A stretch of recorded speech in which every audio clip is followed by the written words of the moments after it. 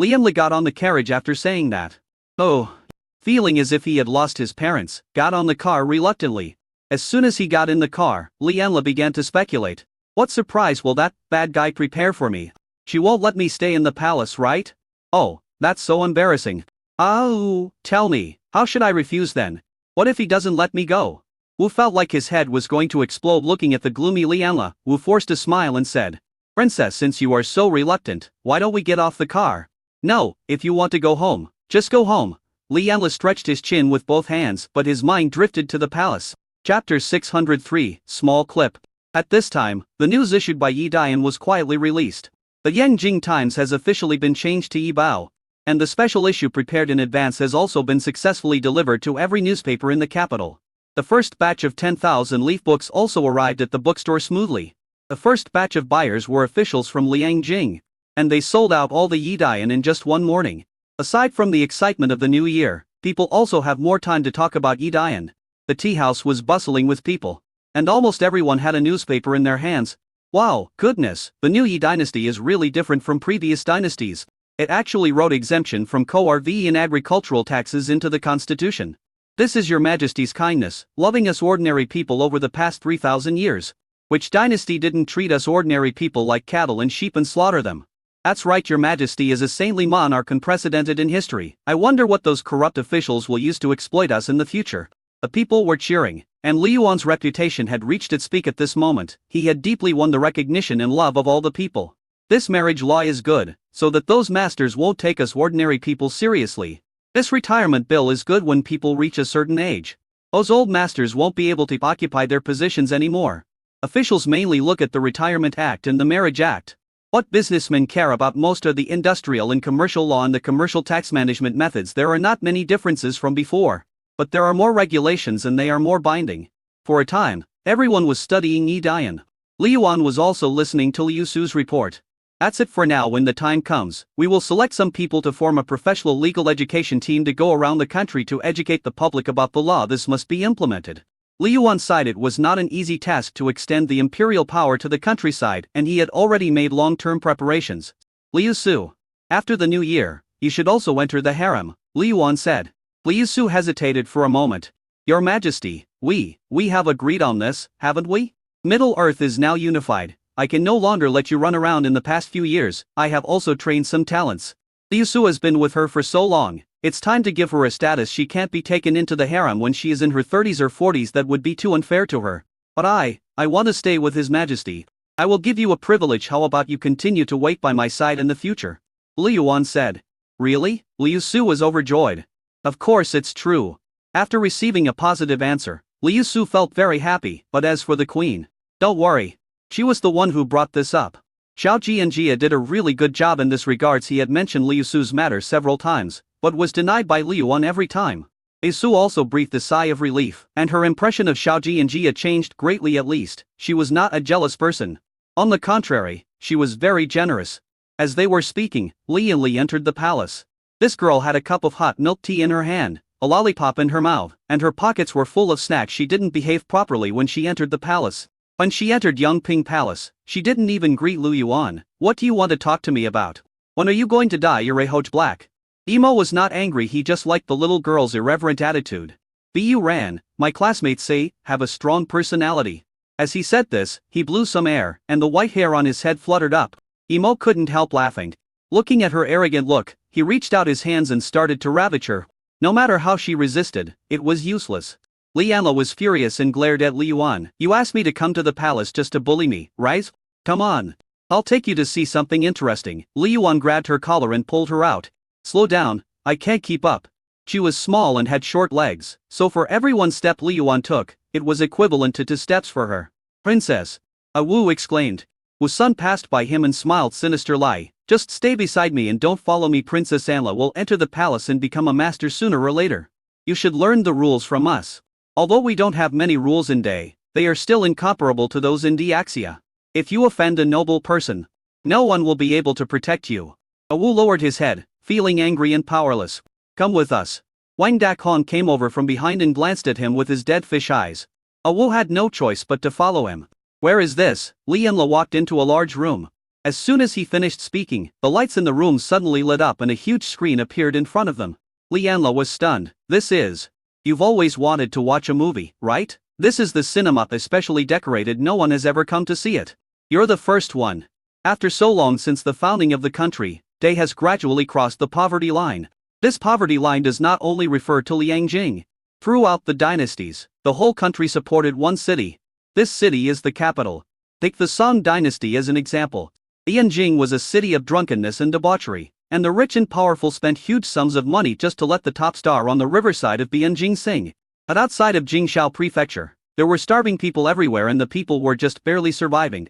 Otherwise, why would there be uprisings every other day? The people really have no way to survive. The same is true for Day. In order to protect the cities, especially the Jingshao area. However, with the promotion of high-yield crops and the exemption of agricultural taxes and labor service, the people in the territory originally ruled by Day have become completely self-sufficient.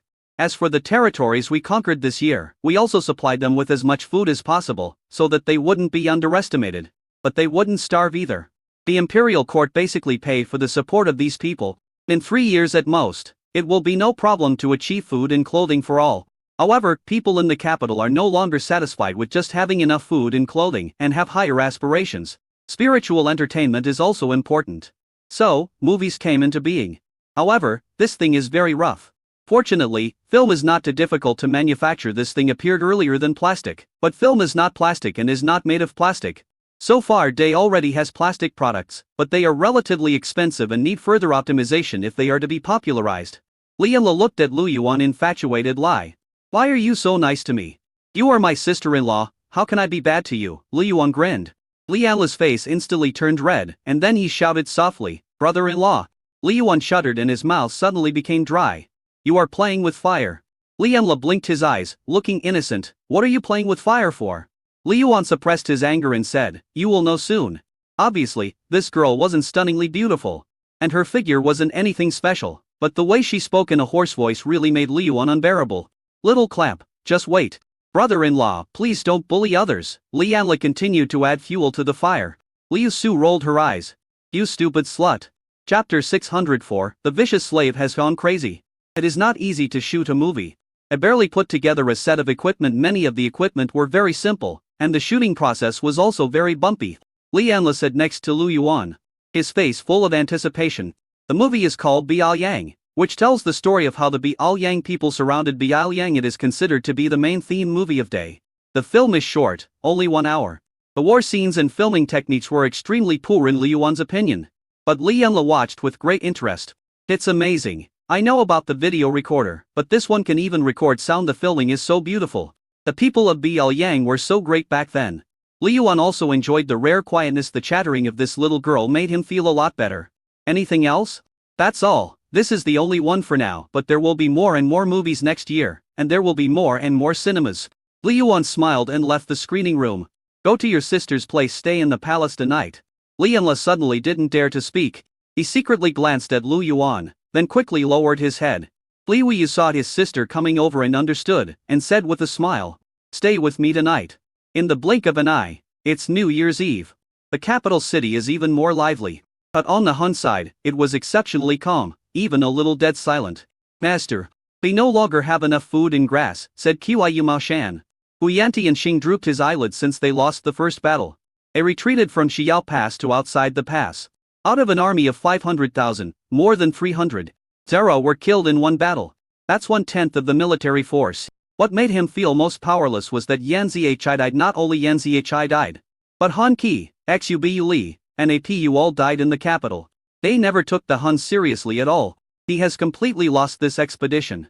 The carrier pigeon had already been released. I guess His Majesty must have gone completely crazy. It's okay to continue to collect tribute from the Western barbarians and squeeze them dry, Hu Yanti and Xing said without any emotion. The surrounding small countries have all been plundered. Qiyu Mao Shan felt helpless. The people of the small country were already eating their own children, so he couldn't kill people for food. Then go and plunder other countries. Hu Yantian said, we can only stay here. We won't go anywhere until His Majesty gives the order. It's not that he doesn't want to go to war. He finally understands that Day's firepower is too strong, and without complete confidence, he would just go and die. Although Day is strong, it is not strong everywhere. The border is so long, we can just fight and leave. They have a secret way of communicating, and it can travel thousands of miles in an instant. Once our whereabouts are exposed, we will be easily ambushed. Wu Yanti and Xing looked up at the sky helplessly, feeling particularly bad. God really loves Middle-earth too much whenever there is troubled times. There are heroes who come out to save all living beings. This Li Yuan is no ordinary hero. If he hadn't died, it would have been difficult for the Xiongnu to rise. Hua Yumao Shan took a deep breath and said, Master, it's not like we are completely out of options. Yes. We can make a large number of shield vehicles to resist the enemy, but that is also passive. Digging trenches or piling up sandbags are all defensive measures, but they have airships that can fly. And we only have hot air balloons, which are not even on the same level. Wu Yanti and Xing learned it from his mistakes and prepared a manual for combating these days.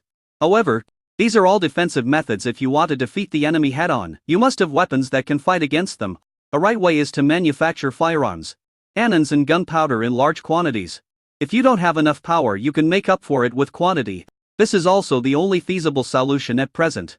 The big barrier is difficult to conquer, so we can only pick the weak ones. The most important thing is that we need to get Day's gunpowder formula and capture as many core craftsmen as possible from Day, so that the weapons of the fierce slaves can catch up with Day.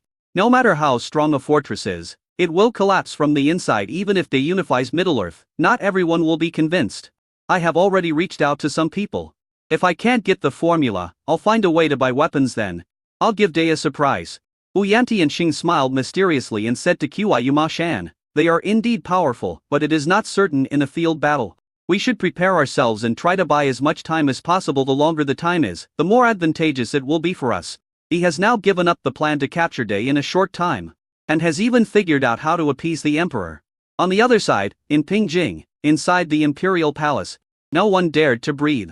A letter almost made the fierce slave lose his mind. He worked madly, roared, and vented his anger on the eunuchs and maids, beating 4 or 5 of them to death. Rouge is dead.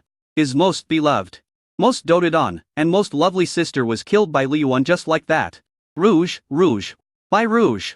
A ferocious slave gnashed his teeth, traces of blood flowed from the corners of his mouth, his eyes were full of bloodshot, veins bulged on his forehead, and his face was distorted and hideous. The nails were embedded in the flesh, but it seemed as if there was no feeling at all.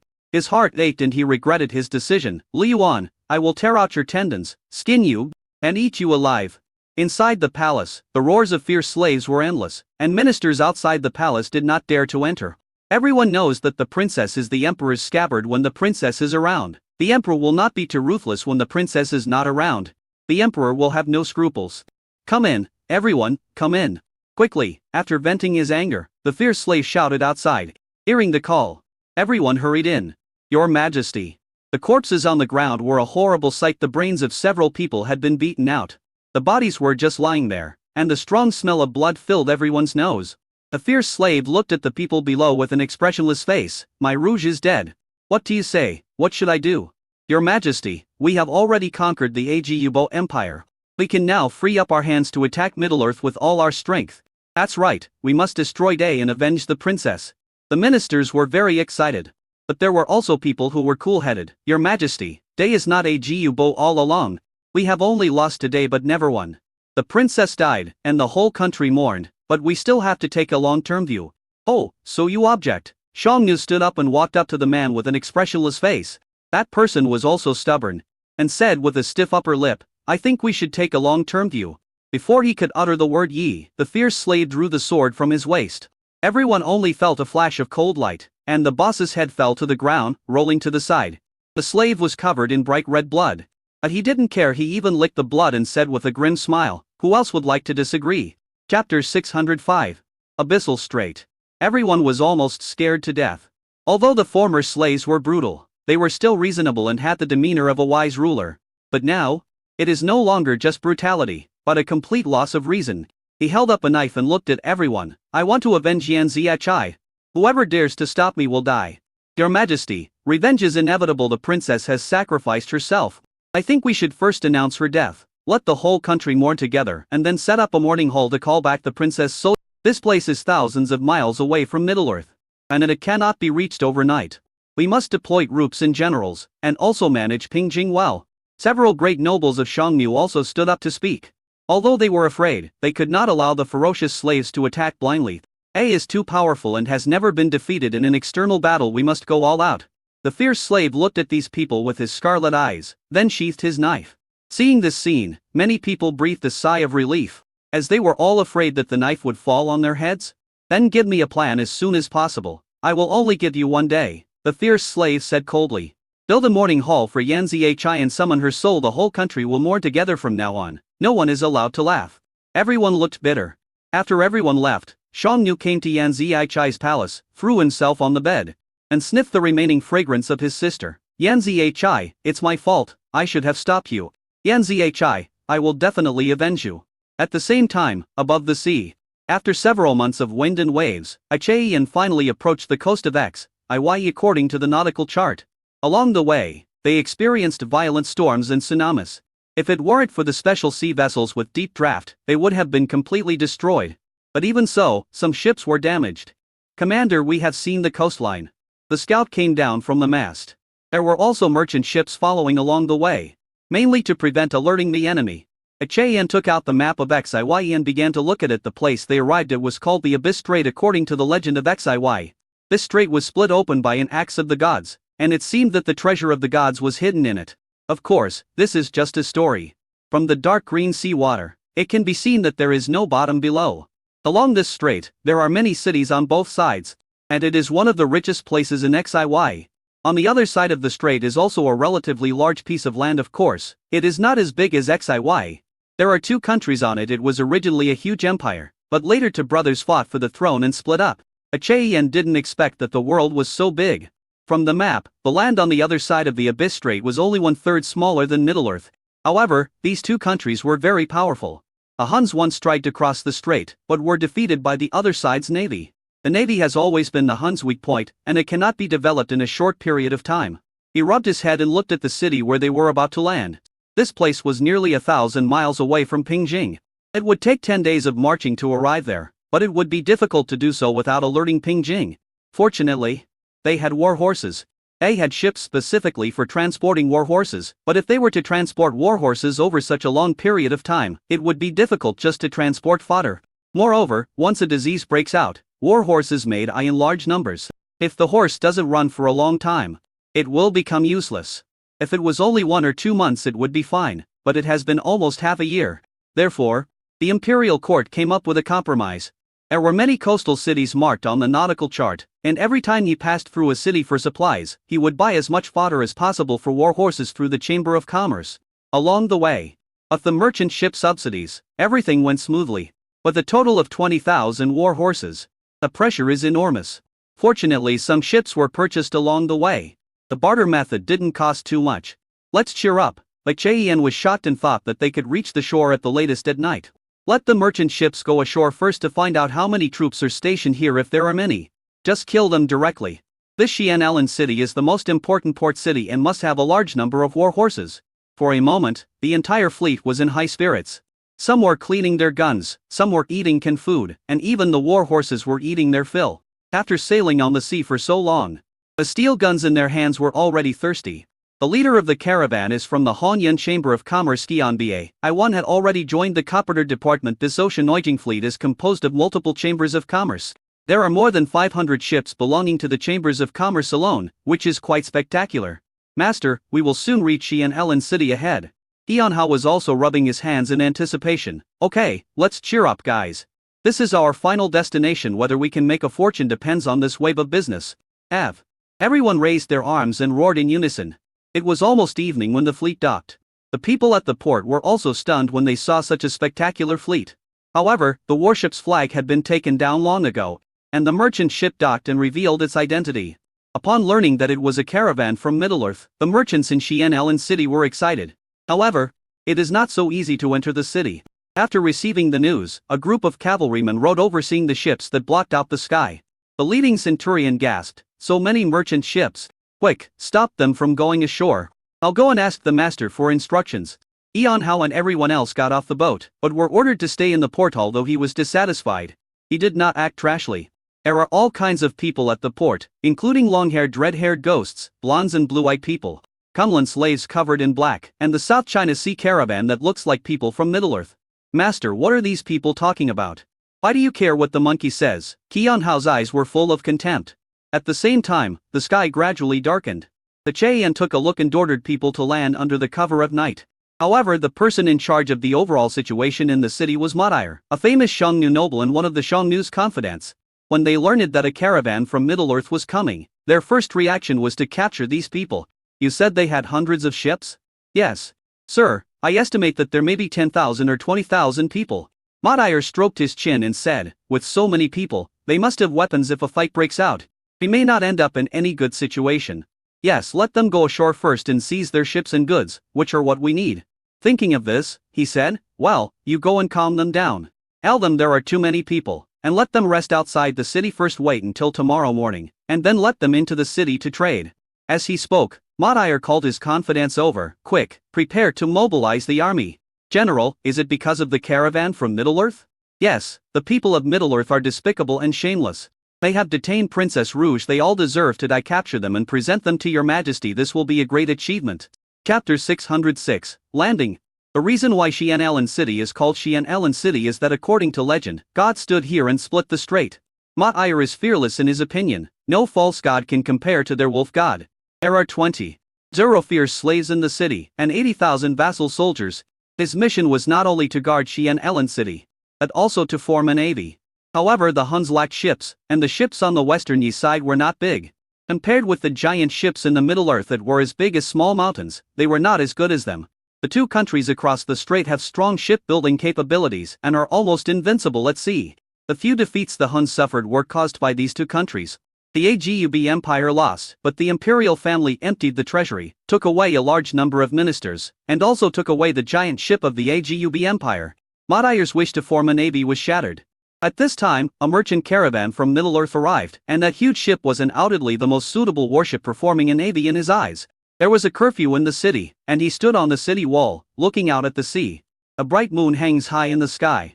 The sea is sparkling, and the pier is brightly lit. Through the telescope, he vaguely saw the black shadows on the sea, and he couldn't help but feel excited. There are at least 1,000 merchant ships. If I take these people, I can form a navy. If I can't go to Middle-earth, I can cross the strait. Soon after putting down the telescope, someone came to report. General, those people have already landed. There are quite a lot of them, estimated to be more than 10 Zaro people, and they have a lot of silk, porcelain, and tea, all of which we need. The man's eyes were full of greed. Weapons? Of course. These merchants traveling the sea must have weapons, but they are definitely not as good as ours. Madair nodded, thought for a while and said, wait until it's late at night and everyone is asleep before taking action, so that these people won't notice anything is wrong. The other side is armed and has a large number of people. If we alarm them, they will easily escape. The general is wise. The visitor hurriedly flattered him. At the same time, Achaean also got off the boat. Under the cover of night, more than 70,000 people reached the shore. Everyone's gun was polished to a shine, and they rarely fired their guns along the way, except for a few times when they encountered reckless pirates. Hurry! Hurry! Land on the beach! Damn it, did he not eat and stay at sea for too long, causing his lower limbs to degenerate? Hurry up and pull up the weapon. In the water, they are dragons that can turn rivers and seas upside down. On land, they are rampant tigers. The Day Navy's main focus is on elitism. Report. General, we have already discussed the situation in the city. There are about 100,000 people in the city, of which 20,000 are the main force of the Xiongnu and 80,000 are vassal soldiers. Report. General, the Xiongnu general guarding the city is called Madair. He is the Xiongnu emperor's right-hand man, a great general, and the commander of 10,000 cavalry. Achaean's eyes lit up. This is a big fish. The Xiongnu had a sparse population, and although they had been frantically plundering women for childbearing in recent years, their total population was no more than 3 or 4 million. Although everyone in the Xiongnu kingdom, regardless of gender or age, but mount a horse and fire a volley, the main force of the Xiongnu did not exceed 800,000, which was already the limit. According to the Xiongnu state structure, there were 24 main high-ranking officials, each of whom was similar to a marquis of 10,000 households, had his own fiefdom, and led 10,000 cavalry. Below them are small nobles and paupers. This Madair was not only the right-hand man of the Huns, but also a powerful commander in the commander of 10 Zaro cavalrymen, leading 20,000 main forces of the Huns. He was definitely a big fish. How many elite Huns were there? Achaean rubbed his hands in anticipation. Go, go, go, God is merciful and gave me a big surprise as soon as I got ashore. The generals under his command were all smiling and excited. The sea is magnificent. But no matter how beautiful the scenery is, you will get tired of it after looking at it for too long. It's still more satisfying to kill the enemy. Hurry up. Everyone. If anyone delays me from accomplishing my mission, I will kill you. Speed up.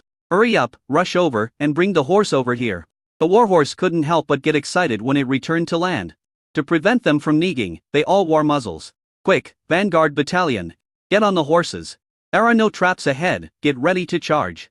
Everyone in the engineering battalion. Get ready. People from the artillery battalion, when will the tanks be assembled? Hurry up. Ace tanks are produced on standard assembly lines and can be assembled when used without disassembly, which is very convenient. Or people can assemble a tank equipped with the NIU heavy machine gun in 3 minutes. Hurry. Hurry, hurry. Come on everyone. Soon, the first batch of tanks were assembled. The people in the vanguard camp also mounted their horses. Before disembarking, they had looked at the map countless times, and the information they received from the scouts was basically the same. And with scouts leading the way, there won't be any problems. The dock, which was originally bustling with people, suddenly became chaotic. The sudden arrival of the army almost scared them to death. In front of the pier, there are a large number of fishermen living in low wooden sheds. They are all ragged and the air is filled with the stench of fish. A real big businessmen all live in Xian'an City. This city, which is praised as a city blessed by God, has a population of nearly 500,000 and is very prosperous. Merchants from all over the world gathered here and even set up warehouses here. HAND had to admit that these Huns were much smarter than their ancestors, the barbarians. If the barbarians had this kind of thinking, it might not have been the 3 kingdoms that established their rule in the Central Plains. However, tonight, this city blessed by God will become Day's territory. HAN sat on horseback, drew out his sword, and said in a deep voice, Vanguard Battalion, charge! As soon as these words were spoken, 1,000 vanguards quickly set out. The entire shantytown had long been reduced to a mess. To HAN. Those who are not of my race must have different hearts, so I just kill them without any psychological burden. The naval officers and soldiers of the First Army were almost going crazy. Even the infantrymen ran as fast as they could, fearing that they would not be able to grab the credit. At the same time, on the city wall, Matair was imitating the Middle-earth people. Sitting cross-legged in front of a low table, there was a teapot on the table, which was bubbling, and the fragrance of tea filled the room. Sitting opposite him was a middle-aged man who looked a bit materialistic. He was dressed in a scholar's robe and seemed to be trying his best to appear elegant, but the shrewdness in his eyes betrayed him. A mustache on the corner of his mouth made him look a little funny, but when he spoke, he was very literary. General, this Biawochan is a famous large-leaf tea. Once you brew it, it will leave a lingering fragrance on your lips and teeth. Matair laughed at this corny flattery. Mr. Zong, you are too kind, but, Mr. Zong, if I capture these people and form a navy, can I make further progress?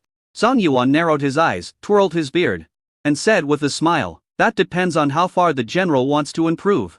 Chapter 607, Withdraw Troops? Although Matair was a confidant and was entrusted with important tasks, in the final analysis, he was not even a guduru. Although the Xiongnu absorbed the culture of China, their core was still the 24 ministers, or 24 great nobles. Matair was unwilling to accept this because he was born too weak, so even though he had the merit of following the dragon, he still could not enter the core of the Xiongnu. Zong Yuan came from the Middle-earth and was very good at business. He had made great contributions to the development of Xian'an City. To date, tax revenues were also increasing year by year, and His Majesty had sent people to reward him many times. But he has had enough of those empty positions, and he just wants to step into the core of power. Of course, the closer to the front, the better, Matair said with expectation. Zhang Yuan stroked his beard and was about to speak when there was a knock on the door. General, something happened. Matair frowned and looked at the door with dissatisfaction. Come in and talk. Zhang Yuan also picked up the teacup and drank tea to hide his embarrassment. General, there are a lot of cavalry outside those merchant caravans from Middle-earth are disguised. They are the army of Middle-earth. After he finished speaking, a strange look flashed in Zhang Yuan's eyes. Matair was stunned. The army? Yes, it's the army. A large group of cavalry is coming. The number of people is unknown for the time being. Matair cursed. You idiots. You only realized they were soldiers after they had already landed. What were you doing before? He was so angry. He originally wanted to take down this group of people, but in the end, they took the initiative. If this gets out, won't he be laughed to death? No matter how angry you are, now that things have come to this, you can't just sit there and take a beating, right? But the key is that his people are still in the city. It is not far from the port, and it only takes about a quarter of an hour on horseback. Zhang Yuan said. General, if that's the case, I'll take my leave now. Matair nodded and said, Mr. Zong, I will talk to you again after the war. Zhang Yuan nodded and left. Matair rushed out of the city wall, holding a telescope. and saw a sea of fire on the coastline with noises coming from time to time. Most importantly, he felt the tremor. That's the sound of horse hooves.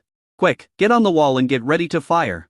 The Huns did not have many firearms, but their Xian'an city had more than 30 bronze cannons with a range of 300 feet. This distance is far beyond the reach of all their weapons. It is also extremely lethal and possesses inexplicable power. It was only with these 30-plus bronze cannons and a large amount of gunpowder that he was able to intimidate the people around him. A large number of Hun soldiers climbed onto the city wall and supplies for defending the city were carried up. It's just that their speed is fast, but Yi Jun's speed is even faster.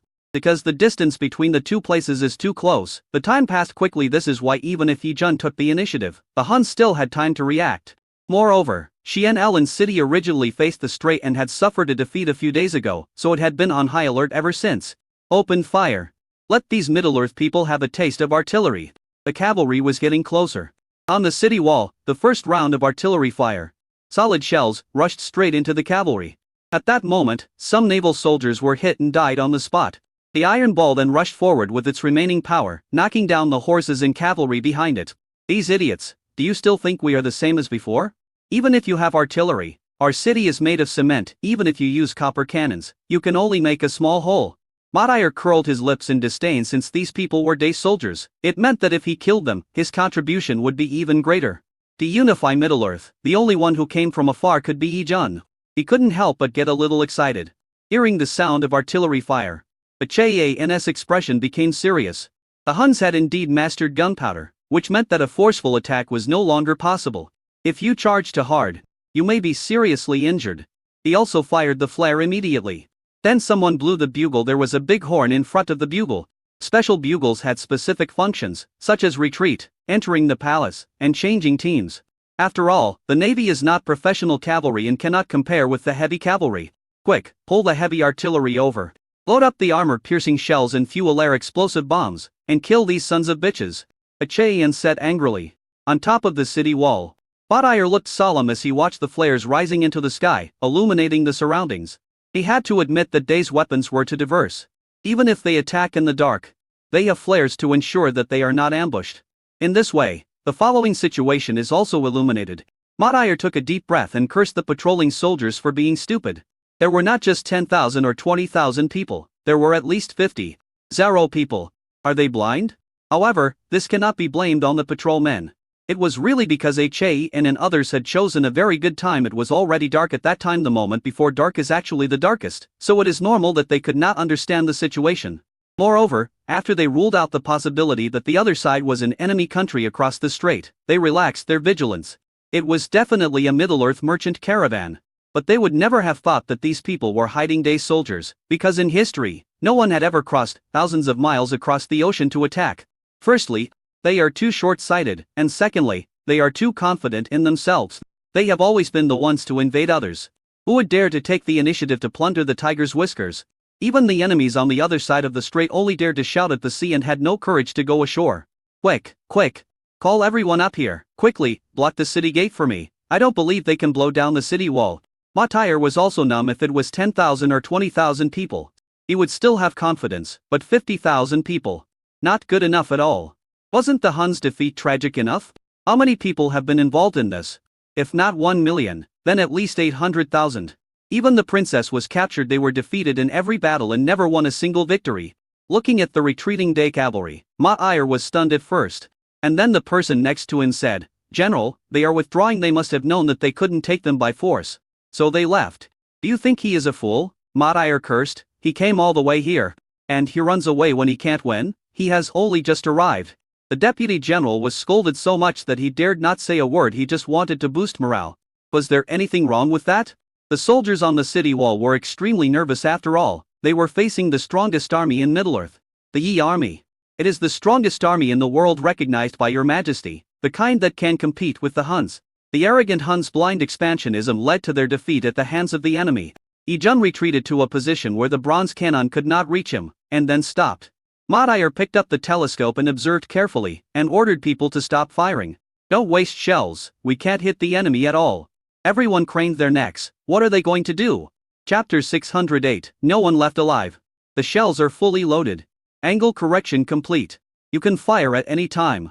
Achaean looked at the soldiers wailing on the ground with a grim expression. He didn't expect that casualties would occur right after the war started. If I had known this would happen, I would have just charged forward and maybe I could have caught the other party off guard and this situation would not happened. Fortunately, there were not many casualties.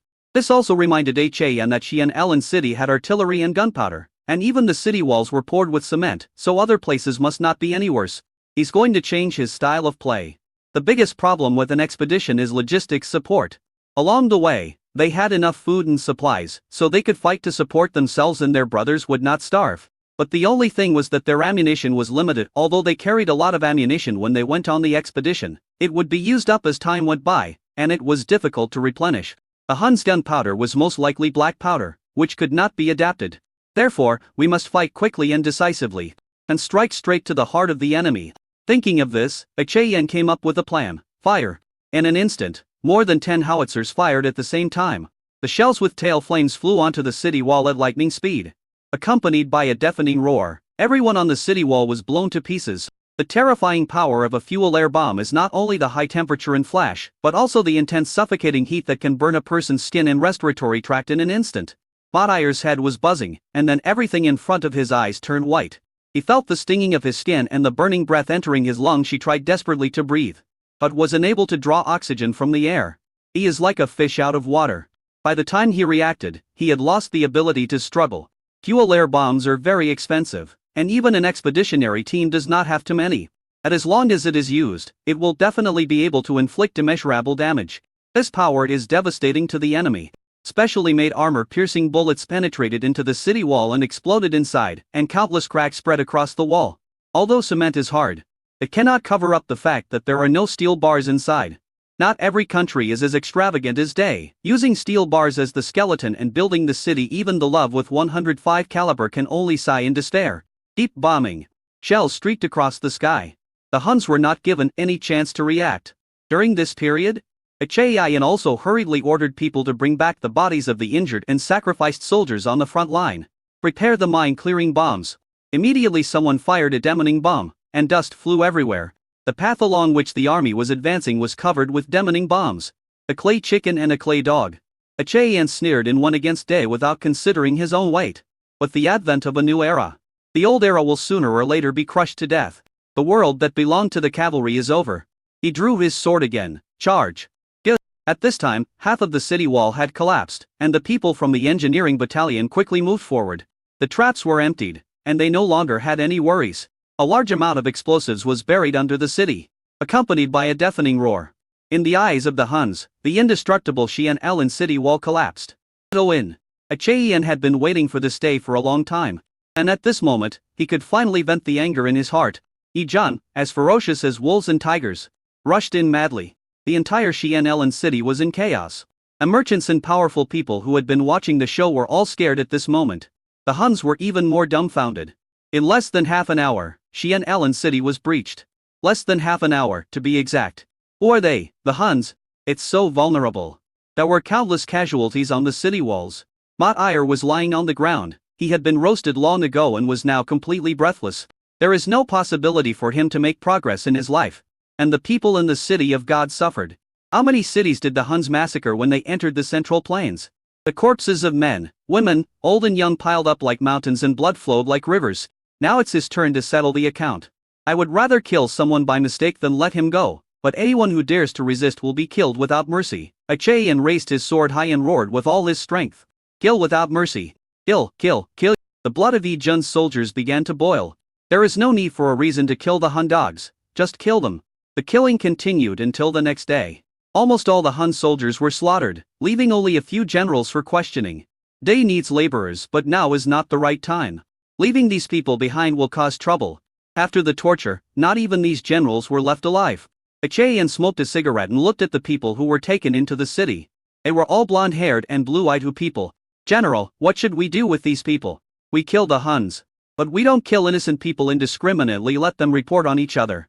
Let the brothers eat something, replenish their energy, and rest for 2 hours. We can't delay any longer. Achaean knew the time was pressing and he had to create a time difference. It's the general. After a night of killing, Ijun's soldiers did not feel tired. It was more of a one-sided massacre than a war. The cavalry that the Huns were proud of were just lambs to be slaughtered in the city. No matter how powerful it is, can it be more powerful than a gun? Everyone also took the time to eat and rest, to minimize casualties, while also preparing weapons. The 75 howitzers and 105 howitzers must be taken away. You also need to bring various types of ammunition and firearms. There are many war horses in the city, which effectively solves their problem of insufficient war horses. However, only 60,000 cavalry were gathered. 60,000 people is a little less, but it is enough.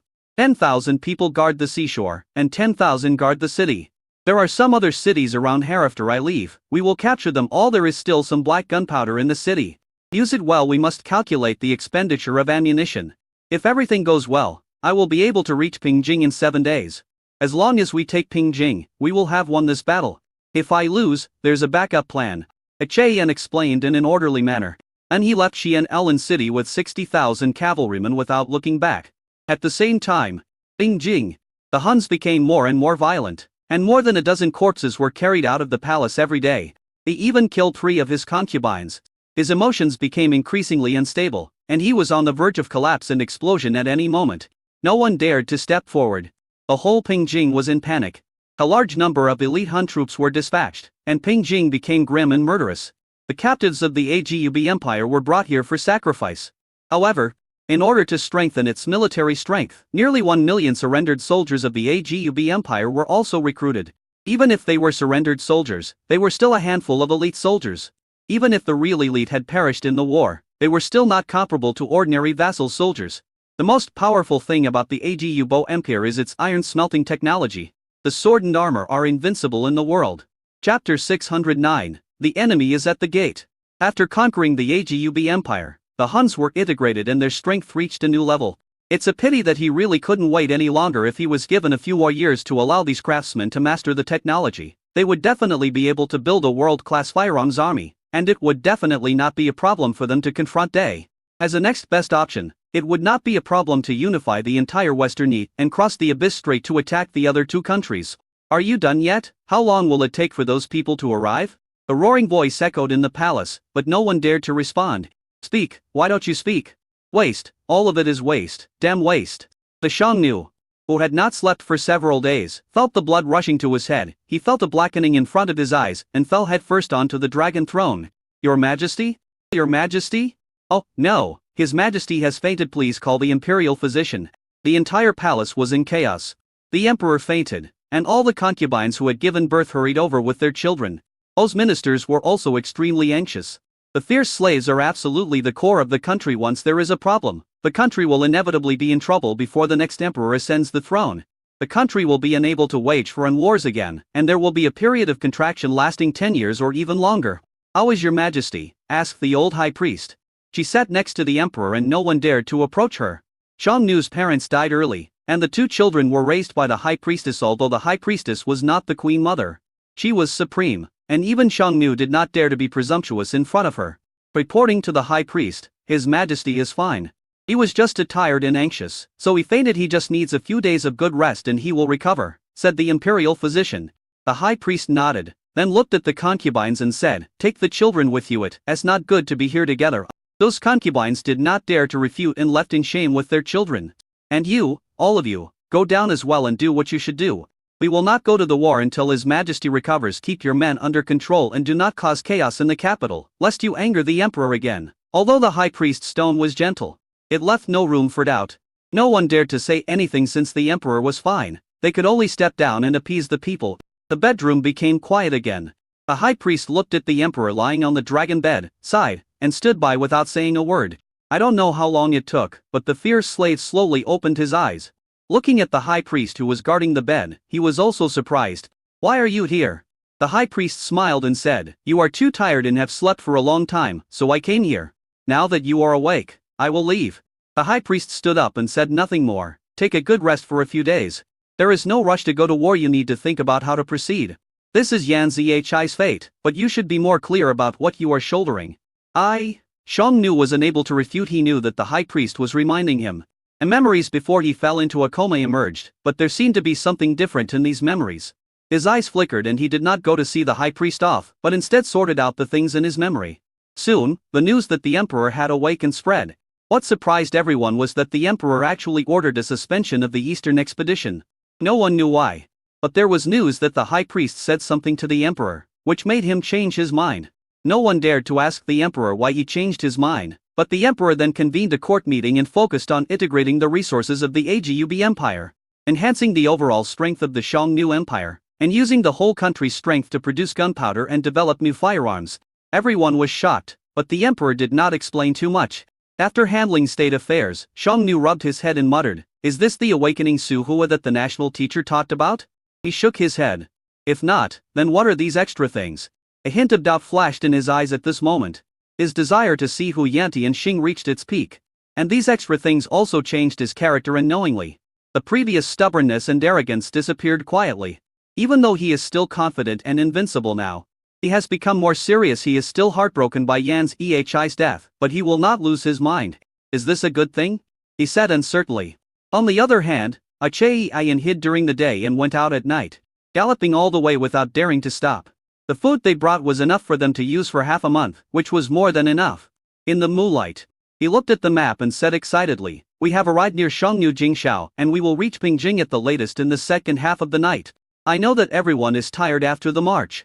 But victory is just around the corner. It is just around the corner to capture Pingjing, capture the fierce slaves, and be granted a title of nobility and appointed as prime minister. Not everyone can go down in history, but if we break Pingjing, we are destined to go down in history." No one said a word. But in the darkness, everyone's eyes were extremely bright. Why did they leave their homes, drift on the sea for nearly half a year, and arrive here? Isn't it just for the purpose of achieving success? Gentlemen, I'm counting on you guys from now on. There was silence at the scene, and everyone took out the canned meat and started eating tacitly. They need to replenish their energy to prepare for the upcoming battle. After eating and drinking, everyone marched in silence under the moonlight. Summer seems to come earlier in Xiy, and the air becomes warmer in March. The moonlight was blocked by dark clouds at some point, making the march somewhat difficult. But there was no one suffering from night blindness in the entire army, and no one was left behind. Achaian took a sip of water and chewed a piece of beef jerky. There are still 15 miles to go. The whole army should be ready to charge. Let's take a final rest and check the equipment. We must ensure that nothing goes wrong. Once we entered the Jingshao area, the patrols here became less intense. The scouts around were paying close attention to the surroundings. If anything went wrong, they would immediately fire flares to warn. Achaian couldn't help but get nervous. He had fought for so many years, but this was his first time on an expedition. If he wins this battle, he will surely go down in history and become one of Day's most outstanding generals. In the future, Day will inevitably annex the Western Yi and become the greatest country in history. The emperor will also become an emperor of all ages. Thinking of this, he suddenly became energized and led his horse towards the giant creature lurking on the earth under the moonlight. This time, everyone will charge forward without reservation. 60,000 cavalrymen are very fast. In the blink of an eye, they arrived at Pingjing. Pingjing is very large, and its population has long exceeded 2 million on the eve of the expedition. During these days, he had been receiving continuous intelligence, which helped him to accurately avoid the Hun cavalry. If the intelligence is correct, there are more than 2 million cavalrymen guarding Pingjing at this moment. But, so what? Not to mention 2 million cavalrymen. Even 3 million or 4 million would be defeated by Day's cavalry. Chapter 610, The Explosion in Pingjing. A fierce slave tossed and turned in the dragon bed, unable to sleep. The cold body of the woman beside him came over to greet him. "Your Majesty, would you like me to give you a massage?" Xiao Yuer was one of the Xiongnu's favorite concubines. She knew very well that no matter who was in the harem, none of them could have the weight of Rouge. His Majesty, the one he loves the most, is only his younger sister. However, what she didn't expect was that the emperor would actually call her to sleep with him tonight. The long-lost body was also nourished. The fierce slave turned around and rubbed the warmth with his rough hands, and the beauty in his arms immediately moaned. "What do you think about me making our son the crown prince?" the fierce slave suddenly asked. Xiao Yuer's body suddenly stiffened, a trace of panic flashed in her eyes, and her throat tightened as she said, "Your Majesty, I, your concubine, have never had this idea." "Don't be nervous." The fierce slave stroked the jade-like smooth skin and said with a smile, "You are the pearl of the Huyan family and the legitimate granddaughter of the national teacher. Our son is naturally qualified to be the crown prince. In the Xiongnu kingdom, the Huyan family is undoubtedly the top noble family, and among the 24 nobles, the Huyan family is undoubtedly the first." Xiao Yuer couldn't figure out his thoughts for so long. The emperor had not appointed a queen, only because he felt that no one was worthy of sharing the world with him. Except Yan Zhi. All the concubines were extremely jealous and some even said privately that rouge was a very immoral thing. However, this matter somehow reached the emperor's ears. And the consequences were serious. Several concubines who were involved were directly torn to pieces by chariots and died tragically. However, everyone was just afraid. And some even joked that Yan Zichai's son would be the future leader of the Huns. Zhao Yue thought this was a test, so she said, Natuo is still young. And although he is somewhat smart and filial, he is still unstable. The children of my sisters are also very smart, they are more suitable. Hearing this, Xiongnu chuckled. I am not kidding. The Xiongnu kingdom has a vast territory. I have created a vast territory that has never been seen before and will never be seen again, making the eagle of the grassland great again. But no matter how great a country is, it needs a successor. In the past, Xiongnu had never thought about this. Apart from rouge, there was no room for anything else in his eyes. This time, after feigning an awakening Suhue, he calmed down. He also knew that the extra memories were affecting his personality. A great empire needs a successor to appease its followers. Among his sons, the oldest was already 15 years old, able to ride a horse and pull a bow, and had already married, making him a grandfather. However, this boy's mother was only a princess of a small tribe. He was still in a humble position at that time. She did provide him with a lot of help, but as he gradually unified the grassland and went on an expedition to the western barbarians, she had completely fallen behind. Over the years, this small tribe has grown into one of the 24 nobles, which can be considered as a way of repaying them. The Huyan family has the most strength and talents. Most importantly, the child is still young. In the future, when he goes on an expedition to Middle-earth, he will lead a prince to guard Pingjing. Zhao Yue didn't dare to speak, but her heartbeat suddenly intensified, and her body softened. She said in a tender voice, Your Majesty is so brave, even if it's 10 years later, it won't be too late. Xiongnu smiled, very satisfied with the woman's answer. But the next second, his expression became serious. 10 years? I'm afraid I can't wait that long. Zhao Yue frowned, puzzled. But I heard Xiongnu muttering to himself. I would like to wait for 10 years, but Liuan will not give me the chance. Although Xiongnu has a vast territory, it is too scattered. Unlike the Middle Earth, although it has not been unified for thousands of years, their fundamental culture has never changed. Liuan is no ordinary man. If he is given 10 years, he can make Middle Earth an iron barrel. It took less than 10 years from the time he started the rebellion to the time he unified China, but he had already become invincible. If he is given another 10 years, he will be able to sweep across the western barbarians. In the eyes of this concubine, Your Majesty is the most powerful.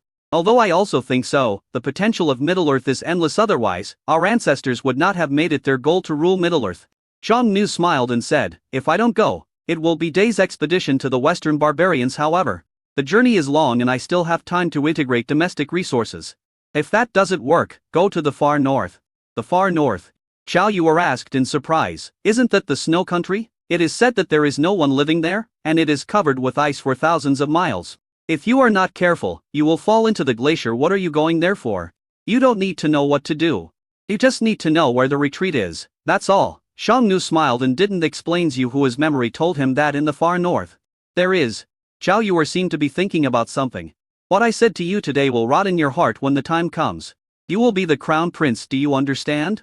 Seeing that the emperor didn't seem to be testing her, Zhao Yue felt a surge of heat in her heart. And her big eyes became watery. Your Majesty. Just when the two were fighting passionately, a deafening noise frightened Zhao Yue so much that she trembled all over. And the fierce slave's face turned pale with pain. Your Majesty, I deserve to die. Zhao Yue realized that she had made a mistake and quickly stood up. The ferocious slave bared his teeth, but before he could say anything, a series of loud noises were heard, shaking off the dust on the beams of the bedroom. Where did the explosion come from? Xiongnu suddenly had an ominous premonition in his heart. Could it be that something happened in the gunpowder depot?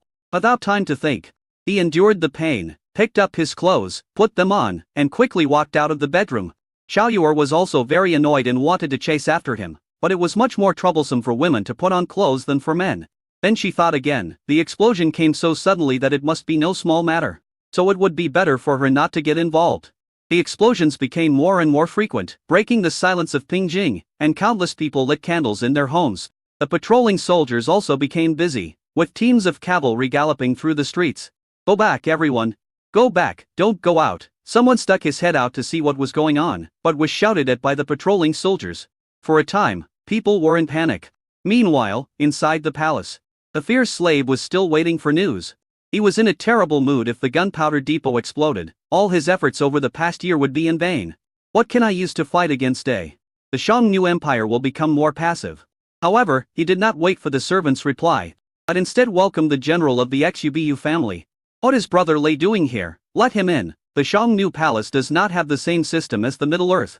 For example, after the palace is locked, ministers are not allowed to enter. Although there are restrictions, they can still enter the palace if something big happens. All you need to do is search your body and remove your armor. Not long after, Brother Lei rushed into the palace, his voice coming before his arrival. Your Majesty, something bad has happened outside. Outside, an enemy force has come from nowhere and is frantically attacking the city. Chapter 611. If people survive and land is lost, both people and land will survive.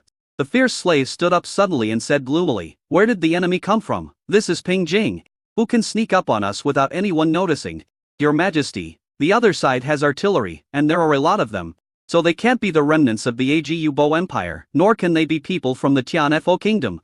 As for the other side of the Abyss Strait, it is impossible. Meyer is guarding there. If there is any problem, we will definitely receive the news at the first time, Lei Ji said. Neither, then who is it? Suspected to be Yi Jun. Brother Lei said with a look of fear on his face. No matter who it is, hold them for me. Xiongnu took a deep breath and strode out of the palace. Looking at the illuminated sky outside and the continuous explosions, he already had a guess in his mind. He had thought that it was an explosion in the gunpowder depot and never thought of Yi Jun. Because Ping Jing is too far away from Middle-earth. Moreover, it would be almost impossible for them to cross the defense line by land, and the most important thing was that the food problem could not be solved. It was impossible for him to bring so much food and supplies into the country, as that would make him too big a target. So there are only two possibilities. Those people outside are either the remnants who escaped from the Agub Empire or the people from the Tianfo Kingdom. These two countries had already come into contact with China and obtained a certain number of firearms when the Huns were manufacturing muskets. It cannot be ruled out that this is the result of Day's support. The second possibility is waterway. Yi Jun came by water. In this case, Modier might be in great danger. Put all your men forward. All the ministers together, and line up the cavalry. I don't believe they can blow down the city wall. After obtaining the cement formula, the city wall of Ping Jing was reinforced 2 or 3 times. It could no longer be considered a city wall. It was more than 10 times stronger than the Great Wall built by the Middle-earth people. Report the situation on the battlefield as soon as possible. Since they are on a long expedition, their number cannot be too large, and must not exceed 100,000. If this is the case, it would be impossible to surround the city with walls on all 4 sides. A reason why cavalry are cavalry is that they can only demonstrate their strength when they leave the city. The shield car is ready. A heavy cavalry is ready to leave the city at any time. Orders were issued one after another. The fierce slave, who had seen many storms, did not lose his composure. Even though there were constant explosions outside, he was not afraid. There are 2 to 3 million cavalrymen in the city. When necessary, the civilians in the city can be used as shields. It was easy for him to escape. The Western barbarians are so big. How can they still chase them so closely? Therefore, the fierce slave had someone to rely on and was not panicked at all. Go and wake up all the princes and princesses in the palace, as well as the concubines, and have them get ready. After the order was issued, all the concubines, princes and princesses in the palace were awakened. Everyone looked uneasy. Soon, ministers from all walks of life entered the palace and gathered together. Without time to talk further, Xiongnu selected 10 generals to guard the 4 city gates. From the firepower point of view, it must be Yi Jun without a doubt. We already know Yi Jun's methods. If we confront him head-on, we will definitely not be his opponent. They caught us off guard and all our tactics were useless. Therefore, we must find a way to release our people and contain them. If we can't swallow these people, we will give up Ping Jing. As soon as these words were spoken, everyone present exclaimed, Your Majesty, if you abandon Ping Jing, the consequences will be disastrous. Yeah, it hasn't reached that point yet. They can't break through the city wall at all. We must prepare for everything. We can't wait until someone puts a knife to our necks before we react. The fierce slave said calmly, If we save the land but lose the people, we will lose both the land and the people. If we save the people but lose the land, we will save both the land and the people. Everyone looked confused. They were still clamoring for an expedition to Middle-earth a few days ago, but a few days later, the enemy arrived at their doorstep. Who wouldn't panic? They were sure of victory over everyone except Dai. The continuous defeats had cast a layer of gloom on their hearts. When they heard about Yi Jun, they couldn't help but sit up straight. Report, Your Majesty, there are cavalry in the South City. Report, there are cavalry in West City and North City. The successive bad news made everyone's expressions become solemn. Xiongnu made a prompt decision. Move all the stocks in the gunpowder depot here. We'll take what we can take away. and use up what we can't take away. We shouldn't save any more at this time. I need a team of death warriors. If the city wall is breached, I need them to die together with the enemy. Everyone shuddered. But this is also a solution. Your Majesty, it would be better to drive all the people in the city together. The people of Middle-earth are the most hypocritical. They will not kill these innocent people. Yes. I second the motion. An expedition is about results, not process. Besides, I just don't kill the people of Middle-earth, not the aliens. Chongnu sneered. I have read the history of the Middle-earth. Before the Great Yu, there were only various tribes. These tribes were scattered and insignificant. The Middle-earth was just a small area, less than 1/100th of what it is today. More than 3,000 years have passed, and now Middle-earth has expanded more than 100 times. All those foreigners in the past have now become Middle-earth people. What do you rely on? Isn't it just killing and assimilation? Then he added, but what you said is true. These people can indeed block bullets. I don't believe that they can bring so much ammunition in a raid. This is the second method, using human lives to consume ammunition. Guns and cannons are powerful, but once they are out of ammunition, they are just firewood sticks. Your Majesty is wise. Everyone flattered him again. Chongnu didn't care at all. He had already put on his armor and had his dragon guards ready when the time came. He would just fight his way out and escape with his men. And those people in the palace also quietly left the palace. Chongnu just wanted to stabilize the situation at this moment, of course. He also wanted to arm wrestle with Yi Jun and truly experience Yi Jun's fighting ability. Report, Your Majesty. The people on the East City have been wiped out. The Yi army's firepower is too strong. The city wall has been covered with ghost fire and it is impossible to get through. The Yi army has a kind of shell that flies straight into the city and explodes like a meteor falling to the ground. Once it hits the ground and touches something, it will burst into flames. If it gets on a person's body, it can even burn through armor. There were so many casualties. So many that we couldn't get through. Your Majesty, Pingjing has turned into a sea of fire. As news came one after another, the crowd who were originally discussing the matter were now completely silent. They don't even know what the hell is called modern strike. The fierce slave couldn't accept it and ran out of the palace quickly. Your Majesty, where are you going? Your Majesty, you can't leave the palace now. A group of ministers also followed the fierce slave anxiously. Soon, the fierce slave climbed up the palace wall and saw the gradually spreading sea of fire in the distance. Chapter 612, regardless of the cost. This. Everyone gasped. It's only been a short time. How come it's like this? Is this Yi Jun's strength? Our weapons are simply incapable of achieving this level. Everyone was stunned. Chongnu looked at the flames scattered in the distant sky, which were as gorgeous and beautiful as the fireworks sent back by Yan Zhi. But Chongnu knew that it was a thermite bullet. A deadly weapon. After the explosion, the temperature was even comparable to that of a blast furnace and could burn through a person. There was white light mixed in with the orangered flames. Which was the white phosphorus bomb. It is something more terrifying than thermite bombs. There is no need to blow down the city walls because it would waste too much artillery shells. Well, since they dared to attack the city, how could they not make preparations? I think they knew the situation in Pingjing, so they could go straight down and catch them off guard. After taking a deep look, the fierce slave turned around and left the palace. Retreat, as soon as possible. Everyone was shocked, but the emperor had already come down from the city wall. It was the first time they saw the emperor retreat so decisively. Everyone felt sad. But seeing Yi Jun's arrogant attitude, he also understood that it was only a matter of time before Yi Jun broke in. The main force of the enemy army is at the east gate. Let us break through from the west gate and then go to the secondary capital Nanjing. Chongnu was very decisive. He knew that if they just sat there and waited to die, they would surely lose both their people and their territory. The western city gate was open wide. Shield carts were pushed out, and then the heavy cavalry took the lead. The fierce slaves, concubines, princes and princesses were all surrounded by the army. Nobles from all walks of life followed closely behind. General, the west gate is open. Open fire, don't let them escape. The general guarding the west gate was called Li Ying, an old subordinate of Han. Quick, fire flares and signal flares to pull them up. With the help of flares and signal flares, they also saw the enemy's camp clearly. For a moment, Li Ying took a deep breath. So many people. Quick, move up with the heavy machine guns. Mortars don't save them. In an instant, the Huns' retreat was curbed. The fierce slaves were trapped in the middle and were also anxious. He no longer blamed the defeated generals at all. It's not that they are too weak, but that Yi Jun is too strong. He didn't know how many people were here, but the number was definitely no less than 5,000. Each person had a gun and had used up no less than tens of thousands of rounds of bullets. If it weren't for the shield cart blocking the front, there would be countless casualties in the first wave. Quick, quick, quick. Charge. What are you hesitating for? Just rush over and ignore them with so few people. They can't stop us. Li Ying's scalp tingled as he looked at the cavalry approaching in a rush. Why are there so many people? Oh no, no. They are going to withdraw. There are big fish in here. Don't be stingy. Use white phosphorus bombs on me.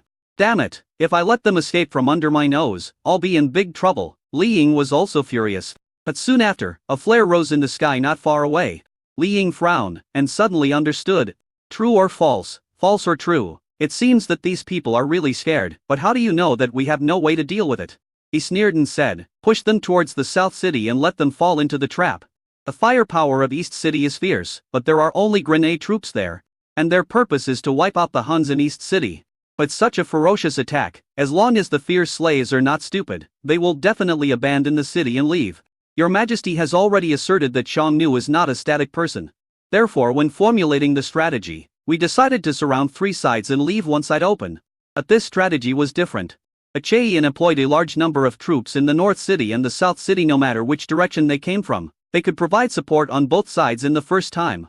With high-intensity firepower attacks from the east, it would be impossible for the Huns to break through, and out of inertia, they would assume that their main force was in the East City. This is inertial thinking. War, in the broadest sense, is about numbers, weapons, and who is braver. To put it simply, it is a competition of wisdom between head coaches, a competition of mentality and quality. That's why there is a saying that it is easy to find a general, but difficult to find a head coach. Your Majesty, the firepower is too strong, we can rush through. The incendiary bomb fell into the crowd, causing casualties, and no one could avoid it. Let's go south. I want to see if they can defend us to death. Xiongnu gritted his teeth. He had encountered many more desperate situations than this since he fought for hegemony over the world. How could he fail here? He has not yet dominated the world, has not avenged Yan Zhi, and has not even met Lu Yuan. How can he let these little cats and dogs succeed? Quick, press on and buy time and space for His Majesty.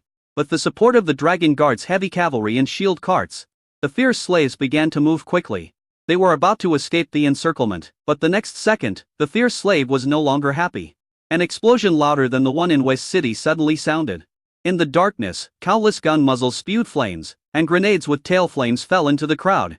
All the heavy armor was made of paper. The most terrifying thing is the exploding white phosphorus bomb. In order to capture Pingjing, Achaean has brought all the white phosphorus bombs and thermite bombs for this expedition. The main focus is on not considering the cost. Li Yuan was not a stingy person. He knew that when they were away from home, he couldn't let them be helpless. So he gave them ammunition that was almost enough to equip 2 armies. If he hadn't been on a forced march and couldn't carry too much, he would have burned through Pingjing. Oh no. We've been ambushed there as a trap in South City. A head of the Yulin family was in a state of panic. A shell had just landed less than 30 meters away from him. If the crowd had not been so dense, that white phosphorus bomb would have killed him. The entire battlefield was in chaos. Xiongnu forced himself to calm down. And as he looked at the pile of burdens behind him, a hint of indifference flashed in his eyes. He asked someone to call Xiaoyuer and Nat to over. Just follow me. Understand? Xiaoyuer held the child in her arms, her eyes full of fear. She didn't understand. More than an hour ago, she was still being affectionate with the emperor in the bedroom, but an hour later, they became stray dogs. Take them and continue to break out, no matter the cost, Xiongnu said to his confidant. The confidant also showed an expression of being ready to die, and took a part of the dragon guards to face the fierce firepower head-on. Then the others, along with the concubines, princes and princesses, quickly broke out to one side to attract the enemy's attention. Now, the fierce slave also drew his sword. Charge out. These people have gone crazy. They know that if they don't fight hard, they will all die here. Not only will they die here, but the emperor will also die here. They can die, but the emperor must not die. As long as the Huns are still there, the Hun Empire will not perish. Chapter 613. The Vicious Slave's Backup Plan. The fierce slave rushed forward with all his might, and at this moment, his blood began to boil. Countless people came one after another to surround him, preventing him from getting hurt in the slightest. Finally, the sound of gunfire in his ears became smaller and smaller, and the heavy burden on his heart was quietly lifted. He escaped. In the carriage, Xiaoyuer hugged her son and cried with joy. The fierce slave did not look back, but rushed into the darkness with the remaining troops without looking back. He didn't know how long he ran until the sound of gunfire died down. Then he stopped to take a breath. With the help of moonlight, he took a look at the remnants. The number of people who broke out this time was no more than 50,000.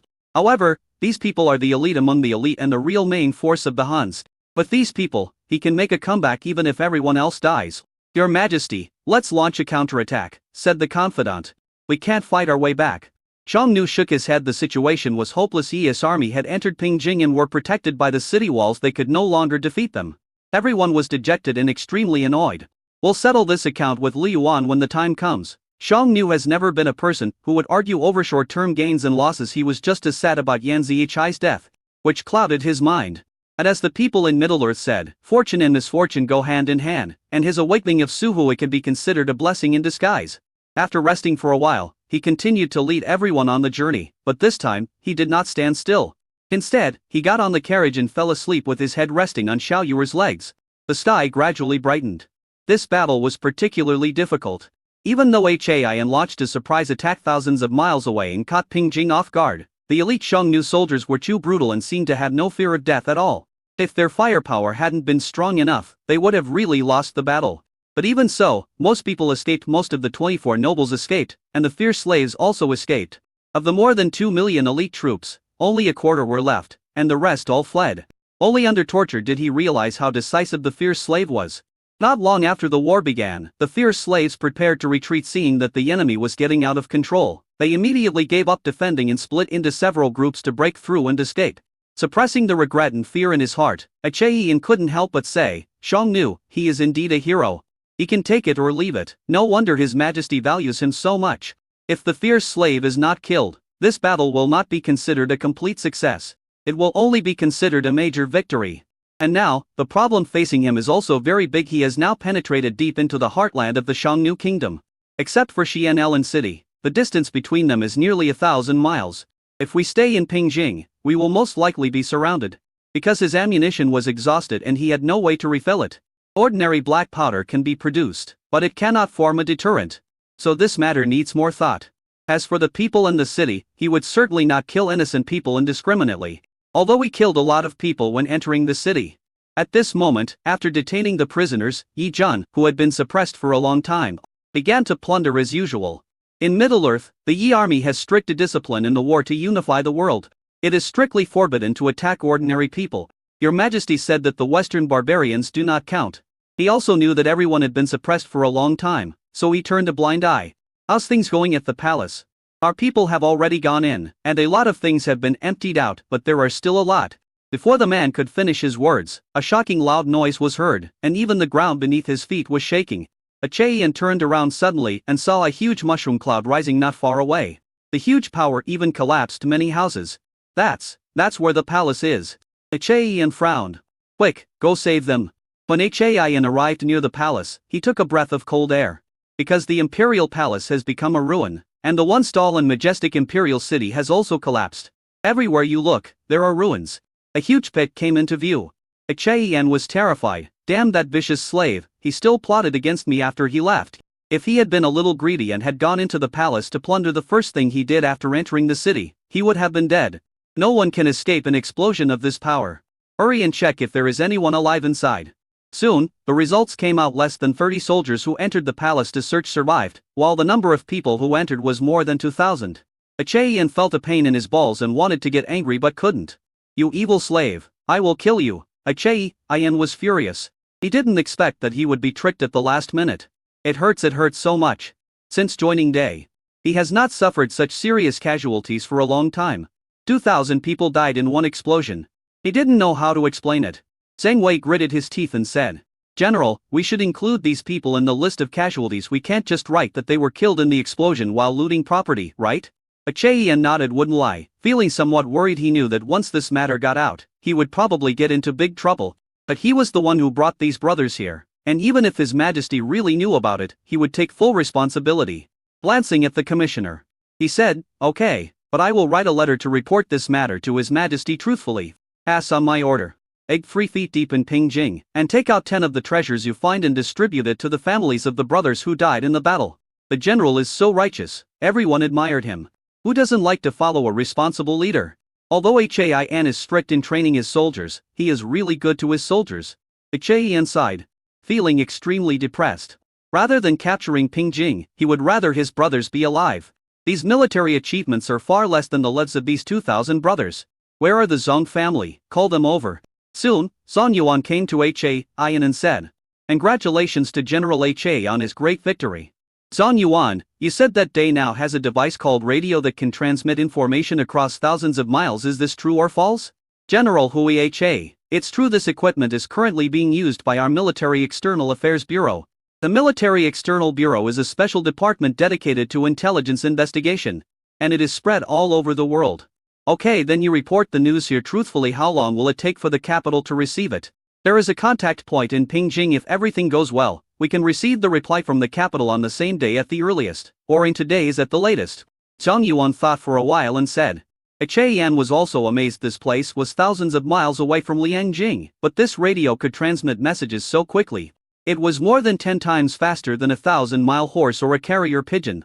However, with this radio, he can report the news to His Majesty in time. He has never thought of hiding what is happening in Beijing. He didn't succeed this time, so whether he leaves or stays depends on Liangjing's response. Chapter 614. Meng Fe's Spring. In mid-March, the ice and snow melt and all things come back to life. Everyone took off their heavy cotton jackets and put on light clothes. Young lovers go for an outing outside the city, students go on a spring outing organized by the school, and farmers sow seeds in an orderly manner under the organization. At this time, Li Yuan was on a secret visit in the fields. After his idea of traveling around the world was shelved, he could only wander around the Jingshao area. To be honest, there's nothing much to look around for. It's called a secret visit, but in fact I just took the opportunity to get out and get some fresh air. Liu Su was still by his side, and Wu Sun and Wang Dakon were also waiting nearby. The start of spring this year was a little slow, but it's not a big problem. The situation in various places is not much better than last year, but it's not much worse either. Last year, there was a snowstorm in the area that destroyed many houses and killed many people. Li Yuan said, somewhat depressed. Your Majesty has done a great job in previous years. Even in Shenjing, many people would freeze to death in winter. But this has never happened in Day. It's just that the snow last year was too heavy, and those dilapidated houses couldn't bear the weight. Liu Su comforted. Li Yuan shook his head and said nothing. He then began to ask An Yuhan about this year's sowing problem. An Yuhan said, Your Majesty, starting this year, sweet potatoes, and corn have been fully affected. Starting this year, they can truly achieve self-sufficiency. Li Yuan nodded in the blink of an eye. It had been the 4th year since Chen Hai returned. Various crops had adapted well to Middle-earth, and the problems that Li Yuan was worried about did not occur. At present, the work of detoxifying grain seeds is proceeding in an orderly manner, and the harvest of experimental crops in the experimental greenhouse has reached a new high, An Yuhan said with a smile. An Yuhan, this year I will separate the official farmland from the Ministry of Agriculture to reduce your burden. That's great. An Yuhan smiled bitterly and said, Your Majesty, to be honest, I am really scared by those daily tasks. I can't devote myself to the things I like.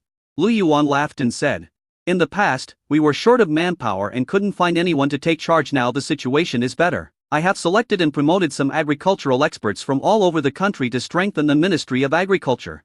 This year, I will continue to build the agricultural park and increase support for research, and I will allow you to take care of other things.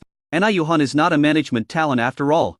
If his talent is wasted on management, the gain will outweigh the loss. Last year, An Yuhan tidied up the government fields and achieved some results, but it was not enough, so Lu Yuan decided to stagger the management.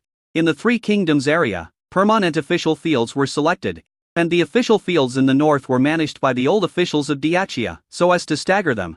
Now the land is vast and the population is sparse, and there are still a lot of wasteland in Middle-earth. The wasteland can be reclaimed, but when the population increases in the future, it will not be easy to divide the land. Take one step and look 10 steps ahead. With such a vast territory as Middle-earth, there won't be too much pressure even if the population exceeds 2 billion. Therefore, official fields are still mainly planted with rice and wheat. In the future, potatoes and sweet potatoes will gradually withdraw from the staple food circle. Of course, we still need to vigorously promote their planting now. Letting the people eat sweet potatoes and be full does not mean a true prosperous era. An Yuhan was very grateful, as these years had almost driven him crazy. Lu Ling Zhi covered her mouth and laughed secretly. Meng Fi stood aside like a benchmark, not daring to move, staring intently. Meng Fi, hearing His Majesty calling him, Meng Fi hurriedly said, Here. Come here. Li Yuan waved at him. Meng Fi was a little nervous. He glanced at Lu Ling Zhi and then stepped forward quickly. What do you want? Your Majesty? No need to be so rigid. I'm not a cannibal, Li Yuan said with a smile. This little fat boy was lucky to be favored by Lu Lingzhi. Lu Yuan only had this one sister, so naturally he wouldn't let her arrange marriage to please someone or a certain force. The Lu family didn't need to do that either. Besides, this little fat boy is quite capable even though he looks so honest. He is very cunning. Otherwise, how could that silly girl be so easily taken advantage of by him? Oh, Meng Fei scratched his head and smiled foolishly. I heard that you have made great achievements in the research group. Have you ever thought about doing something else? Meng Fei was startled. Your humble servant. I just want to take root in agriculture and work hard for day. And Yuhan also had a complicated look in his eyes, and he was a little envious of the little fat boy that was Day's eldest princess, and she was actually won over by this ugly little fat boy. Your Majesty has only one sister, so he must dote on her. If the fat boy really became a royal relative, the emperor would definitely pave the way for him. Good, you are persistent. Lu Yuan nodded. He allowed Meng Fei to come into contact with Ling Zhi, and he approved of this guy in his heart, but he didn't like people who were indecisive. Whether Day is an agricultural society or an industrial society, food is the bottom line. It's the most important thing from beginning to end. As for this area, he hopes that his own people will be in control at all times. How about this? I will hand over the official fields in the north to you for management, and you go there to build an experimental garden. And you will be fully responsible for the experiments, Lu Yuan said. Meng Fei was stunned. He was just a team leader now asking him to be directly responsible for the official fields in the north. Wasn't this a 10-level jump? What? Just tell me if you can do it, Lu Yuan said with a smile. If you think you can't do it, I won't force you. Seeing Meng Fei's hesitation, and Yuhan also became anxious. Asshole, His Majesty has said so. You have to do it even if you can't. You have already mastered all the research, and you won't make any progress if you stay here. Lu Lingzhi also said. Since my brother said so, you can go. Meng Fei was also startled, and after reacting, he quickly knelt on the ground. I bought to thank the emperor for his grace. Fortunately, there are few people around and no one pays attention to this place. Stand up, don't kneel down all the time. Day doesn't like this, Lu Yuan said. In addition, there are 2 official fields in Biameishu and Hujuwan, and we also need to build 2 more experimental gardens. These 2 official fields and experimental gardens both need people in charge. And I have to make it clear in advance. Apart from the other 3 experimental gardens in Beijing, we are in competition with them. Whether you can have a good life or a good life depends on your own efforts. Everyone cheered up. There were 2 more pieces of cake. Who wouldn't want them? The Shu family of Hongnong in the former Great Xi was a farming family with a history of thousands of years. The agricultural classics of China were written by the ancestors of the Shu family. Li Yuan looked at Shu Yongnong and said, Shu King, you go to Hujuwan to build the free experimental garden. You can select some young people from the Ministry of Agriculture to go there. Shu Yongnong was overjoyed, but his face remained calm. Yes, Your Majesty. To be honest, Nongdian is an agricultural encyclopedia. But it seems to be no longer suitable for Your Majesty. The Shu family has exhausted the glory of their ancestors and urgently needs achievements to prove their strength as the #1 farming family in Middle-earth. Chapter 615, News returns to Beijing. As for experimental garden No. 4, Li Yuan groaned and turned his gaze to other people, and Yuhan was almost trained by Li Yuan himself, so the top position in the Ministry of Agriculture must be his. Meng Fei is his designated brother-in-law, and the 2 experimental garden must also be his. This kid is not suitable to be an official in the court full of intrigues. At least he is not suitable to stand in that hall. As a 1,000-year-old farming family, the Shu family has a great reputation, and this experimental garden No. 3 belongs to them. But the merits and status of others were not enough for Lu Yuan to promote them. The 4th experimental garden is tentatively set this year. The Ministry of Agriculture will hold a competition. The winner can be the director of the 4th experimental garden. And Yuhan, you can handle this matter. The promotion does not need to go through my hands. And Yuhan was delighted and said quickly, Yes, Your Majesty. He understood that a lot of the power in his hands had been dispersed, and now the emperor was using another method to consolidate his position. The others were a little disappointed, but there was more fighting spirit in their eyes. It is certainly an honor to be favored by the emperor, but in a fair competition, every one of them has a chance. I still say that food is the bottom line of the country. It is my responsibility, and yours, to ensure that the rice bowl is secure. We will respectfully follow Your Majesty's teachings. Everyone said in unison. This year, the Ministry of Agriculture will still implement targeted poverty alleviation, but this time, it will not be based on villages, but will work with provinces and delegate the work to lower levels one by one. The research department has developed plastics. It won't be long before plastic films that are cheaper than glass and have the same thermal insulation properties can be mass-produced, which will further reduce costs. Li Yuan also released this news at the right time. The glass greenhouse is indeed effective, but the cost is there. No matter how cheap the glass is, it is impossible to reduce the cost. But plastic is different, it's really cheap. Although its recycling rate is not high, it is just right for the new countryside. The local supply and marketing cooperatives will collect the vegetables at people's homes and finally distribute them to vegetable vendors so that people can eat green vegetables in winter. Once the cost of plastic film is completely reduced, local governments will take the initiative to do this even without the leadership of the imperial court. Everyone's eyes lit up. The emperor released the news in advance. What was this? It's money. In the eyes of some people, this is a means of winning people over. A hint of joy flashed in Xu Yangnong's eyes. There were a large number of people living on the other side of Huju Pass, and food supply had always been a problem. A supply system is different from others, although it still gives priority to upper-level cities. There is no shortage of food in rural areas. In the Jingshao area, the imperial court basically bore the pressure, and this pressure was not given to the local areas too much, because the local teams are all makeshift and lack manpower, and Day is just beginning to unify the Middle-earth. He cannot be too radical. If after unification, everyone's life becomes worse than before, then there is no point. Everyone nodded in agreement again. Li Yuan didn't say much. Just at this moment, Liu Su came over and whispered something in his ear. Liu Yuan was overjoyed. Great, I knew Hai and wouldn't let me down. When everyone saw the emperor laughing, they thought, could there be another good thing happening? Ai Yuan hesitated for a moment. Your Majesty, has General Hai made another military achievement? That's right, Li Yuan nodded and said with a smile on his face. Hai led the navy across thousands of miles of ocean to attack the Xiongnu Pingjing. Now, several hundred Xiongnu troops have entered Pingjing. Everyone gasped. When did this happen? How come I can't hear any sound from the outside world? Ai Yuan hurriedly said.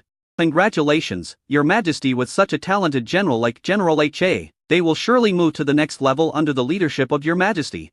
Xu Yangnong was also shocked. There was no need to say much about the strength of the Huns. Just look at what Da Jing had done after being beaten into submission. Although, in his eyes, the Huns were not very powerful, the emperor's way of using troops was truly admirable. Everyone's eyes were on Xiao Pass. But they didn't expect that the emperor had already sent a surprise force to attack Huanglong directly.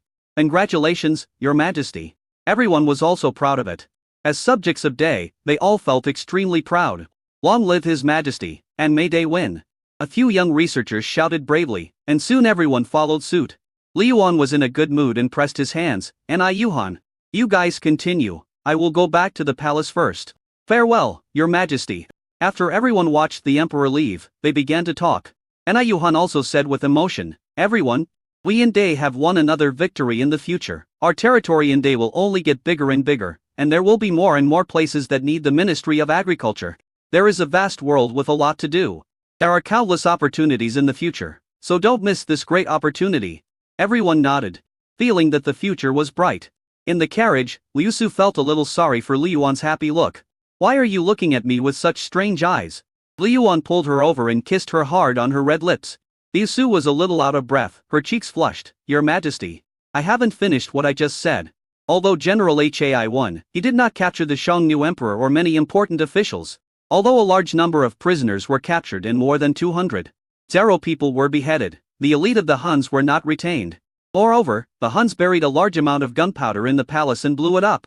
Our soldiers were caught off guard and more than 2,000 of them were killed in the explosion. The smile on Li Yuan's face froze, and then he frowned.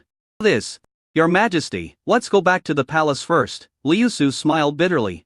She knew that these Navy soldiers were the apple of His Majesty's eye. Each one of them was built with silver. His Majesty would be heartbroken if one was missing, not to mention that more than 2,000 people were killed in an explosion at once. You know, the death toll in Day's unification war was only over 3,000 people. Daqian was an X, and those who didn't obey were wiped out by Xiaoji and Ji a long time ago. The Xiongnu and Lanzhong city were also swept away by Xiaoji and Jia, and 1/3 of Dajing's land was taken. The only one who resisted was Diaxia. But now, more than 2,000 people died in the first attack on the Han. She didn't even dare to talk about this kind of casualty ratio. Li Yuan's good mood suddenly disappeared. It would be fine if we caught the vicious slave. But the vicious slave escaped, the elite troops were not killed, and all the 24 nobles ran away. But these people around, Xiongnu can make a comeback at any time. It's just a Pingjing, it's not important. As long as people remain, the Xiongnu Empire will not perish. If people survive but land is lost, both people and land will survive. Although the first expedition did not achieve the results he wanted, he was not angry, but was eager to know how the war went. There was no conversation along the way. Soon, Li Yuan returned to the palace and obtained the comprehensive intelligence that had been cracked. Chapter 616, Post-War Review. After reading the intelligence, Li Yuan had a general understanding of the whole process of the war. He strode into the martial arts hall, where there was a one-to-one model of Ping Jing combining Oyan's intelligence. He began to use this in table to rehearse the entire process. First of all, we can rule out the possibility that the fierce slave received the message. If he were a Han and knew in advance that a surprise force was attacking the capital, he would definitely set up an ambush. The Huns had gunpowder, and they could catch the enemy off guard, so there was almost no chance of losing. The plan he had discussed with and was undoubtedly successful. They won a great victory in Xian'an City and marched all the way to Pingjing, catching the fierce slaves off guard. Pingjing had spies and radios, so he was always aware of the movements of the Huns. There were more than 2 million elite troops in the city, and Qian took 1/4 of them. This was the best result. What is certain is that after the war started, Xiongnu realized that he could not defend Pingjing, so he arranged to retreat immediately. An army of more than 2 million can be defeated with just human lives. There is even time to dig a big hole for Qian. He is indeed a decisive and ruthless man. Li Yuan snorted coldly and slammed his fist on the table this time. It was not Qian's fault, but it was entirely because Xiongnu was too decisive. For example, the Emperor of Deaxia. What would be the first thing he did when the enemy arrived at the city? Take civil and military officials to the city wall. As a result, he was blown into pieces by artillery shells, without even a complete body left. You say he is stupid, but he has integrity. Xiongnu is different. He is a true entrepreneur, which is clearly different from a conservative person. He knew very well that as long as the Green Mountains remain, there will be no shortage of firewood. Therefore they made full preparations at the first opportunity, arranged the route, and took drastic measures to take away the vast majority of the troops. From this perspective, this raid was both a success and a failure. Li Yuan sighed, took out a cigarette and began to think. Su did not dare to disturb them. After a while, Li Yuan said, "Send the information about the victory in Pingjing. They cannot let those brothers die in vain. As for Qian, how can we let him bear the blame for such a thing? Man proposes, God disposes." No one could have imagined that the vicious slave would be so cruel. The Pingjing palace was built with the mobilization of millions of slaves and costed tens of millions of gold and silver. He just said he didn't want it. Pingjing, no, tell Qian that to the Western Yi people. Xiongnu is just a vicious invader. Unite the local people, reduce agricultural taxes, exempt core labor, and slowly retreat to Xian'an City. I will send Shen Yuan to assist him. This is the best solution Lu Yuan can think of at the moment. The duck that is at his mouth must not fly away. He thought about supporting the remnants of the Agub Empire. But then he thought it was inappropriate. As long as they did better than the fierce slaves, they would surely gain the support of the Western Yi people. However, they only have 100,000 people, and including the caravan members, there are only 110,000 or 120,000 people. The mountains are high and the roads are long, and Li Yuan is willing but unable to do so. Has the recruitment for the 3rd Marine Corps ended? Your Majesty, it's over. Liu Su thought for a moment and said. Imo nodded, just do as I say. Yes. Soon, a news of the naval victory spread throughout the capital, and the people of the capital were all happy. However, in their eyes, the Huns were just like that. Although it was worth being happy about, it was not something they would run around telling others about or celebrate with rejoicing. They just couldn't help but mention it when they met acquaintances. But for those who had been persecuted by the Huns, they hated and feared them immensely. After hearing the news, they all burst into tears. One by one, they knelt down in the direction of the imperial palace. All the ministers in the palace also bowed to each other and congratulated each other. We won again. It looks like it won't be long before the Xiongnu will be trampled under the feet of day. Western Yi, that is a land that is even more vast than the Middle Earth. Your Majesty will surely accomplish unparalleled feats. There was a strange light flashing in everyone's eyes. Expanding territory meant more resources and more official positions. The most important thing is, it is an unprecedented achievement. Lord Kai, why don't you laugh? Do you think they cannot trample the Huns under its feet? A surrendered minister of the Jing dynasty suggested. Kai Yangshu glanced at the man sideways, and the people around him couldn't help but look at him. Didn't you read the intelligence? General Chi's surprise attack failed to stop the Xiongnu and instead killed 2,000 soldiers. This shows the wisdom of the Huns, and most importantly, the Han Emperor, who was decisive and ruthless, and was by no means an ordinary person. So there are always variables before things are settled, said Kai Yangshu. The faces of the ministers behind him all changed. And then they added, Lord Kai means that he believes they can defeat the Xiongnu, but the Xiongnu Emperor is still alive, and we still need to continue to share the worries of His Majesty. No, That's not what I meant. You are all too blindly optimistic. Xiongnu is not an ordinary person. There are many smart people in Xiongnu country. If we don't nip the problem in the bud and don't take it seriously, it's easy to fall into the gutter. No, I have to go see His Majesty, but I can't let His Majesty look down on the Xiongnu too much. Kai Yongshu turned over and got off the bed, not even drinking tea. Cao Yanhu was confused and hesitant. Should he go with them or not? Then I thought, forget it. Let him do whatever he wants. He is a troll anyway, and trolling the emperor is his job. I should just go and congratulate His Majesty. And he put down the teacup and said, "Why are you still standing there? Why don't you go and congratulate His Majesty?" Having said that, he hurriedly followed. Yang Tao glanced at Sun Wuji, and the two looked at each other, then looked away in disgust. "Let's go together." Soon, the large army arrived at Yongping Palace. As soon as they entered, they saw Kai Yongshu scolding the emperor. Oh no, he was admonishing the emperor. "Your Majesty, I believe that victory this time is inevitable. We caught the Xiongnu by surprise, so we deserve to win. However, this battle did not capture the Huns, and could not be considered a heavy blow to the Han Empire. This country is essentially a nomadic society, and its top nobles have always been sober and maintained a hunting state. I have consulted many merchants and also envoys from small western countries. It can also be regarded as an understanding of the structure of the Xiongnu state." Looking at Kai Yongshu talking so eloquently, everyone gasped. "I'm afraid this man is crazy on a happy day. He even gave lessons to His Majesty. I'm afraid he has never died. I think he is too arrogant. He doesn't even look at his own weight." Everyone mocked in their hearts, but surprisingly they were unanimous and did not interrupt Kai Yongshu. Cao Yanhu stood aside, his eyes on his nose on his heart, looking as if it had nothing to do with him. He finally understood that if he didn't say anything, he wouldn't be scolded. Just treat yourself as heir, and that's all. Li Yuan also looked at Laoding with a depressed look on his face. He was already depressed enough, and this guy came over to talk, which made him even more depressed. "What do you want to say?" Chapter 617, Counterattack. The Xiongnu never restricted the nobles.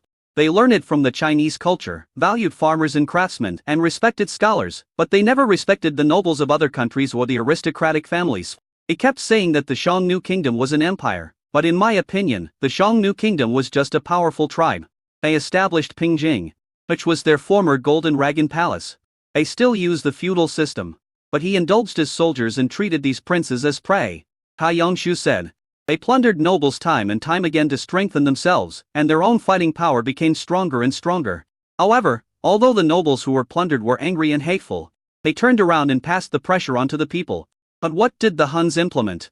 They learned it from our day and exempted people from corvée labor, although it did not reach the level of exempting agricultural taxes. They did reduce agricultural taxes. The people are grateful to them. The Huns knew that no matter how chaotic the nobles were, as long as the people were not chaotic, the Hun kingdom would not be in chaos. The Huns were very powerful. In just 10 years, they became one of the most powerful overlords in the world. Think about the defeats the Huns suffered in the past few years, but they did not cause any pain to the Huns. At most they only suffered minor injuries. Therefore, Your Majesty, you must not be arrogant and look down on others. Civilization will not be conquered by barbarism, but it will be trampled by barbarism. Everyone sneered secretly.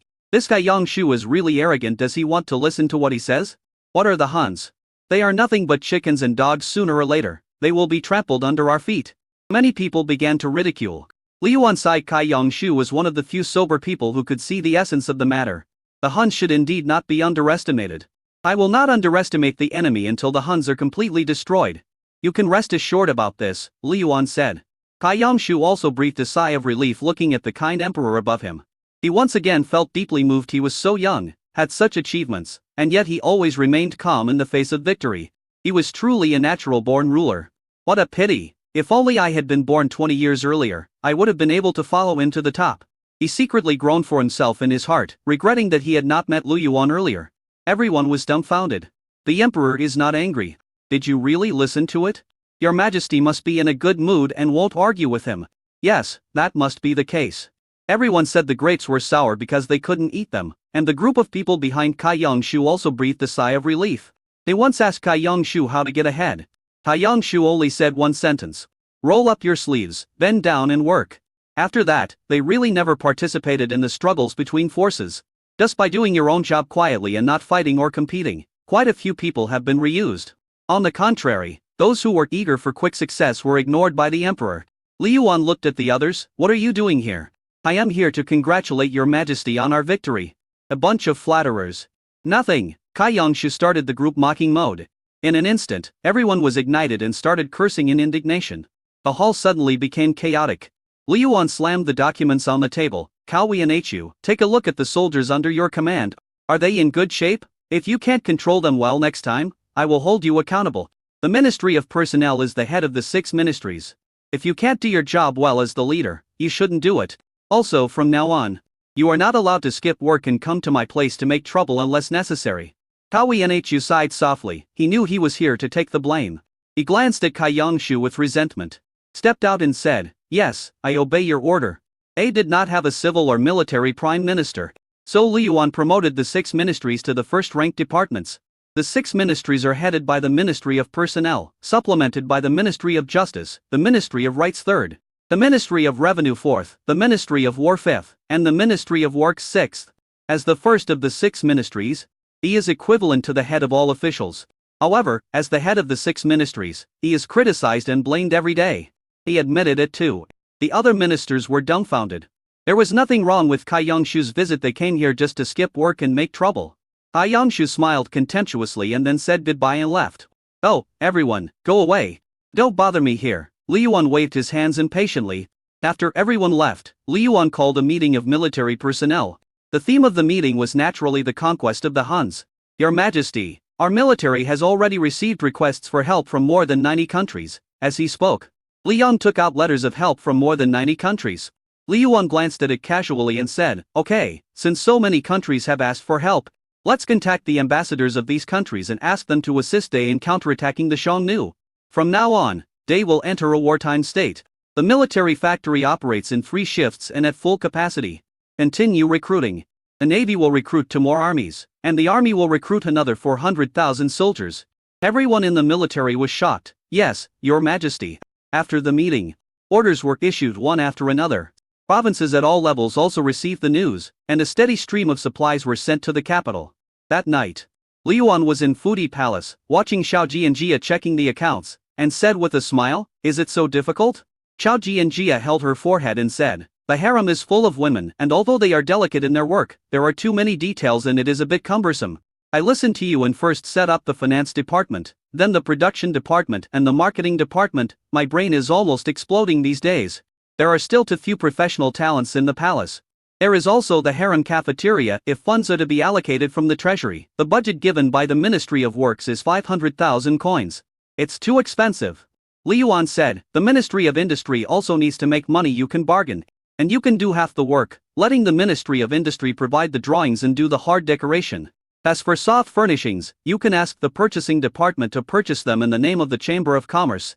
If you purchase in bulk, the price will be much lower.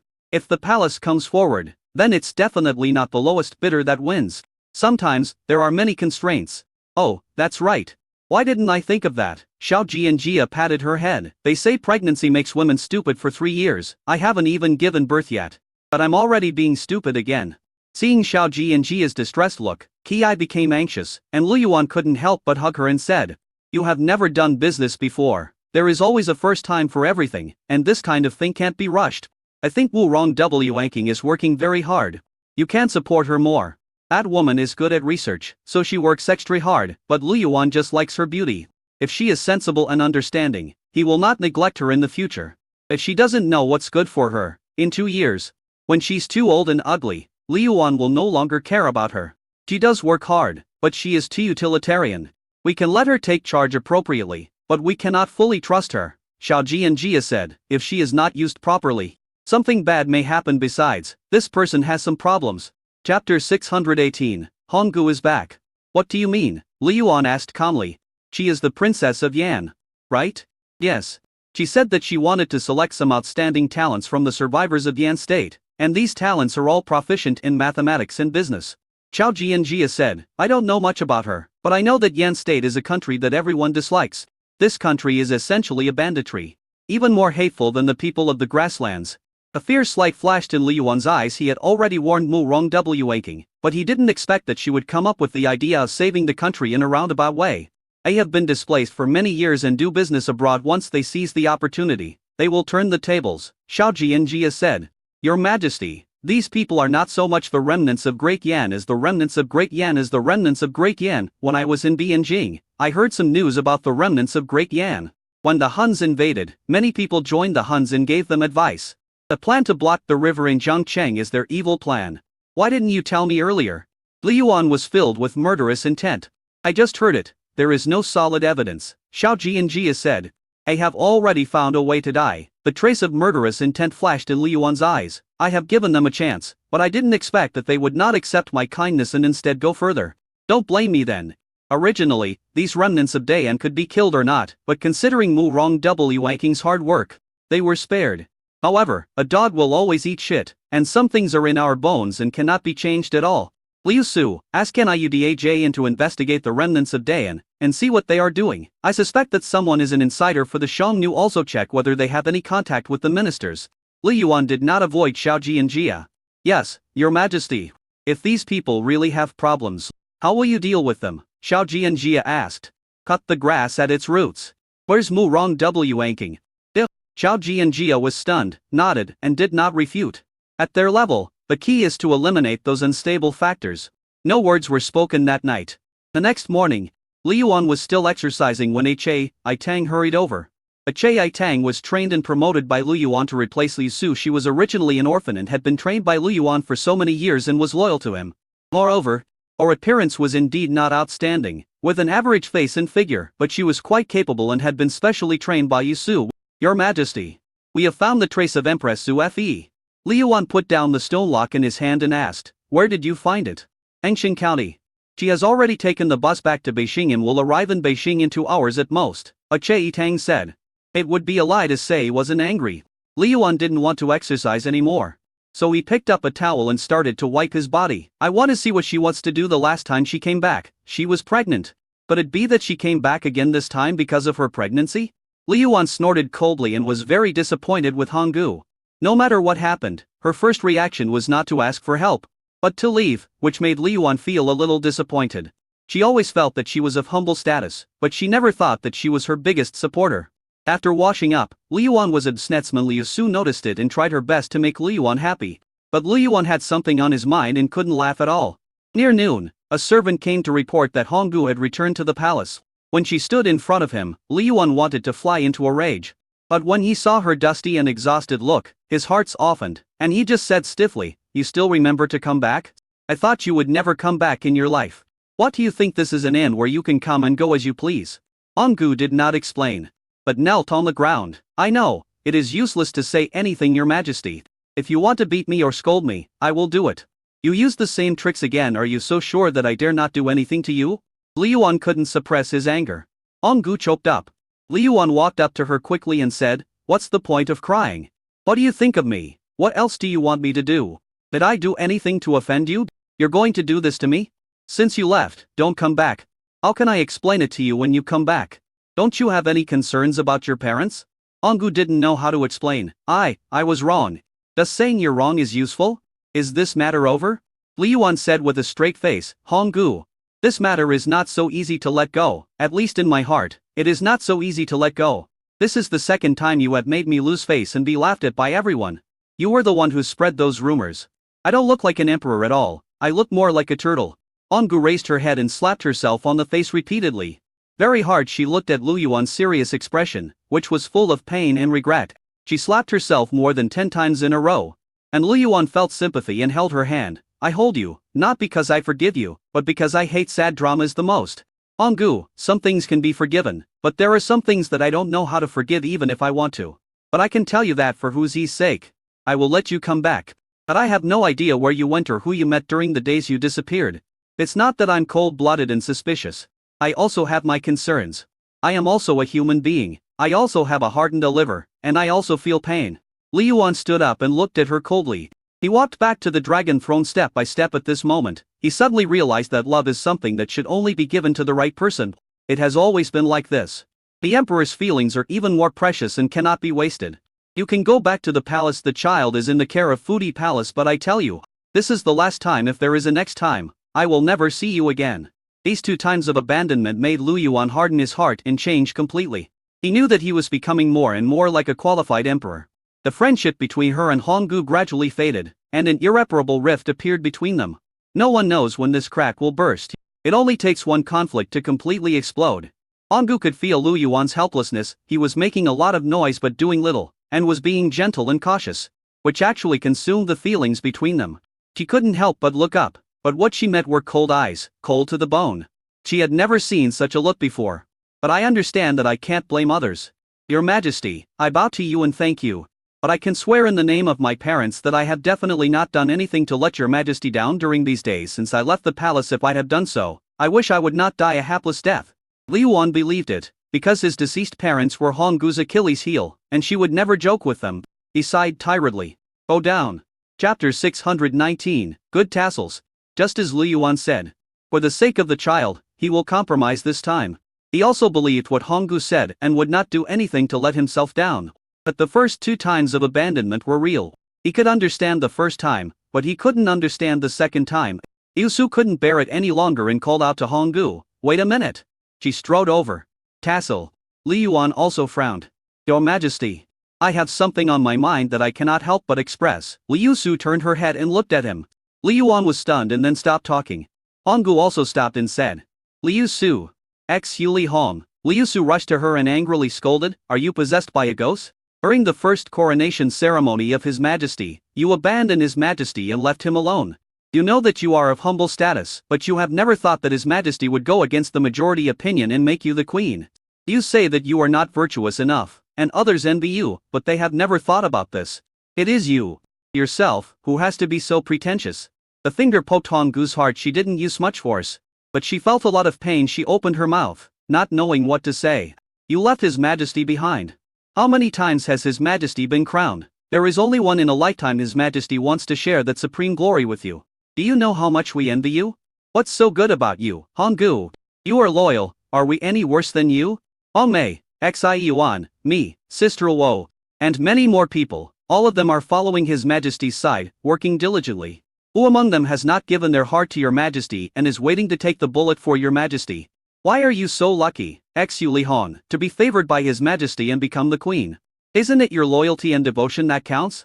I don't care that you are of humble status. I, Liu Su, will accept you as the queen, while others will treat me as someone who is not convinced. I lost to you because I was incompetent. I can't blame anyone else. Liu Su said angrily. But you just want to give this opportunity to someone else. Do you want to give up the position of queen? Are you a Bodhisattva? You are nothing. You just need to keep His Majesty and day in your heart. That's enough. All of us support you spontaneously. What are you afraid of? There is nothing to be afraid of. The first time you left the capital, His Majesty said that when you came back, no one should talk. I say you are thin-skinned and I am afraid that you will be embarrassed. Okay, we all understand and know your concerns. But everyone was holding a grudge. Hongmei didn't say anything, but she went to the palace every few days because she was afraid that His Majesty was unhappy. Xi Yuan didn't speak, but as she worked in the palace, she tried her best to make His Majesty happy every day. Sister Luo doesn't say anything. She always serves the most delicious soup when your Majesty is tired. You can't even compare to Li Wuyu and Xi Ning. Those 2 women are outsiders, and they both know how to feel sorry for His Majesty. And you? Do you feel sorry for His Majesty? Facing Liu Su's questioning, Honggu lowered her head and pursed her lips in silence. Li Yuan held his forehead and said in a dull voice, Liu Su, stop talking. Why don't you say it? Liu Su said with red eyes, just because your Majesty cares about the people around you. Can you indulge them? Repeated connivance. You are the emperor, the ruler of the world. You are broad-minded and don't need to bother with this little woman.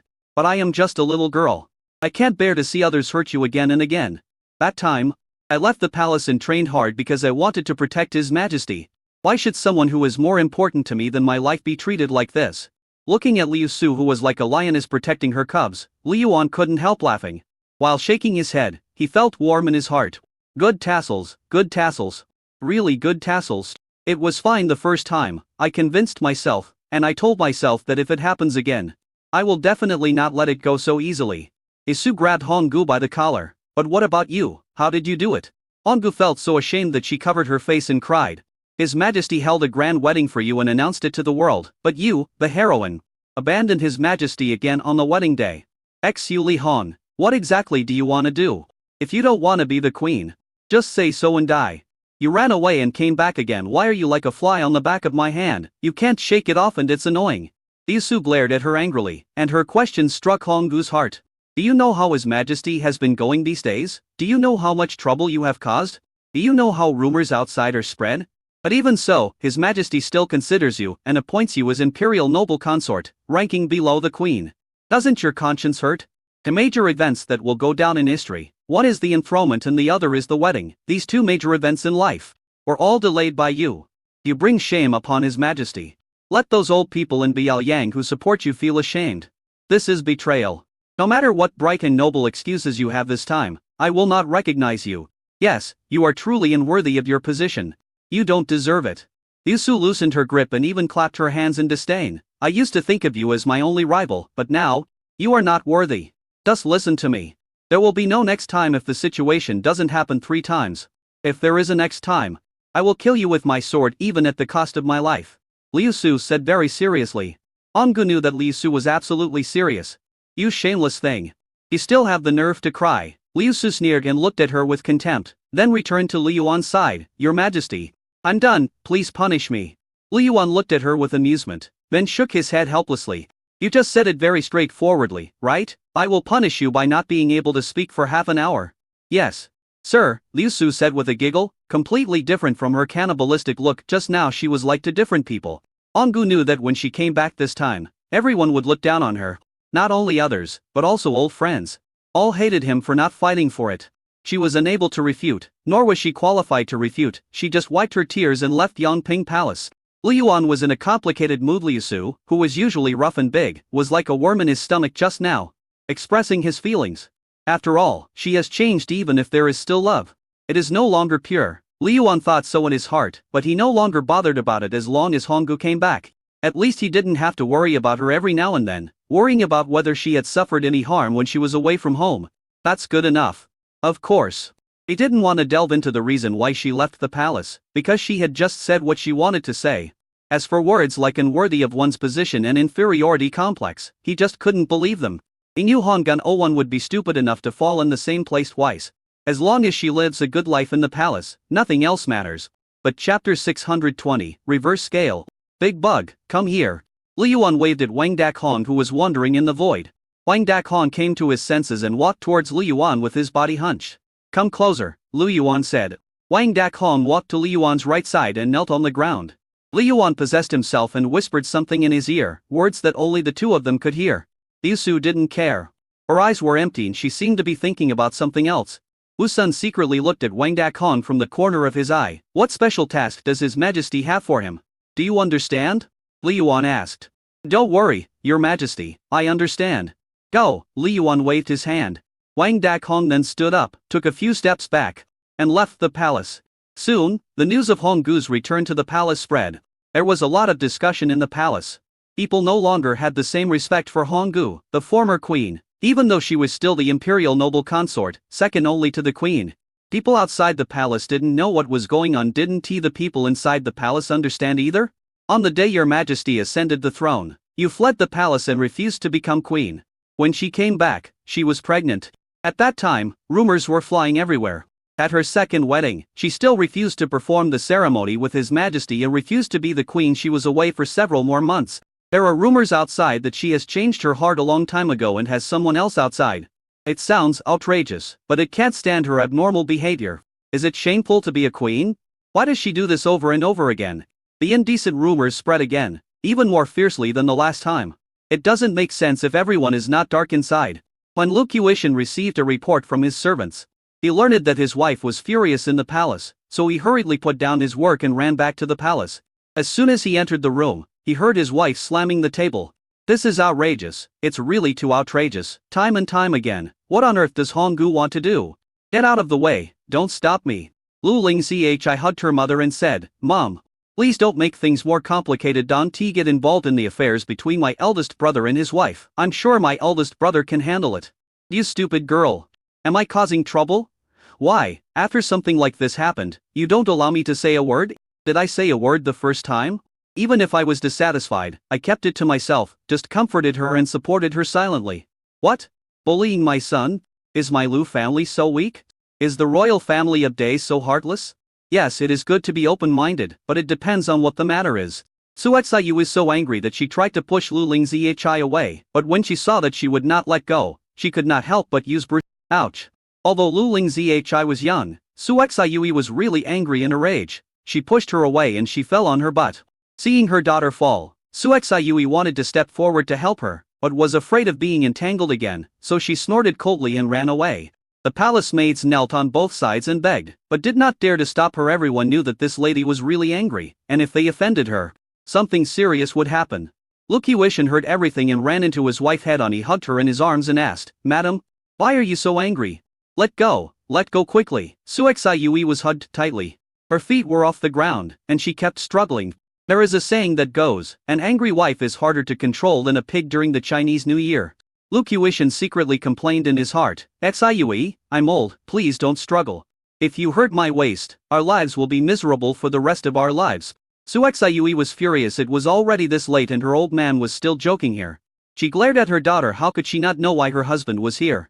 Lu Lingzhi was also delighted, and hurried forward to hold her mother. "Mom, if you show up now, it will only make things more complicated. There are no secrets in the palace. As soon as you go there, everyone outside will know that you scolded your sister-in-law. Isn't this just adding fuel to the fire? She is no longer your sister-in-law now." Suexayu said angrily. Yes, that Honggu is so ungrateful that she took the good intentions of our Queen Mother Su for granted. This is really too much. This matter must be dealt with seriously in my opinion. Let my son banish her to the harem. As he spoke, he kept winking at his daughter. Lu Lingzhi also understood. Yes, you can tell me anything, but mother, it's really not appropriate for you to intervene in this matter. Just think of it as doing it for Big Brother's sake. You two young men are playing the good cop and the bad cop here, but I won't accept it if I don't show up today. I won't be worthy of being a mother. Suexayu pushed Lu Qiushan and actually struggled free. "Xiue, why are you doing this?" Lu Qiushan said helplessly. Suexayu said, "I have never interfered with what Shuoan did or who he chose, as long as he likes it. I also believe in his vision. However, whether as a mother or as the Queen Mother, I will never tolerate it this time. Look what this is all about." Only a few years after Day was founded, rumors and scandals were already flying everywhere. If you don't feel sorry for your son, I do. You didn't fight hard to conquer this world, so naturally you don't care about it. My son has been starting his own business for almost 10 years. During the past 10 years, we have not slacked off and have managed to create a strong and prosperous country in the turbulent times. He has never said he was tired or complained about the hardship in front of me, his mother. I feel bad, and every time I think about it, it feels like a knife is stabbing my heart. I tell you, you can allow others to throw dirty water on your son, but I can't stand it. She left with a stern face, just like Xiaoji and Jia. She didn't ask about it. For her, she can like anyone because that's what her son likes. She can also dislike everyone and hate anyone who hurts her son. Mothers are always capricious. Dad, this. Lu Lingzhi smiled bitterly. Hurry up and catch up, your mother is really angry this time. Lu Qiushan sighed, I won't go.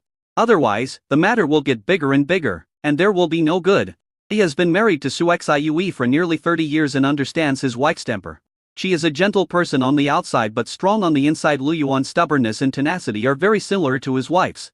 Although he seems indifferent to some things, he actually has a scale in his heart. If you really touch her sensitive spot, she won't be afraid of anyone, even the Lord. Coincidentally, Lu Yuan is one of her few weak spots. Anyone who dares to spread a word of what happened in the palace today will be severely punished by me.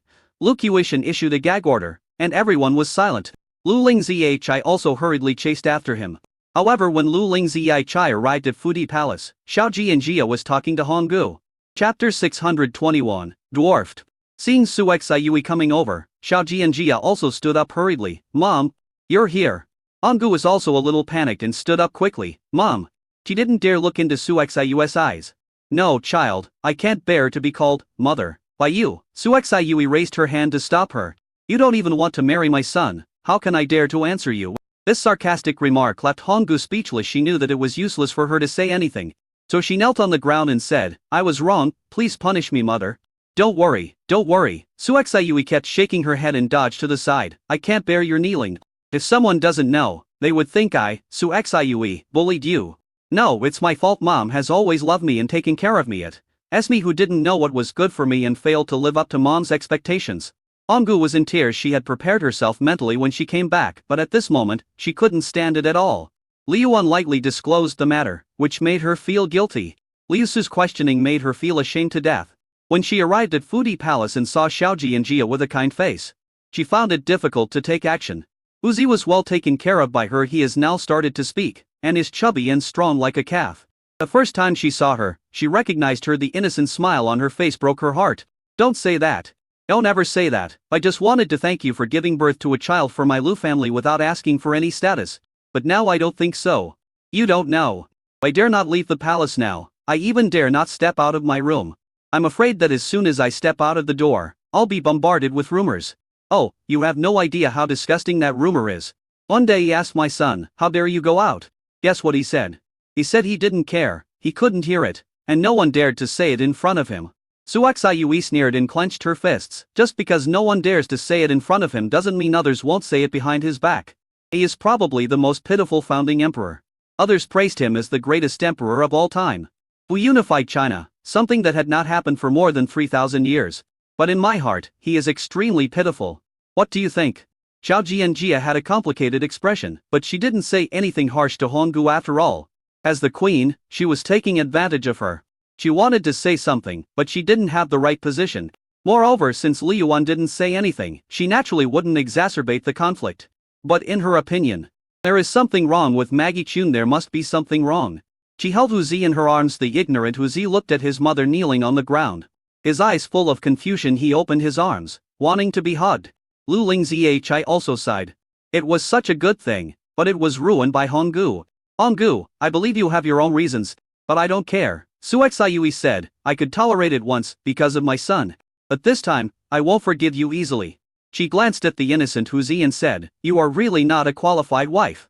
Let alone a qualified mother. You abandon your husband and children. You have to bear all the abuses. She actually had more hurtful words to say. But she didn't want to say them because her son eventually accepted her and they would meet each other again in the end.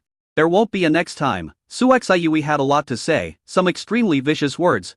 But she finally held them back. Also, don't look after the child unless it's necessary. I don't want you to affect the child in the slightest.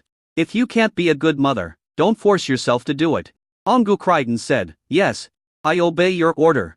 No one pitied her. Even Honggu herself felt that she did not deserve to be pitied. It's her own fault that she ended up like this.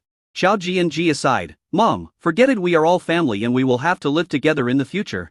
Suexiyue was so suffocated that she decided to just ignore it and said, I'm leaving. She came and went quickly after scolding me. I didn't feel relieved. Instead, I felt more and more upset. Lu Lingzhi wanted to talk to Honggu. But when she saw her mother leaving angrily, she gave a dry laugh, said something to Xiaoji and Jia, and chased after her. Xiaoji and Jia handed the child to the nursery staff and helped Honggu up. Compared to her previous heroic appearance, Honggu now looked extremely haggard and embarrassed. Why do you have to do this? Is there any knot in your heart that cannot be untied, or any threshold that cannot be crossed? If you have any difficulties, you can tell me. You should know your majesty better than anyone else. Xiaoji and Jia said. What if that's a dead end? Honggu looked at her with a complicated expression. And find a way to open a way out of the dead end, because a living person will never be suffocated to death by urine. Xiaoji and Jia said, of course. There is no empathy in this world, but I can tell you that what cannot be overcome, and what can be overcome, will eventually pass. In the face of death, nothing else matters. Honggu nodded silently. Thank you for taking care of my son. You put your heart into it. This is what I should do also, if you want to see the child in the future. Just follow the procedure. I won't stop you. But there are some things I need to make clear. You can only be outside the nursery, not inside. Except for me, His Majesty, and certain people. No one can enter or leave at will. There are strict procedures. But if something goes wrong, the guards will shoot. Now that you're back, live a good life. I still say the same thing. If you don't like me, just stay away from home and live your own life. I won't influence you. If you want to live a good life, then come and help me. And manage the harem together so that His Majesty can rest assured. You can judge for yourself whether it is true or false. After Xiaoji and Jia finished speaking, she stopped talking and returned to her desk to continue looking at the accounts. Her belly was getting bigger and bigger, and she became calm and full of maternal love. Honggu was a little dazed looking at the elegant and noble Xiaoji and Jia. She actually felt in her heart that only she was worthy of the position of queen. Thinking of her own background, she felt increasingly inferior. She is like a ghost in the abyss, unable to see the light.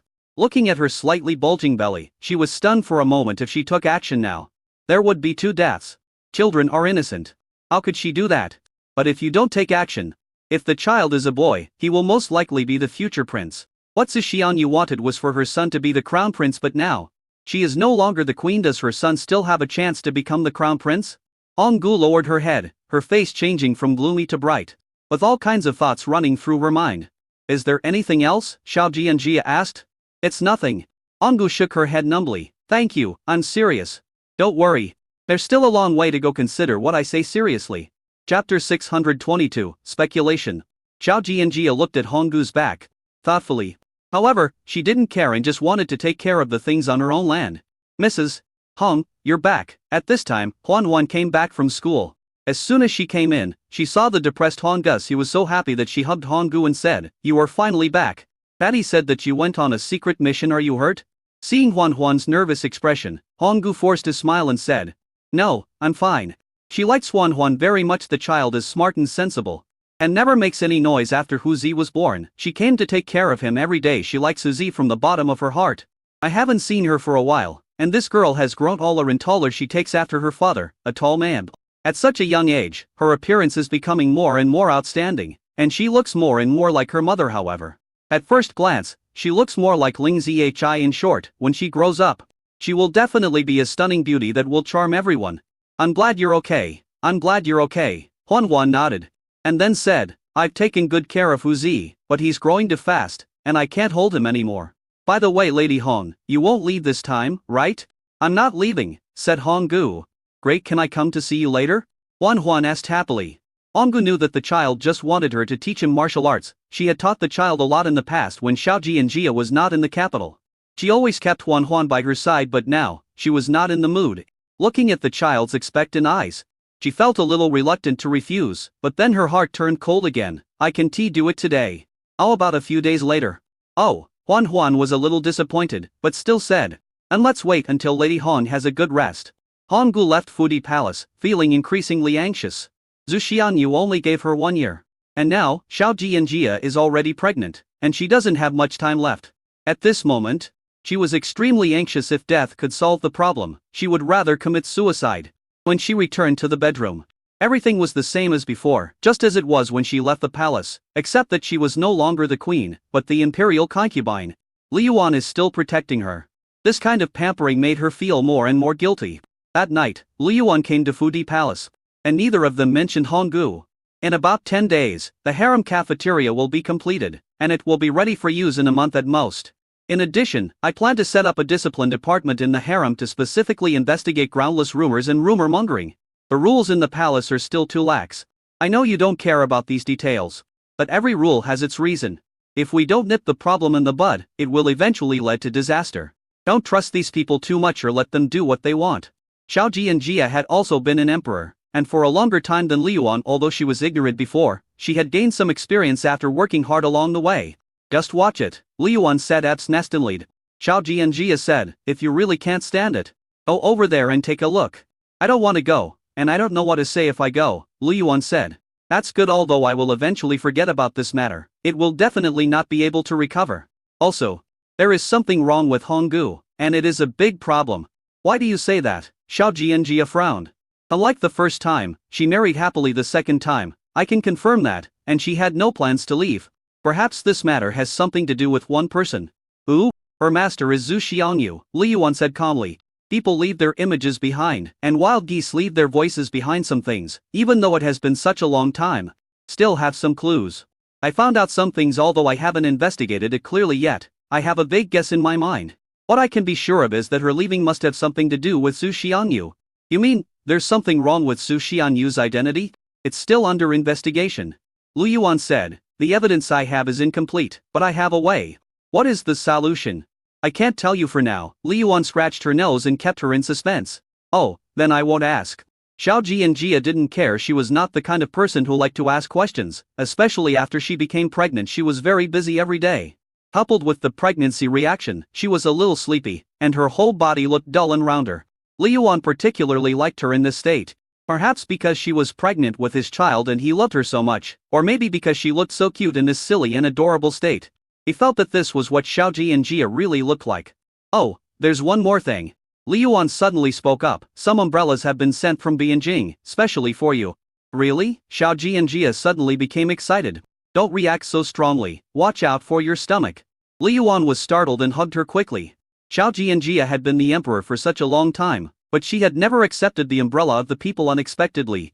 She became successful after becoming the queen. Did the people do this voluntarily?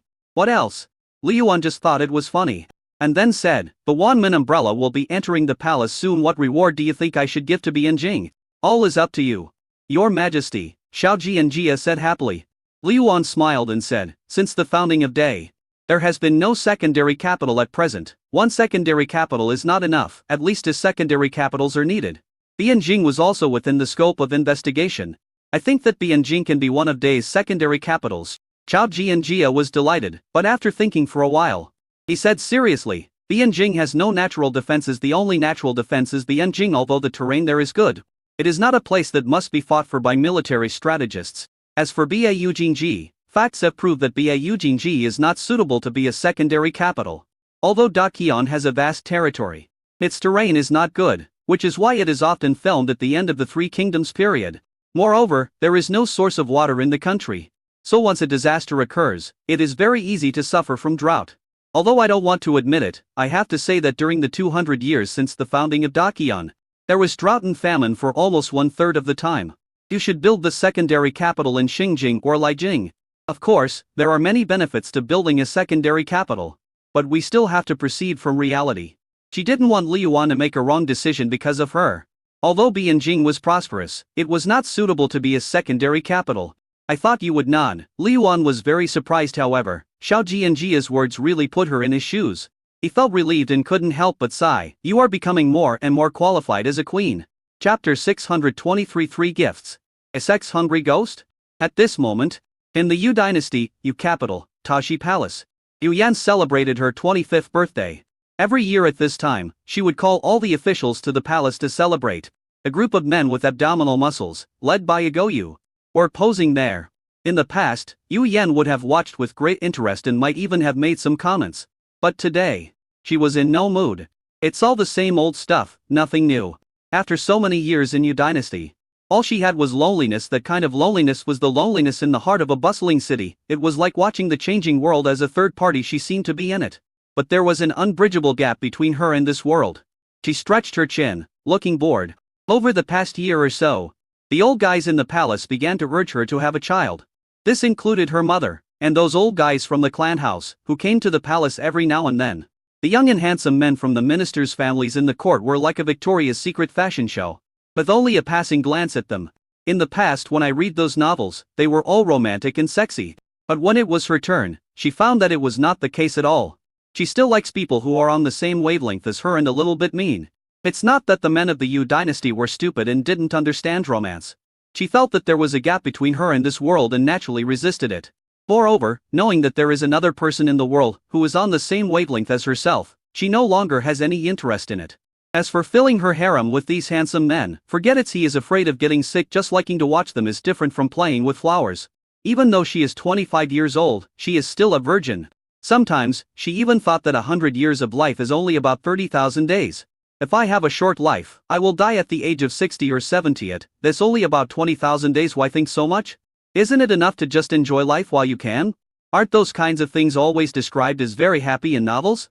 But she was a stay-at-home girl in her previous life, and she had never been in love. At most, she had an online romance through the internet, holding her mobile phone and having fun. Two lives as a rookie. Thinking about it this way, her inner corruption is just superficial. Deep down she is actually very stubborn. A Goyu tried his best to show his perfect figure in front of His Majesty, but His Majesty's eyes were empty, lifeless, and he turned a blind eye. This made him extremely hurt. Because His Majesty loved his abdominal muscles the most and would attack them every now and then. In the past 2 years, I have lost all interest in it. Your Majesty. People from Dehong Luguan have arrived, and they have brought gifts from Emperor Day, the eunuch reminded. Yu Yan suddenly got excited. And there was a hint of anticipation in his eyes. What gift? I don't know, but I heard that His Majesty would definitely like it after seeing it. There was an inexplicable flash in the eunuch's eyes. He had watched the emperor grow up since she was a child, and knew her very well ever since Li Founzong and established for a great cooperation with Day. Something was wrong with the emperor. He had to write notes almost every day, which were then compiled into a book and sent to Middle-earth. He didn't know. What could two people who had never met each other talk about? Could they be so devoted to each other just by exchanging letters? There are many portraits under the emperor's desk. Sketches, paintings, and abstract paintings, all of them. I have to say that Emperor Day is indeed a handsome man. It is said that he is 8 feet tall. Well educated, and both civil and military. He went over it in his mind, and felt that no one in the court could compare to him. Perhaps there are people who can compare with him in appearance. But as the first emperor to unify Middle-earth, he is definitely unprecedented, not to mention unrivaled. This heavy status blessing is absolutely tempting to your majesty. After all, a concubine is not as good as a concubine. A concubine is not as good as a secret lover, and a secret lover is not as good as not being able to steal. The ancients have long since concluded this.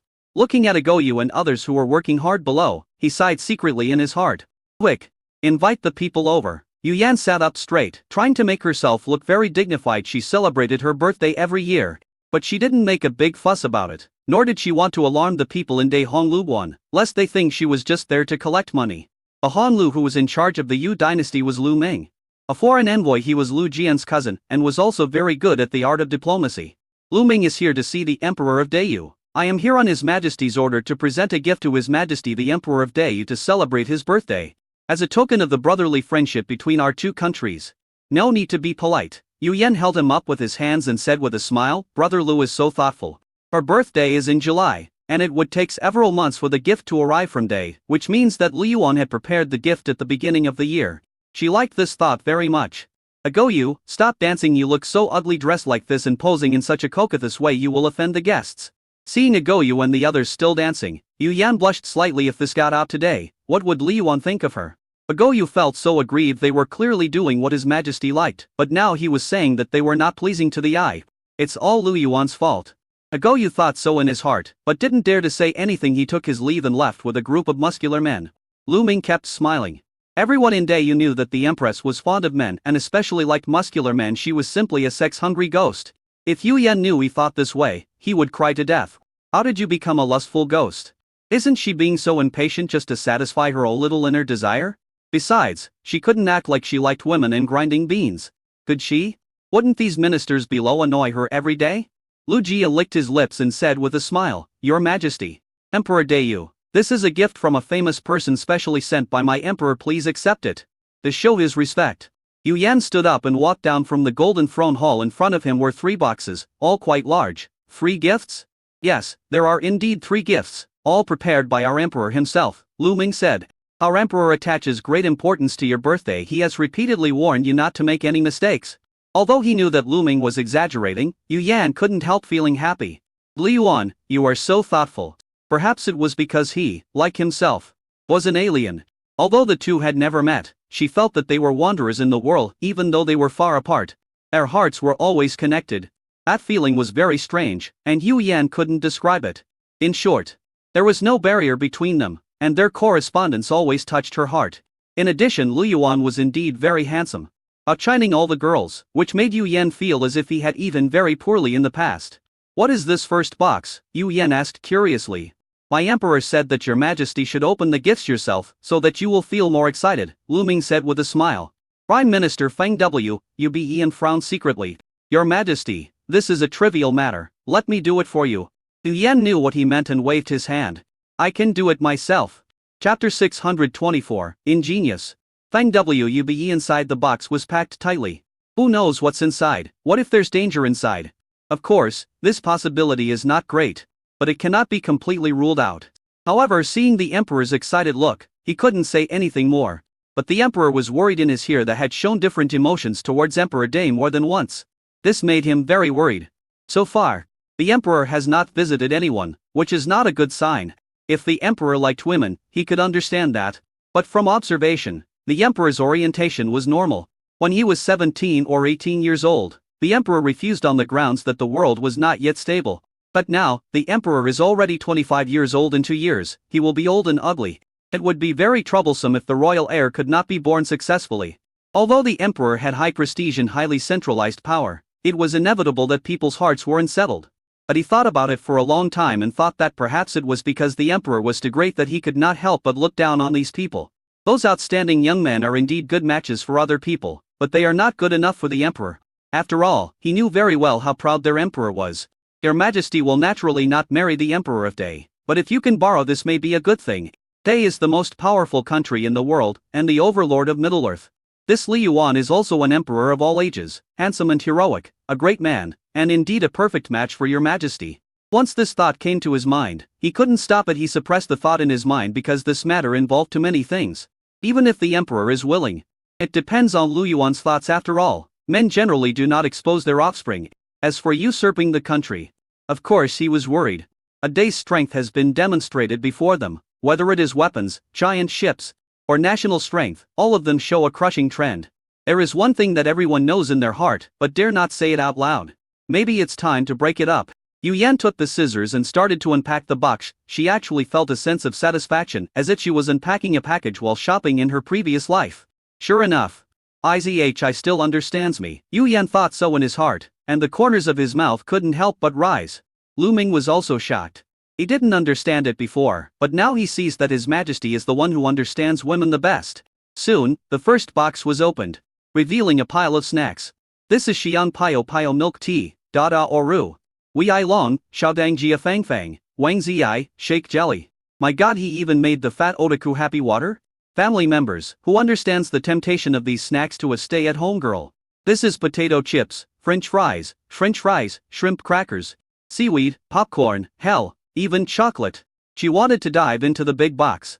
Delicious food, all my favorites. At this moment, Yu Yan even felt like crying. She has been in this world for so long, but she cannot eat many of the things she wants to eat, mainly because there are no raw materials. Even if there are raw materials, her skills are not up to standard. As a literary youth, she can only cook a few dishes at most. So how can she prepare these things? Even Lu Ming was a little surprised. Was the Empress so moved by the food? However, Yu Yan had been the emperor for so many years, and he certainly couldn't cry in front of so many people. She nodded, with a hint of nasal tone in her voice. I like this first gift very much. It is worth more than 10,000 gold. Brother Lu is thoughtful. Such a big box is enough for her to eat for a while. She remembered that these things were not included in the forward rate agreement, which meant that these were gifts he specially prepared. She felt warm inside, as this was the love from her fellow countrymen thousands of miles away. Your Majesty, please take a look at the second box, Lu Ming said with a smile. The second box was quite heavy and required several people to carry it in. It was much larger than the first box and was sealed with wooden boards on the outside. Yu Yan waved his hand and asked someone to come and take down the wooden box outside. After opening it, they found that the inside was wrapped in black cloth. And there seemed to be another box. She pulled down the black cloth, and a 3-meter high and 1-meter squared glass display case came into her sight. In between, the glass display case was filled with small objects and dolls. Hatsu and Miku, dolls? Blind boxes, plush dolls. Seeing this, her eyes lit up instantly. No girl could take her eyes off this display case, and she was no exception. Dust-covered memories emerged like a tide. Can I open it and take a look? Of course, these will all belong to Your Majesty from now on. These dolls were also made by people in the palace according to Your Majesty's drawings. Your Majesty personally inquired about every gift. Yu Yan nodded and looked at the familiar object. There were also some small and medium-sized anime models placed at the bottom. If these were all made by Lu Yuan himself, then he had made this gift a long time ago. At this moment, an indescribable emotion surged in her heart. From the nervousness when I first met Lu Yuan, to the cautiousness later on, I gradually found comfort, topics to talk about, recognition, and a hint of reliance through communication. And now, this carefully prepared gift, a one-of-a-kind gift, a gift that only she could understand. The emotions that had been suppressed for many years suddenly burst out. There were tears in her eyes, and this time she couldn't hold them back. She stood in front of the glass display case without turning around, and no one could see her face clearly. She touched these little things carefully, as if they were treasures. After a while, she said, I like it very much. This is the best gift I have received in all these years. As long as Your Majesty likes it, Lu Ming said with a smile. Yu Yan calmed down and looked at the third box. This box is not small and is sealed with wooden boards on the outside. After removing the wooden boards on the outside, she could see clearly what was inside. It was a record player. This, Your Majesty, there is a voice recorded by our emperor in here, which contains blessings to Your Majesty, Lu Ming reminded. Yu Yan suddenly became very excited. She knew Lu Yuan's appearance and height, but had never heard Lu Yuan's voice. She thought that Lu Yuan's voice must be full of magnetism. After the two countries exchanged letters of credence and established diplomatic relations, Day assisted Day Yu in building a thermal power station. However, this power station is wholly owned by Day. and all the staff inside are ye people. They do not allow the technology to be leaked. It was only last month that the electricity was supplied to the palace, and then it was supplied to the entire Eugene and even the entire country. So, when Li Yuan said the record player, it was not like playing the lute to a cow. Soon, after plugging in the power, Luming placed a record on the machine. As it turned, a gentle and magnetic voice sounded. In the Tashi Palace, everyone pricked up their ears and listened. Chapter 625, Lasting Peace. Brother Yu, happy birthday. I am far away in the Middle-earth and cannot be here to congratulate you in person. I am deeply sorry. Although you and I are far apart, our hearts and minds are connected. Hearing this gentle voice, Yu Yan felt half of his body numb. Undying, undying. This sounds so beautiful. Not only is he handsome, but he also has such a nice voice. At this moment, in Yu Yan's mind, Li Yuan completely came alive. His image was no longer on paper but became vivid, as if someone was standing next to him and congratulating him. At this moment, the impressions of Li Yuan of all civil and military officials also became more concrete. Feng Wuban looked at his emperor's worthless appearance and couldn't help but hold his forehead. So what? However, it must be said that Emperor Dai was really attentive and understood the empress very well. In this regard, the young talents of Dai you cannot catch up even if they try their best. Then he heard a burst of singing. Happy birthday to you. Oh my god. He can even sing, that's amazing. Feng Wuban was numb. Yu Yan had a worthless smile on his face until the singing stopped. Then a voice came from inside again. My brother Yu Yan, I invite you to visit Dai. I will definitely welcome you and share our prosperity. The sound stopped abruptly. Yu Yan felt a little unsatisfied, but seeing that there were still many records in it, he did not plan to play it in front of everyone. So he prepared to move it back to the bedroom and listen to it slowly. Brother Lu is really thoughtful. I accept all your blessings and gifts. Yu Yan was satisfied and had the 3 gifts moved to his bedroom. The ministers of the Yu dynasty were speechless. Aren't you afraid that people will put something in these things that shouldn't be put in? Just put it in the bedroom so carelessly. Yu changed his clothes and came in.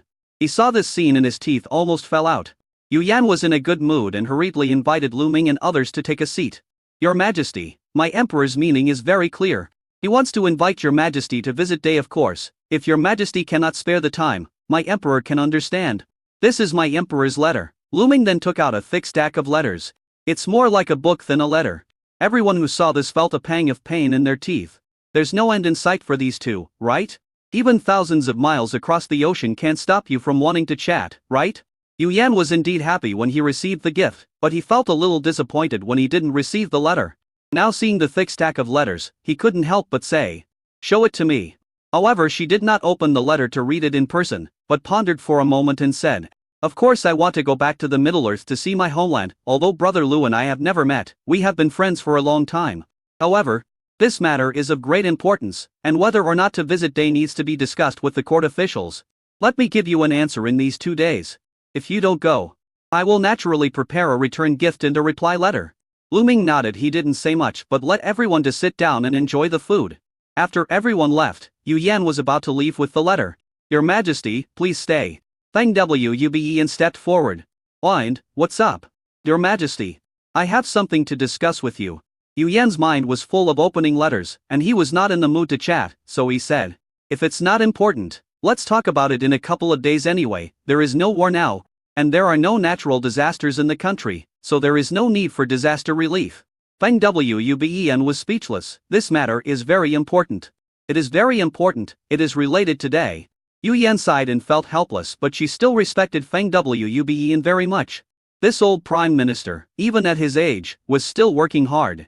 Most of the time, I was just a hands-off boss, and it was this old man who worked hard for me since he said so. Let's have a chat.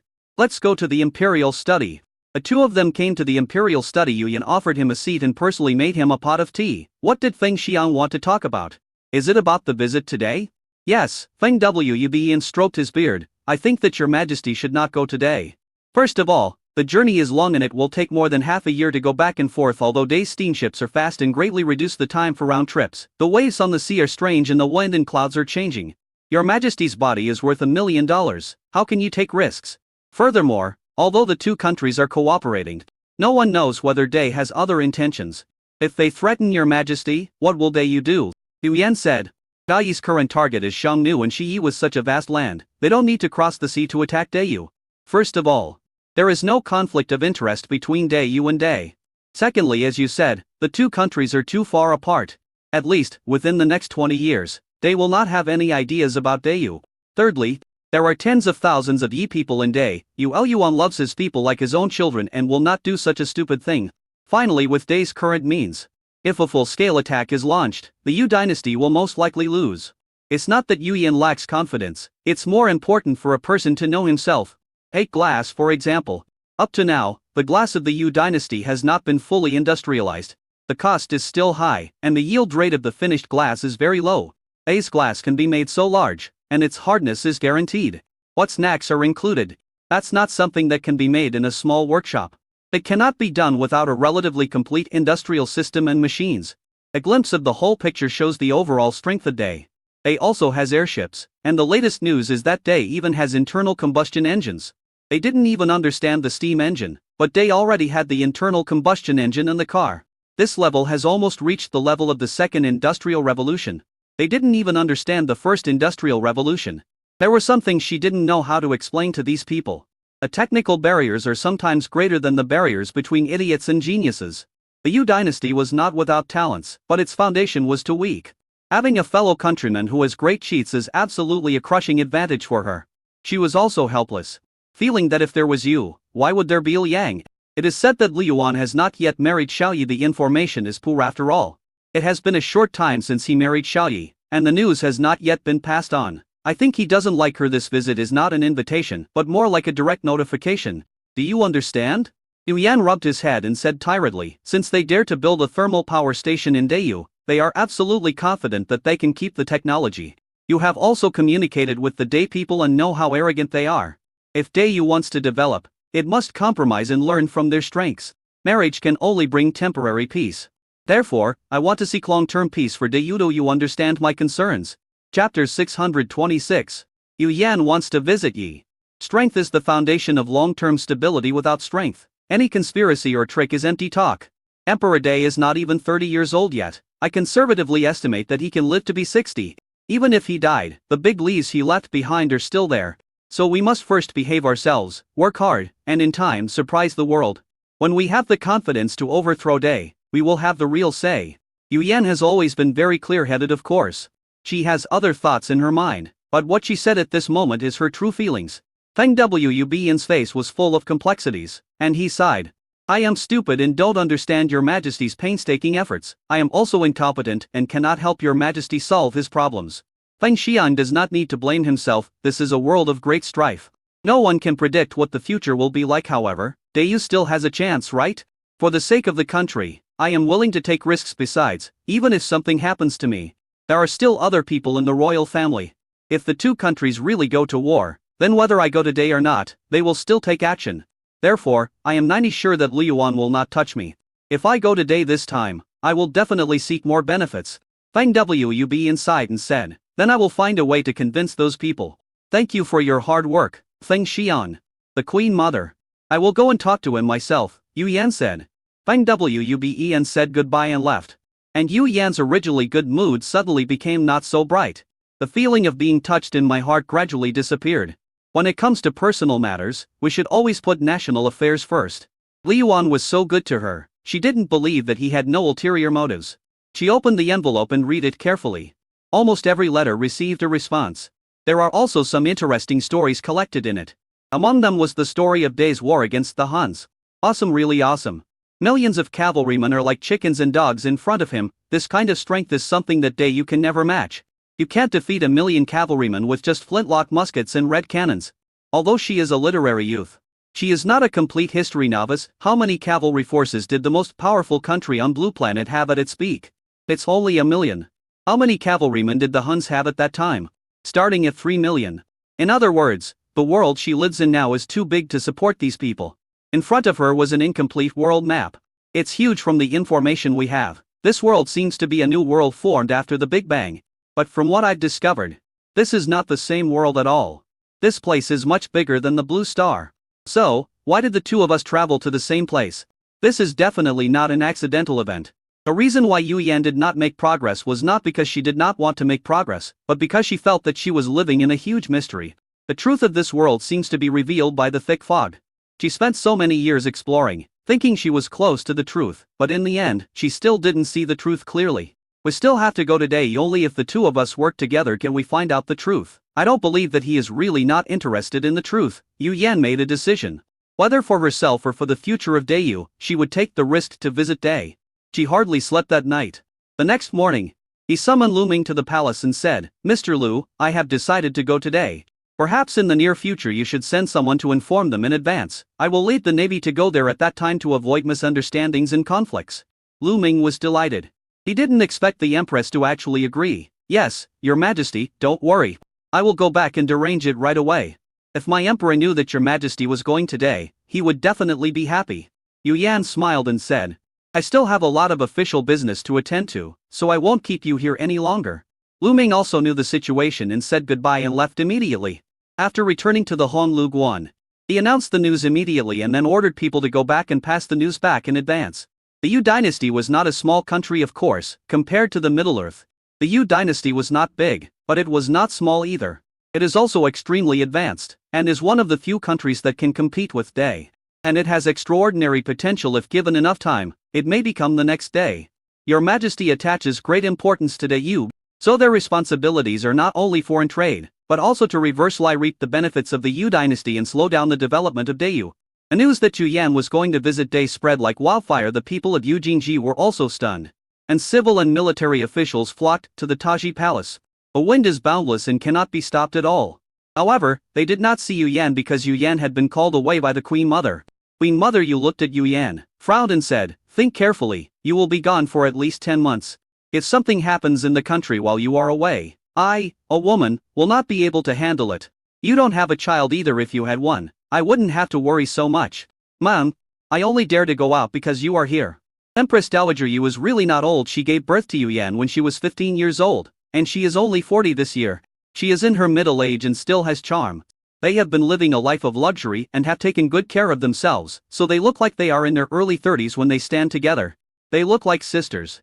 Queen Mother Yu understood her daughter and her character. "I allowed you to do whatever you wanted before, but this time, I cannot agree. If it really doesn't work out, you can take a male lover and make him queen, then let him visit on your behalf. That's fine too." Yu Yan didn't know whether to laugh or cry. "Mom, this is impossible. Besides, the Emperor of Day is coming for me." Queen Mother Yu was stunned for a moment, then she said coldly, "Are you saying that Liu Yuan has taken a fancy to you?" "I'm just guessing," Yu Yan lied. "Anyway, I will definitely ensure my own safety. Besides, the cooperation between the two countries is just like honey and oil, so they will definitely not do anything to me. Liu Yuan is also a person who cares about face. Moreover, this time I went there for the future of Dayu. Even if you stop me, I will go. Unless you depose me as the emperor." Empress Dowager Yu was speechless. Could she depose the emperor? She is the daughter of the greatest emperor in more than 2,000 years. Who can depose her? She rubbed her head and said helplessly, "Can't you just let me worry less? Your father is gone, and I am the only one supporting the harem. Mom, don't worry." Yu Yan kept making promises, and Queen Mother Yu was helpless, so she said, forget it, you go now, and I, an old man, will help you one more time, but this is the first time and the last time. No matter what. When you come back this time, you must find a man. I want to have a grandson." Yu Yan had no choice but to agree. "Mother, I am leaving now." Chapter 627, Words on the Meteorite. However, after appeasing the mother, he also had to appease the ministers. Those ministers said that they did not agree with Yu Yan's visit to Yi. And some even said that he could visit Yi, but he had to give birth to 2 children first. In the Yu dynasty, anyone, regardless of gender, could become emperor, and having 2 children meant double protection. How could Yu Yan agree to such an outrageous thing? If you give birth to 2 children in a row, that would take 3 or 4 years. When you go back then, the situation will have changed and it will be different. Besides, she really didn't want someone she didn't like to lie to her. There is no need to say more about this matter. I am also doing this for the long-term stability of Dayu. Besides, the Emperor of Yu dynasty is not a sinister and cunning person. If the other party really wanted to invade, they would not establish large-scale industries within the territory of the Yu dynasty. Now is a time of great change. If Dayu wants to keep up, it must not stand still. Only by going against the current can you control your destiny. It doesn't matter whether I have children or not. Even if I give birth to a child, if Day has strange thoughts, can I keep the child? Yu Yan looked at everyone and said, "The Yu dynasty left the Middle Earth more than 2,000 years ago and came here. Although there have been wars in the past 2,000 years, they were only minor ones. This precious land also has good weather and few disasters. It is precisely because of this that everyone's enterprising spirit has been unknowingly consumed. This is unacceptable. My visit to ye this time means that day you will be fully launched and will strive for more benefits and greater voice. This time, I will never allow Dayu to remain silent again. It was indeed a wise choice for our ancestors to immigrate to this place. Although many places are deserts, the weather is good and the crops are harvested here. The sea area that blocked their departure also brought them safety. Over the past 2,000 years, there have been only a handful of major disasters. This is also the reason why no one is willing to take the initiative to come into the world. But now, the coordinates have been exposed and they can no longer hide if they want to. Unless the entire country can be moved away.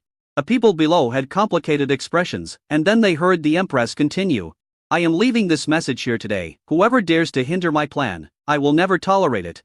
All of you, get out of here. If you dare to obstruct me again, I will kill you without mercy. Yu Yan was the greatest empress in more than 2,000 years. She was supported by the people and her majesty was so heavy that ordinary people could not bear it. Now seeing that the empress had made up her mind, no one dared to obstruct her openly, and instead tried to persuade her in a roundabout way. But no matter how they persuaded, they could not be persuaded. Thank you be inside, since your majesty is determined. We will naturally do our best. As soon as he opened his mouth, the matter was settled and no one dared to say anything more. Yu Yan nodded with satisfaction. When I am away, my mother will be the regent, and Prime Minister Feng will assist me. I will be back in a year at most. Everyone was helpless and could only cheer long live the emperor. However, these people reacted quickly since they couldn't stop the empress. They tried to find a way to go abroad with her. Merchants and officials who traveled here and there were full of praise for Day when they mentioned it, describing it as the only thing in the world who wouldn't want to go and see for themselves the most powerful country in Middle-earth. So everyone started arguing again. Yu Yan had a headache after hearing this. Stop arguing, I will write a list later. There is still half a month to prepare, everyone will have a chance. After hearing this, everyone stopped and became active. If you really want to be born, you naturally have to plan it well. For example, you have to do business. For example, sending the young talents of the family to Middle-earth to study. It would be best if they could settle down there, get married and have children, which can be regarded as expanding the family. Yu Yan didn't care what they thought. Thus started giving orders to arrange things to do after her visit. She cultivated a number of confidants, who were enough for her to firmly control the government and the trends in the world. In this way, even if I leave, nothing will go wrong as my mother will remain as regent. She was just thinking about what gift to give in return. Liu Yuan's thoughtful gift would not be beautiful if it was to cash away. Just as Yu Yan was thinking, something happened outside the city. Your Majesty, a meteorite has fallen from outer space and destroyed people's houses. Meteorite? Yu Yan was stunned. No one was injured? There are a lot of meteorites in Dayu, and meteorites fall almost every now and then. She has become accustomed to it. When she first came, she found it strange. After all, this was a product of the universe and she had never had the possibility of coming into contact with it before. It wasn't until later, when she saw the tons of meteorite iron stored in the national treasury, that she stopped caring much. Collect the meteorite iron, compensate for the damaged houses, or send a construction team to repair them. If that doesn't work, just tear down the houses and rebuild them. Yu Yan said lazily. Your Majesty, this meteorite seems to be a little different, the man from the astronomical department said. There are words on the meteorite this time. Oh, there are words. Wait. What words? Yu Yan frowned. Meteorite iron is not rare, but meteorite iron with words on it is extremely rare. Is it a coincidence? No, the people below are unsure, and the meteorite is still in the pit, said the person from the city and apartment. Yu Yan was also curious. She happened to be worrying about what to send to Lu Yuan when she heard about the meteorite. She immediately had an idea. Although China is vast and rich in resources, there must be a shortage of meteorite iron. How about using the meteorite iron to make a weapon for Lu Yuan? Let's go out of the palace and take a look. Yu Yan left the palace and soon arrived at a farmer's house in the suburbs. The people around have been isolated. The imperial guards also arrived. When the people from the city and apartment saw Yu Yan, they hurriedly saluted. No need to be so polite. Yu Yan waved his hand and strode into the farmer's house. A roof has been opened, so it doesn't block the view. There was a rather large kendong in the hall, with a silver semicircular body lying diagonally inside. One side has become charred due to friction from the air, but one thing is certain, it is not damaged. So big. Yu Yan was also secretly amazed. It might be like a millstone. After circling the semicircle, she found something on it. There are actually words. Yu Yan was stunned for a moment, and then his expression became serious. What is certain is that this semicircular body is definitely not a natural product. The meteorites fell in strange shapes. Those that can fall to the ground are all large meteors, and many of them are vaporized in the air. This thing has a smooth surface without any wear and tear. It will look the same when it goes up as when it comes down. Man-made. A complex look flashed across Yu Yan's eyes, and his heartbeat suddenly intensified. She had some vague guesses and became extremely nervous. Taking a deep breath, she squatted down and checked the font. When she saw the font clearly, she couldn't help but gasp. Chapter 628, Xiao Yanlong returns to Beijing. This is regular script. Pang Yu. This semicircular body is called Pang Yu no, 10,000. This is impossible. How is this possible? Yu Yan's face was full of shock, her breathing became rapid, and she was even a little confused looking at the things in front of her. Your Majesty, are you okay? No, this is impossible. How could there be such a thing here? It's ridiculous. Absolutely ridiculous. Yu Yan kept shaking her head, feeling that her worldview had been impacted. This incident was even more difficult to accept than her own time travel. The people around had never seen Yu Yan like this before, and they were all very worried. This thing in front of me seems not simple. After a while, Yu Yan calmed down and took deep breaths. She knew that something extraordinary was going to fall this time. Move this thing into my bedroom. Also keep today's incident to myself. If I get to know any of it, I will punish you severely. Yu Yan said in a deep voice. Yes, Your Majesty. On the other side, in Liangjing, following the issuance of Yi Dian, Li Yuan dispatched more than 100 teams to remote areas to popularize the law, aiming to let illiterate people understand the movements of the court to avoid being bullied by officials. In the past 2 months, initial results have been achieved. Li Yuan was also very satisfied with this efficiency. News came from the front line that Xiang Nu had led his troops to retreat to Enjing, 3,000 miles away. Achaiyan also gained a firm foothold in Pingjing.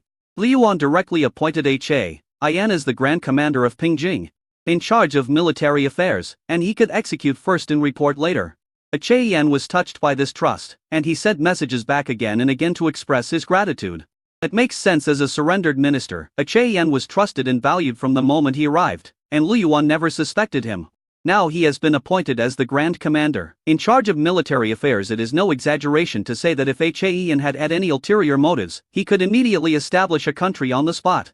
However, he is also a smart man who knows where his roots are, and will not do such short-sighted and stupid things. The good news is that Shang Wei led his troops to attack and recaptured Xiao Pass, killing 70,000 enemies and capturing 120,000 in one battle. Fu Yatianxing was defeated and retreated to the border with his army. A steady stream of prisoners were sent in, which greatly delayed several major projects. The first to be affected is the Water Conservancy project, which will be completed in another month and will further improve the environment of Liangjing. One is the north, which has recovered from the severe drought after years of transformation, although there is still little rain. With irrigation from Jingzhou and Yilongjiang rivers, planting and daily water use are no longer a problem. In time, it will be able to return to its pre-drought prosperity. The official roads are also being built very quickly. Thousands of miles of expressways around Jingzhou Prefecture have been completed. The next step is to connect the provinces at all levels, and then implement them one level at a time. In the end, the focus will definitely be on revitalizing the countryside. As long as the risk resistance of rural farmers is improved, the country's overall risk resistance will undoubtedly be improved. One is the construction of railway tracks, which was put on the agenda last year. With the advent of the internal combustion engine, you would be doing yourself a disservice if you didn't build a train. However, the good news does not point to just one. After this year's expansion, the output of military and civilian vehicles has reached a new level. Of course, the production of civilian cars is relatively simple, that is, or wheeled open-air vehicles similar to rickshaws, and the output is still quite high. You can already see many four-wheeled vehicles running around on the streets. The production of that kind of large military vehicle is acceptable. We have currently accumulated 100 small military vehicles, which is the success of the past 2 years. However, the technology is gradually maturing, and it won't be long before production capacity can be increased. He was looking forward to the thought of the army driving around in cat-and-cat cars. Li Yuan was also in a very good mood. Your Majesty, Xiao Yanlong requests to see you. Achai Tang stepped forward quickly as Yu Su gradually delegated power. Most of the work was now done by Achai Tang. Moreover, she was meticulous and excellent in her work. He records Li Yuan's daily work schedule very well and is more like Li Yuan's work assistant. Once, Li Yuan couldn't help but praise Hai Tang, which made Liu Su feel jealous. He's finally back, come on. Let him in, Li Yuan said. Not long after, Xiao Yanlong, looking exhausted, strode over. As soon as he returned to the capital, he took off his armor and went to the palace to meet the emperor. Then, he knelt on the ground like a golden mountain being pushed down and a jade pillar being overturned. Your humble servant, I pay my respects to your majesty. He went to war with Diaxia and had not returned for almost 2 years. When he came back, he was different again. If we say that he was a piece of unpolished jade in need of polishing before, then at this moment, he has been freed from all dross and has become a perfect person. It seems that his martial arts have reached the highest level again. This time he killed to his heart's content, and achieved many remarkable feats on the battlefield. All the knots in his heart were gone, and he became more radiant and energetic, and he made further progress. Looking at Li Yuan again, there was not only gratitude in his eyes, but also a hint of emotion. He made up his mind that he would follow him until death, and even if he died, he would stand by his side. Yanlong, thank you for your hard work after not seeing you for a long time. Li Yuan smiled and asked someone to give him a seat. It's not hard. Sharing your majesty's worries is the duty of a minister. Don't be too nervous. I have seen your efforts. I called you back this time because I have an important task for you, Li Yuan said. Xiao Yunlong was delighted. Compared to staying in Diaxia, he preferred fighting on the battlefield. Only in this way could he move forward courageously. Your majesty, please give your orders. Li Yuan nodded. You should know that Day is at war with the Xiongnu this time. It's either you or me. I sent Han to attack Pingjing. I see you should know that, right? I have read the report. Your majesty is a master at using troops. It's a pity that the Huns were cunning and allowed them to escape. Xiao Yulong had a look of regret on his face. When he talked about this, his admiration for Lu Yuan reached a new level in his opinion. This time it was simply because there were too many Huns. There were more than 2 million troops in the city, while Han had only 60,000 to 70,000 cavalry. Pingjing was also a populous city, and its area was even larger than Liangjing. Liangjing had many walk-up houses, so the people lived more densely, so its area was smaller than Pingjing. But its population was larger. The firepower could not cover it, and the fierce slaves were protected by the army and naturally escaped. This is not Han's fault. It can only be said that there are too many uncertain factors in the expedition. If you didn't catch him, you didn't catch him there. No need to make excuses. Of course, I'm not saying that Han did a bad job. On the contrary, he did better than I thought. This time, the enemy's morale was severely damaged, and the fierce slaves fled for 3,000 miles in a panic. This could be regarded as a demonstration of the morale and might of our day. Li Yuan paused, then looked at Xiao Yunlong. Yunlong, I have high hopes for you. In my heart, you are a true commander. I want you to lead a surprise force to attack in Jing directly. Do you have the courage? Chapter 629, Important Mission. This is indeed a heavy responsibility. Xiao Yunlong didn't even think twice and said, I am willing. The Xiongnu are nothing more than that. Li Yuan looked at him with admiration. However, this journey is thousands of miles away, and baggage is a big problem. Even if we travel at a fast speed, it will take 3 or 4 months. This period is full of uncertainties. Do you understand? There is no sure win battle, only invincible people. This war against the Xiongnu must be fought to support the war. I think we can send a few troops into the western barbarians to confuse their sight. Li Yuan listened to Xiao Yunlong's talk and nodded secretly. This was indeed a good plan. I give you 30. 0 people. How you use them is up to you. The fierce slaves have suffered a great loss, so they will definitely release the people and recruit soldiers on a large scale. Therefore there will definitely be a large number of guards inside Jing. Han's 100,000 troops failed to defeat the Xiongnu, so it would be extremely difficult to defeat them with 30,000 troops, Lu Yuan said. Xiao Yunlong thought for a while and said, a general can die in 100 battles, even if he dies in Jing. It is the honor of the soldiers. If we cannot take Jing, and I can only fight guerrilla warfare and harass them constantly, giving the brothers behind me a better opportunity. Well, don't be so stubborn.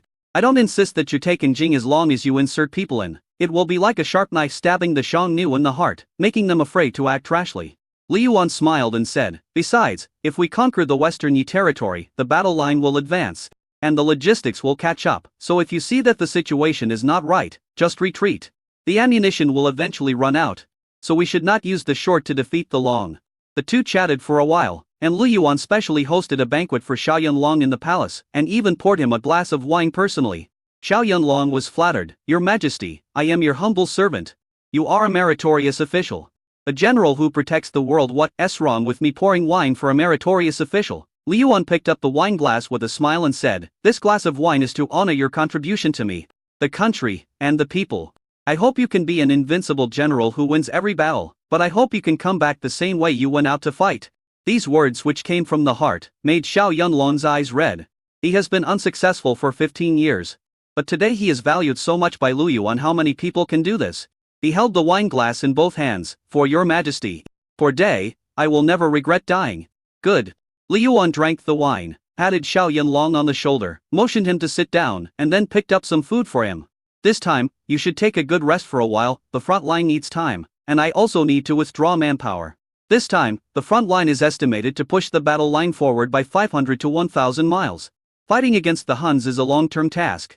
Moreover, the Xiongnu emperor was a very cunning man. He would never lead an army in person unless it was necessary in this respect. He was more like the emperor of our Middle-earth.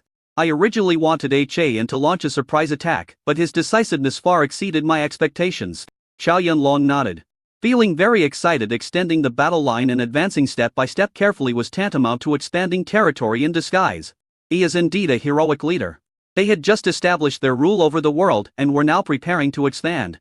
However, he thought about it and said, "Your Majesty, the world has just been unified. If we expand like this, will it be possible? I know what you are thinking. You are worried that I will indulge in war. But have I ever indulged in war?" Li Yuan laughed and said, "The people of Dai don't have to pay agricultural taxes or perform coercive labor. Why? Isn't it because we have high-yield crops and a lot of land? After removing the official land, the people can also get a lot of permanent land rights.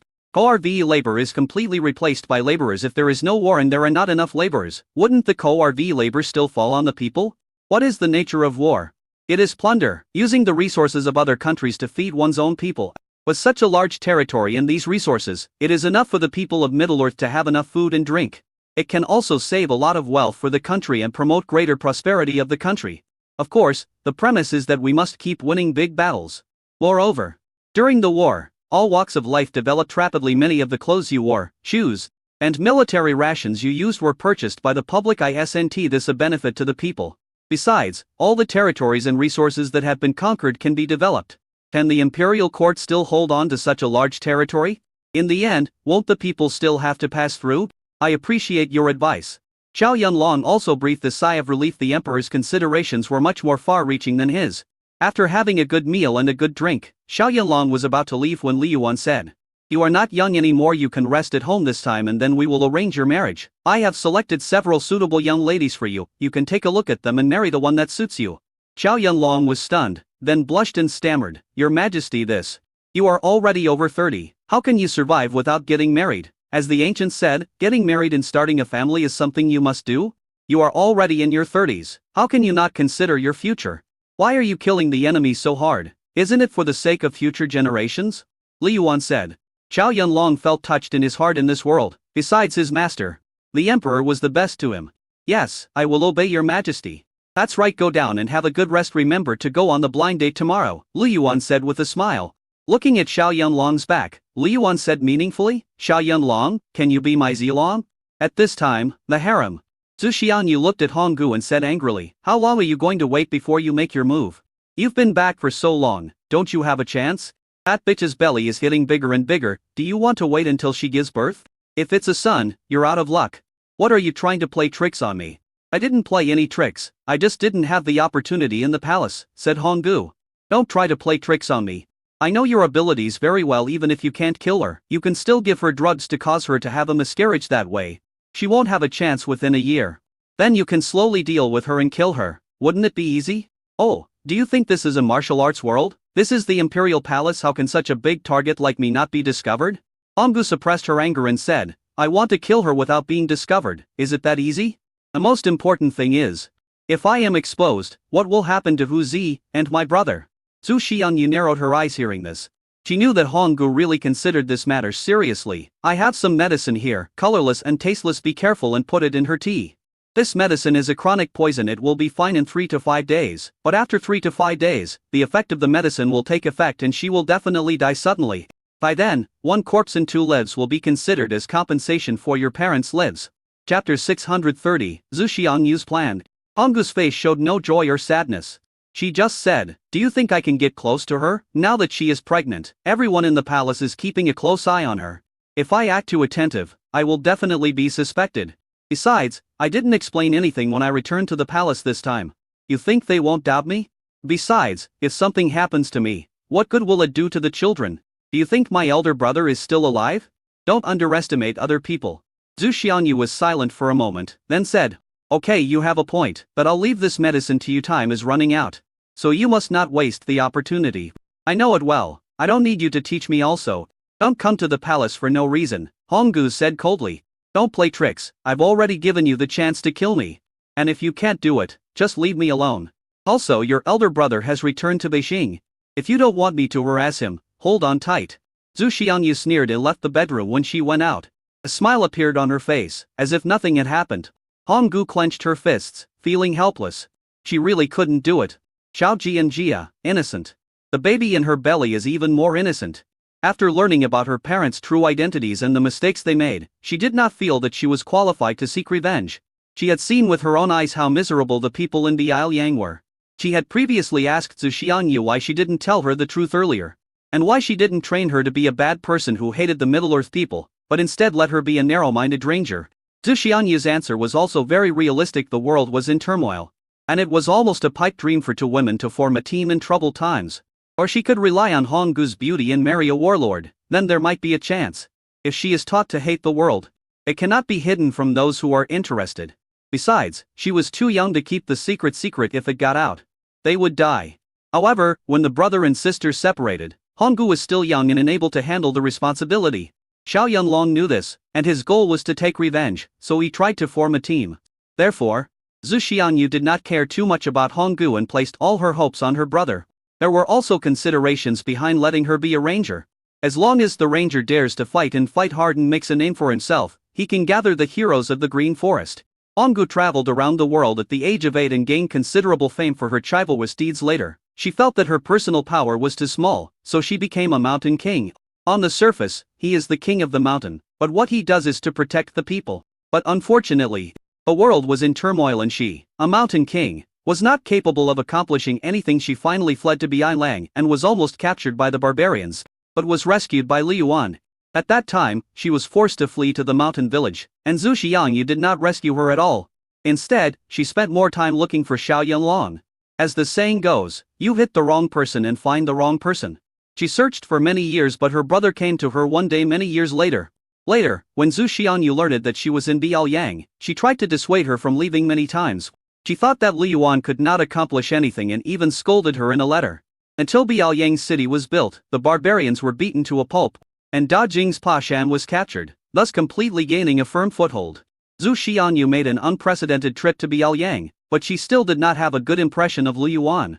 She felt that Biaoliang was desolate and sandwiched between the three kingdoms, and there was no hope for it to make a breakthrough. It was impossible for him, a county magistrate, to be transferred to the capital to serve as an official. But Honggu was stubborn and refused to listen, insisting on staying with Liu Yuan. Later, Biaoliang developed rapidly and Zhu Xiangyu saw hope. Although she didn't say it, she traveled more frequently. She asked Honggu to ask Liu Yuan for help. Honggu felt embarrassed at first, but could not resist her urging and persuasion, and finally told Liu Yuan about it. Liu Yuan immediately agreed to help her find her brother. This is what Liu Yuan said and did. Later, Liu Yuan became uncontrollable, and Zhu Xiangyu encouraged her to sacrifice herself. Honggu was in love with Liu Yuan from the bottom of her heart and didn't listen to her at all. She took care of Liu Yuan for several years later. Xiao Ji and Jia showed up with her child. She felt mixed emotions. She saw how good Liu Yuan was to Xiao Ji and Jia, and she felt envious but also inferior. Things became complicated after that. And while she was happy and excited to be able to enter the house, she also felt like a thief and was unworthy. After learning her identity, she fell to the bottom. What she had been doing throughout her life was actually being exploited in Zhu Xiangyu's eyes. She was just a tool to be used to get ahead. She only had her brother in her eyes. Perhaps in her eyes, women can never achieve anything. Of course, she was still grateful to Zhu Xiangyu for raising her, teaching her skills and not teaching her in the wrong way.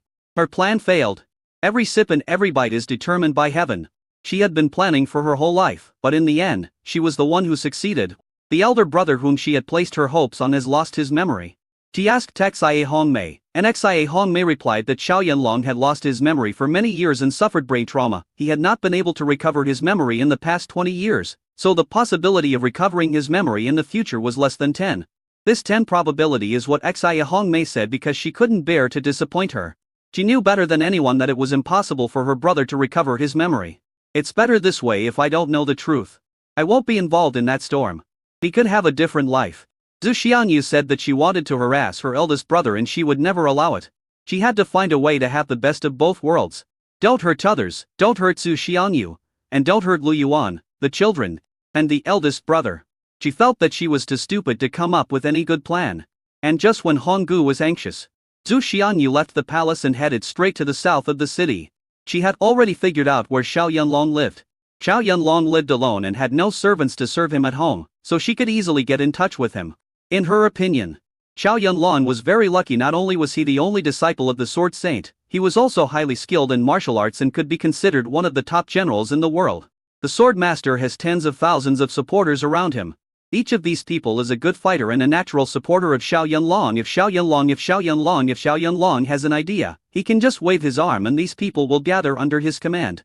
Of course, openly rebelling is the stupidest way. As long as Xiao Jianjia is killed, Hu Zi will have a natural advantage. Although he is a little slow, he will advance steadily and can usurp the country without anyone noticing. Of course, she didn't trust Xiao Jianjia. This evil creature had changed his heart. She thought that if she told her the truth, she would be ruthless, but she didn't expect that her indecision would break her heart. Therefore, when the time is right, she will still push Xiao Yunlong to the top. Although Hu Zi is good, Xiao Yunlong is the true love in her heart. Chapter 631, Hopes. A prerequisite is that Xiao Yunlong must recover his memory. Once he regains his memory, he will achieve great things. Zhu Xianyu has plenty of patience. She climbed into Xiao Yunlong's house and took a look. It was very clean. At this time, Xiao Yunlong came home from a blind date and was quite satisfied with the girl he met today. His Majesty arranged for girls for him, 3 of whom were daughters of ministers, and 1 was a girl from the Lu family. After much thought, he declined the first 3 and decided to get in touch with the woman from the Lu family. His current status does not make him suitable to marry a minister.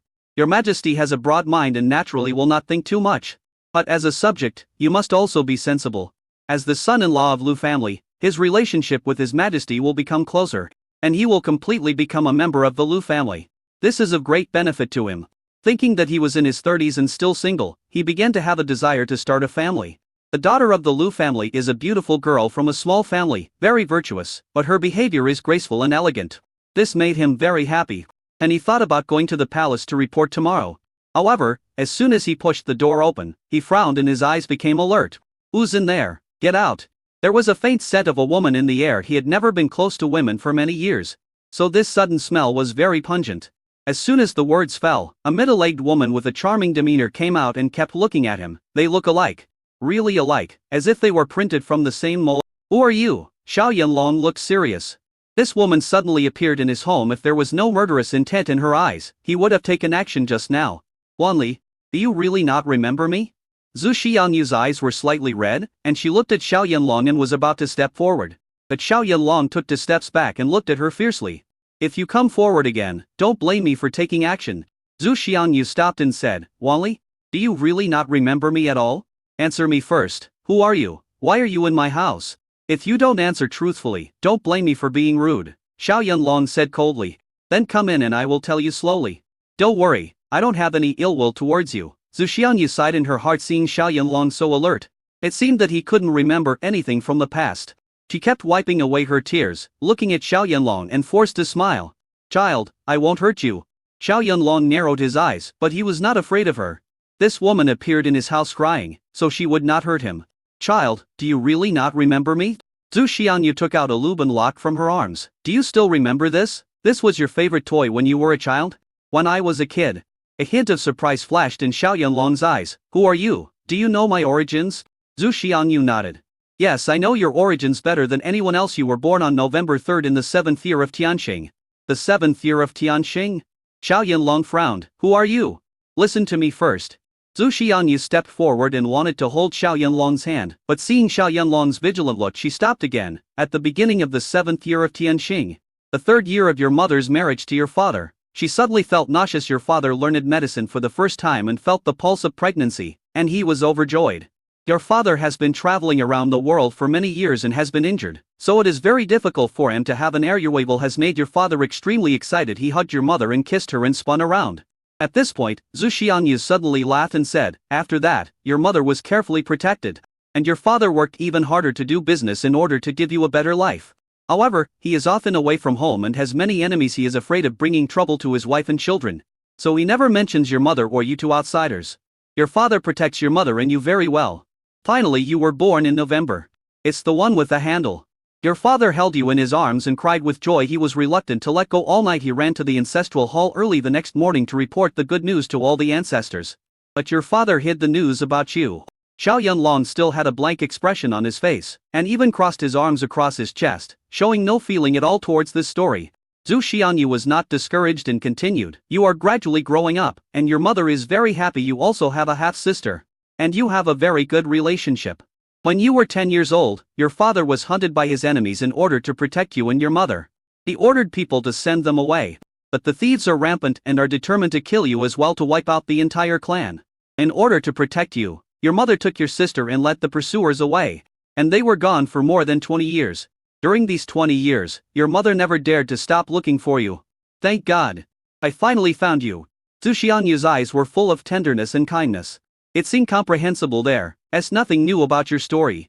After so many years, Xiao Yunlong no longer cared about his background. He had a master, a majesty, a future, and even the prospect of starting a family. It is ridiculous that someone suddenly comes out and says that he knows his own life experience. Zhu Xianyu was not expecting Xiao Yunlong's reaction. "You forgot, I don't blame you. It's your mother who didn't protect you and let you get hurt. But your mother will definitely take good care of you and pave the way for you in the future. That must be a road to heaven." Her eyes were determined. "Auntie, how did you get in? I won't hold you responsible, but if you continue to talk nonsense, I will have no choice but to hand you over to the authorities." Xiao Yunlong opened the door and made a gesture of invitation. "I guess you are not a bad person. I will give you a chance. If you come uninvited next time, I won't be so polite." Zhu Xianyu frowned slightly. She had expected Xiao Yunlong's resistance, but she didn't expect him to be so unkind, even indifferent. Yes, that was indifferent. So indifferent that he ignored her and did not take what she said to heart. "You don't want to care about your father's death. You don't want to avenge the annihilation of your family? You don't want to kill the thief back then?" Zhu Xianyu couldn't accept it, and she couldn't help feeling angry or disappointed. Xiao Yunlong just thought it was ridiculous. "I don't even know who you are. Why should I listen to you? I didn't kill you because I think you are not a bad person. But that doesn't mean I believe you. I am a person who doesn't like to be long-winded. As for my parents, please don't be upset if I say something extremely unethical. If it weren't for my master, I would have died long ago. The corpses were eaten by wolves, tigers and leopards. I might have had some crazy thoughts when I was a kid, but now, it doesn't matter." Chapter 632, Xiao Yunlong's Way. The master had never concealed his background, including the fact that he was adopted, which he had known since he was a child. When he was a child, he thought about learning martial arts and finding out his own origins. When he came down the mountain at the age of 10, he spent 15 years honing his skills in Prince Xin's palace. Although he was not reused during those 15 years, he had already shed his immaturity. Later, he joined Day and met a wise leader, and he was already satisfied. Some people say that people will be trapped for their entire lives by the things they did in their youth. But he wasn't too bothered. The master had been thinking all his life that the sword could become divine, but in the end, he let it go and found his true self. Logically speaking, he was a member of the royal family of Daqi. Seeing the Xiao family being slaughtered, he should have taken up his sword to seek revenge long ago. But he didn't. Just pursue what your heart desires. Perhaps influenced by his master, he no longer cared where he came from. This Middle-earth has been in turmoil for many years. And there are so many poor people who are without parents and homeless. He's just one of them, that's all. Nothing unique. The woman in front of him might have something to do with him, but he didn't care. If Xiao Yunlong was just a small follower, would she still come running to him crying to recognize him? Won't. There is no good thing in this world without reason. The first thing his master taught him was to face reality. Therefore, this woman must have some ulterior motive. Zhu Xianyu's body was shaking constantly, and she pointed at Xiao Yunlong, looking like she was betrayed. "That slut is like this, and so are you, you guys? You guys." She was so angry the Honggu she raised was like this. She didn't expect that Xiao Yunlong would be so cold and heartless. "Well, you are all rich now, you have all flattered the king and become rich, so it doesn't matter anymore." Zhu Xiangyu was heartbroken. Who would have thought that the child I had been looking for more than 20 years would end up with such an attitude? The hopeless Honggu is actually the one closest to the peak. She only needs to make a move to embrace wealth and power. But she just doesn't want it. Xiao Yunlong, the man she placed her greatest hope on, was cold-hearted and didn't care about her at all. Even if she tried to reason with him and appeal to his emotions, he still treated her like a stranger. "Oh my God, why do you do this to yourself?"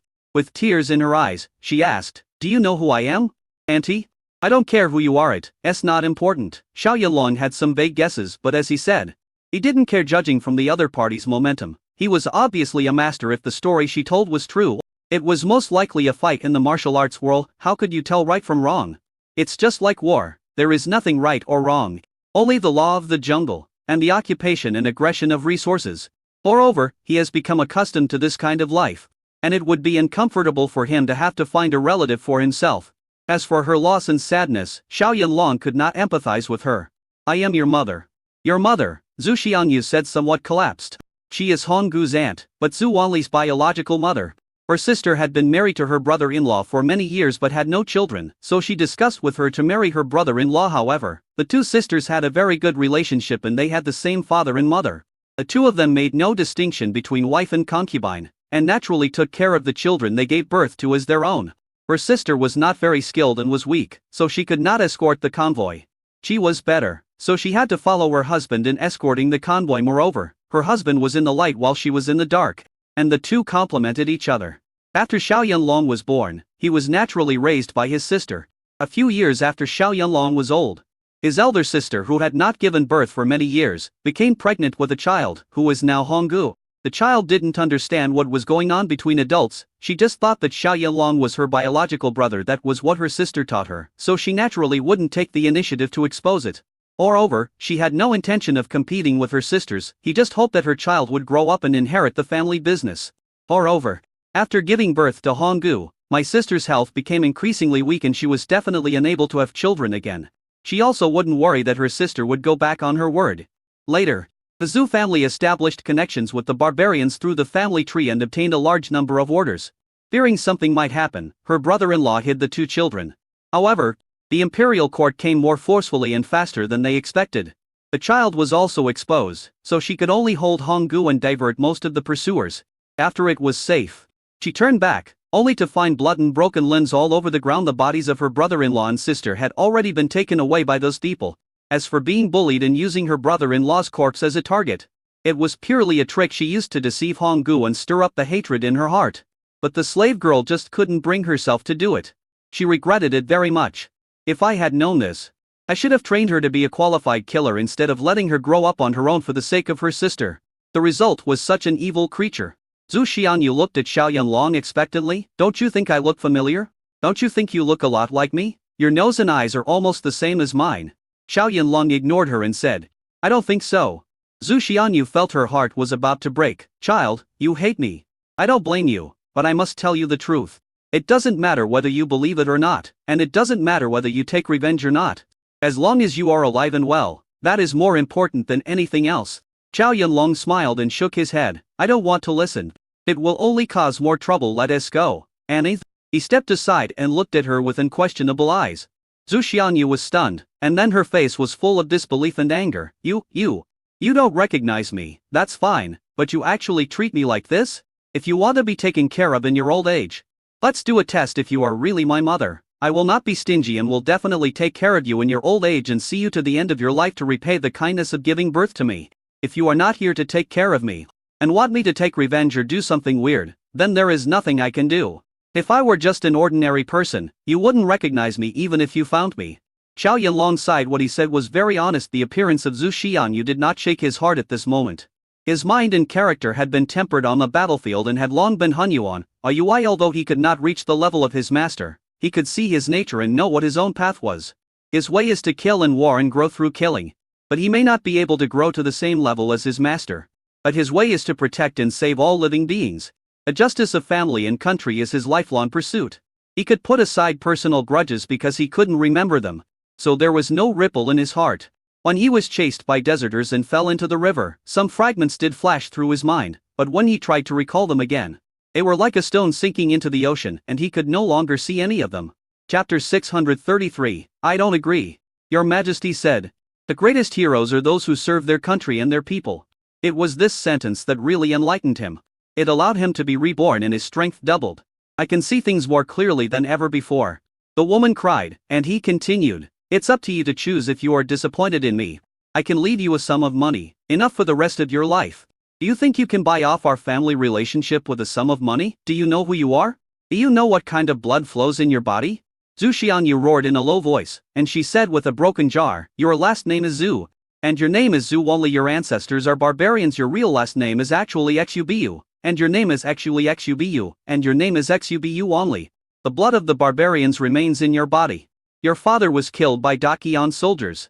Xiao Yanlong was slightly stunned, but he did not collapse like Honggu. Instead, he touched his chin and said, I see, thank you for telling me my true origins. Zhu Xianyu was stunned. You are not surprised at all? Why should I be surprised? Over the past 2 or 3,000 years, the grassland and Middle-earth have long been indistinguishable from each other. There are many foreign races in Middle-earth. Are these foreign races all people of Middle-earth? Some were Yi people who migrated from the west, and some were grassland people. There is a saying that goes, when a barbarian enters Middle-earth, he becomes a native of Middle-earth. After so many years, I have already become a native of Middle-earth. You showed me your family tree and asked me to identify my ancestors. I thought it was quite interesting. Xiao Yanlong thought he had a very great origin, but he didn't expect that it was this. There were countless foreigners under his master's command, and he recognized them all as uncle. She didn't care about his origins anymore. As for being killed by Daqian soldiers, I have a rough guess. Zhu Xiangyu was stunned again. Do you know the truth? It's just those few reasons you must have violated the law. Otherwise the soldiers wouldn't have surrounded you after all these years. You haven't forgotten your last name. I think you have ulterior motives. So even if I accept my identity and surname, if you ask me to take revenge, I don't know where to start. You can't let me join the Huns. Can you? After Xiao Yanlong knew his life story, he felt relieved and his body suddenly felt lighter, as if some shackles had been opened, which could not be seen or touched, but really existed. Even if I am a barbarian, at this moment, I am also a citizen of Middle-earth. Many people in Middle-earth have lived under the rule of the grasslands for a long time, and they consider themselves grassland people. This is the cultural difference. If we use bloodline to distinguish, then Day would have started a massacre long ago. Who dares to say whether his ancestors have any Hu blood? During the Warring States period, the 18 kings of the grassland founded their kingdom in Middle-earth. They had intermarried with other Middle-earth countries many times, and their bloodlines had long been mixed. 200 years ago, when invaded Middle-earth, how many bloodlines were left behind? How many people now identify with their own bloodline? Xiao Yanlong sighed. Remembering what His Majesty said, cultural identity is the real identity, and all identities based on blood will die out sooner or later. So, Middle-earth has experienced ups and downs over the past 2 or 3,000 years, but in the end it is still Middle-earth. The grassland remains grassland and has not grown. Zhu Xianyu was so angry that she couldn't speak. You this. She really couldn't say the word karma, and she was afraid of breaking up with her son, so she didn't dare to say it. She had thought of all the possibilities, but never this. This is my answer, so I can't give you what you want. And Daqian is no longer here. Who can I seek revenge on? Can't we look for the Daqian royal family? To be fair, if I were the emperor of Daqian, I would also mobilize troops if someone wanted to rebel against me. This is a righteous cause. How can you ask me to take revenge? Xiao Yanlong shook his head. It sounded inhumane, but in fact he was protecting her. Xiao has been castrated, except for those few people who are still fine. What else is there? Even if they wanted to take revenge, they were already in such a state of desolation. Therefore, it is better not to take revenge. What a righteous man. You are simply Day's loyal dog. If I knew I would give birth to someone like you, I would have drowned you in a basin of water. Zhu Xianyu completely collapsed and spoke without restraint. The successive blows broke her defenses. I'm going to report you. I'm going to make life difficult for you. I want you to. You don't need to report me. I will go to the palace to explain the situation to His Majesty. If His Majesty wants to punish me, I will be willing to die. With that, Xiao Yanlong turned around and left. No, don't go. Zhu Xianyu suddenly came to her senses, hurried forward to hold him, and kept begging, Child, I beg you, don't go. Something bad will happen. A is at war with the Xiongnu. If you tell him your true identity at this time, he will definitely not let you go. Xiao Yanlong said, This is not my way. I must live uprightly even if I die. It is still my way. He broke free from Zhu Xianyu's hand and strode away. Zhu Xianyu knelt on the ground, looking distraught. Honggu is disobedient. The son was also disobedient and even fell into the trap. Her body began to tremble uncontrollably because of fear. Don't go. Don't go, please, mother, please. Child, come back. However, Xiao Yanlong had already mounted his horse and disappeared from her sight. I shouldn't be so anxious. I shouldn't do that. I should be more gentle and slower. I was too anxious. Zhu Xianyu slapped herself hard, feeling extremely regretful. But now, she can no longer catch up with Xiao Yanlong. She was a little confused and didn't know what to do next. The string in her heart suddenly broke, and the breath that supported her to move on was completely gone. She seemed to have aged 10 years in an instant. At the same time, in Yongping Palace, Li Yuan was reading a novel when he had nothing to do. He would either exercise or read. After reading too many collections, it is quite interesting to read some folk novels occasionally. He is now hailed as the founder of folk novels. The entire industry is extremely prosperous, and it can be regarded as a contribution to the entertainment industry. Your Majesty, Xiao Yunlong is here. Let him in. But Li Yuan did not put down the novel in his hand. Soon, Xiao Yunlong came in and knelt on the ground. Your Majesty, I pay my respects to you. Yunlong, did your blind date go smoothly today? Are there any girls you like? Li Yuan asked. Your Majesty, today's girls are all daughters of wealthy families. They are beautiful, intelligent, and graceful. I like them very much. Which one do you like best? However, if you like them all, I can make the decision and let you marry them all. Anyway, now that the new marriage law has been promulgated, there is no distinction between the legal wife and the legal wife. Li Yuan was rubbing his hands together. And he was not doing it without a purpose, he just wanted Xiao Yunlong to be the pioneer of the new law and see the reactions of all parties. Chapter 634, A Big Plan. Xiao Yunlong smiled bitterly and said, I like the daughter of the Lu family the most, but your Majesty, I did not enter the palace to propose marriage. Oh? Li Yuan straightened his body, then you are. I have something to report to your Majesty. Explain. I seem to know my own life experience, Xiao Yunlong said. Li Yuan was slightly surprised. Do you remember what happened in the past? Xiao Yunlong thought for a while and said, yes, I remember something. I seem to be a descendant of the barbarians. And I have a younger sister. My parents seem to be doing business, and they committed some crimes, and were killed by the Qian army. A hint of surprise flashed in Wu Sun's eyes. Xiao Yunlong was so powerful, but he was actually a descendant of the barbarians? It's incredible. Although Li Yuan knew that he was Honggu's brother, he didn't know his identity. If Xiao Yunlong was a wild man, then Honggu was also a wild man. It was beyond Li Yuan's expectations. He seemed to have discovered something extraordinary. But there's a misunderstanding in your memory. You look no different from a Middle-earth person. That shouldn't be the case. That's what flashed through my mind. However, after so many years, I feel that I am a Middle-earth person. Even if they were really barbarians, that was more than 200 years ago. Xiao Yunlong sighed inwardly in front of that woman. He was indeed calm, but there were still some waves in his heart. He didn't want to hide it from His Majesty, but he also didn't want anything to happen to that woman if she was really his mother. That's why he said that he remembered it himself. Besides, some images did flash through his mind, although not many. Which one are you from? Li Yuan asked again. It should be Xubu, Xiao Yunlong said. Also, my surname should be Zhu. That's right. Li Yuan nodded. On the one hand, he was pleased with Xiao Yunlong's honesty, and on the other hand, he didn't actually care who Xiao Yunlong was. As long as he recognizes that he is a Yi person, it is more important than anything else. Li Yuan was just wondering whether Honggu knew his identity. She must have known her identity. Li Yuan's eyes were also somewhat complicated, and he said, whether you are Xubu, Xiao, or Zhu, it doesn't matter. What is important is whether you recognize yourself as a Middle-earth person and a day person. I, as a humble official, naturally recognize my own identity and have never thought of betraying your Majesty or the country.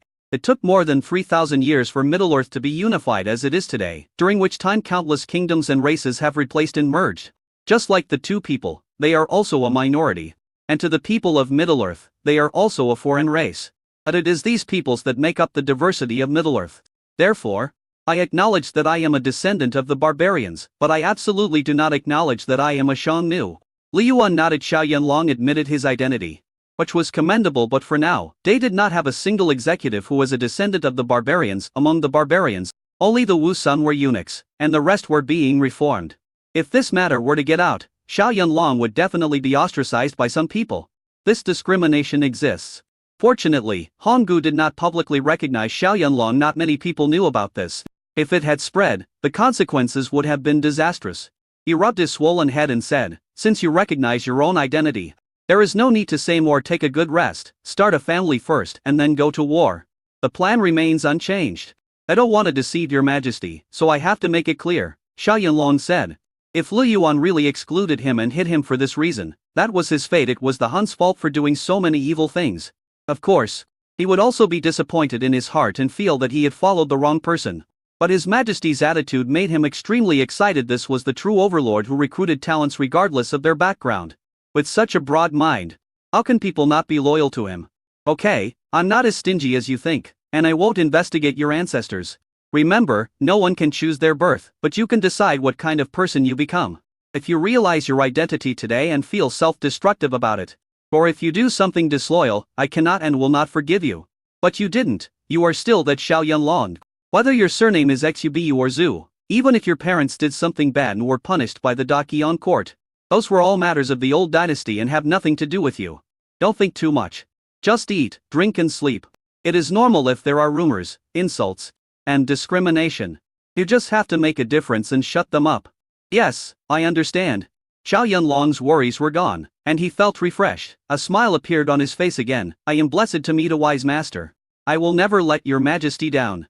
Li Yuan smiled and nodded. Since you like the daughter of the Lu family, then I will grant you the marriage. Go back and prepare, and I will be your groom. I originally wanted to let Xiao Yanlong try out the new method on himself, but now it seems I have to give up. I thank you for your grace. Xiao Yanlong left the palace feeling relaxed. Che Tang turned around and came to Li Yuan and whispered a few words. Li Yuan was thoughtful. It seems that my guess was correct. The root cause lies with that Sushianyu Honggu's reaction was really too big. I think it was because of what she said. Li Yuan was a little angry, but he was not angry about Honggu's identity. He was angry that she did not tell him such an important thing, but instead endured it silently. Her intuition told her that Honggu must have something more important to tell her when she returned to the palace this time. Xiao Yanlong said that his parents were businessmen, but because of certain things they offended the imperial court, they were punished. This point does make sense. Those who chased and killed Honggu back then were imperial soldiers. So for all these years, she searched everywhere but couldn't find the real murderer. One possibility is that the person who presided over this incident has died, or that Zhu Xiangyu did not tell her the truth. There is a big plot here. He issued a death order, not allowing what Xiao Yanlong said today to be spread, otherwise everyone present today would be killed. No one dares to gossip because no one wants to die. Let's go and see Honggu. Li Yuan stood up. Honggu was in the garden of the bedroom at this time, staring blankly at the fish fighting for food in the lake. Her eyes, which had been bright and lively before, were now dull and lifeless, as if she had lost all her energy. Your Majesty. His Majesty is here, the maid beside her reminded.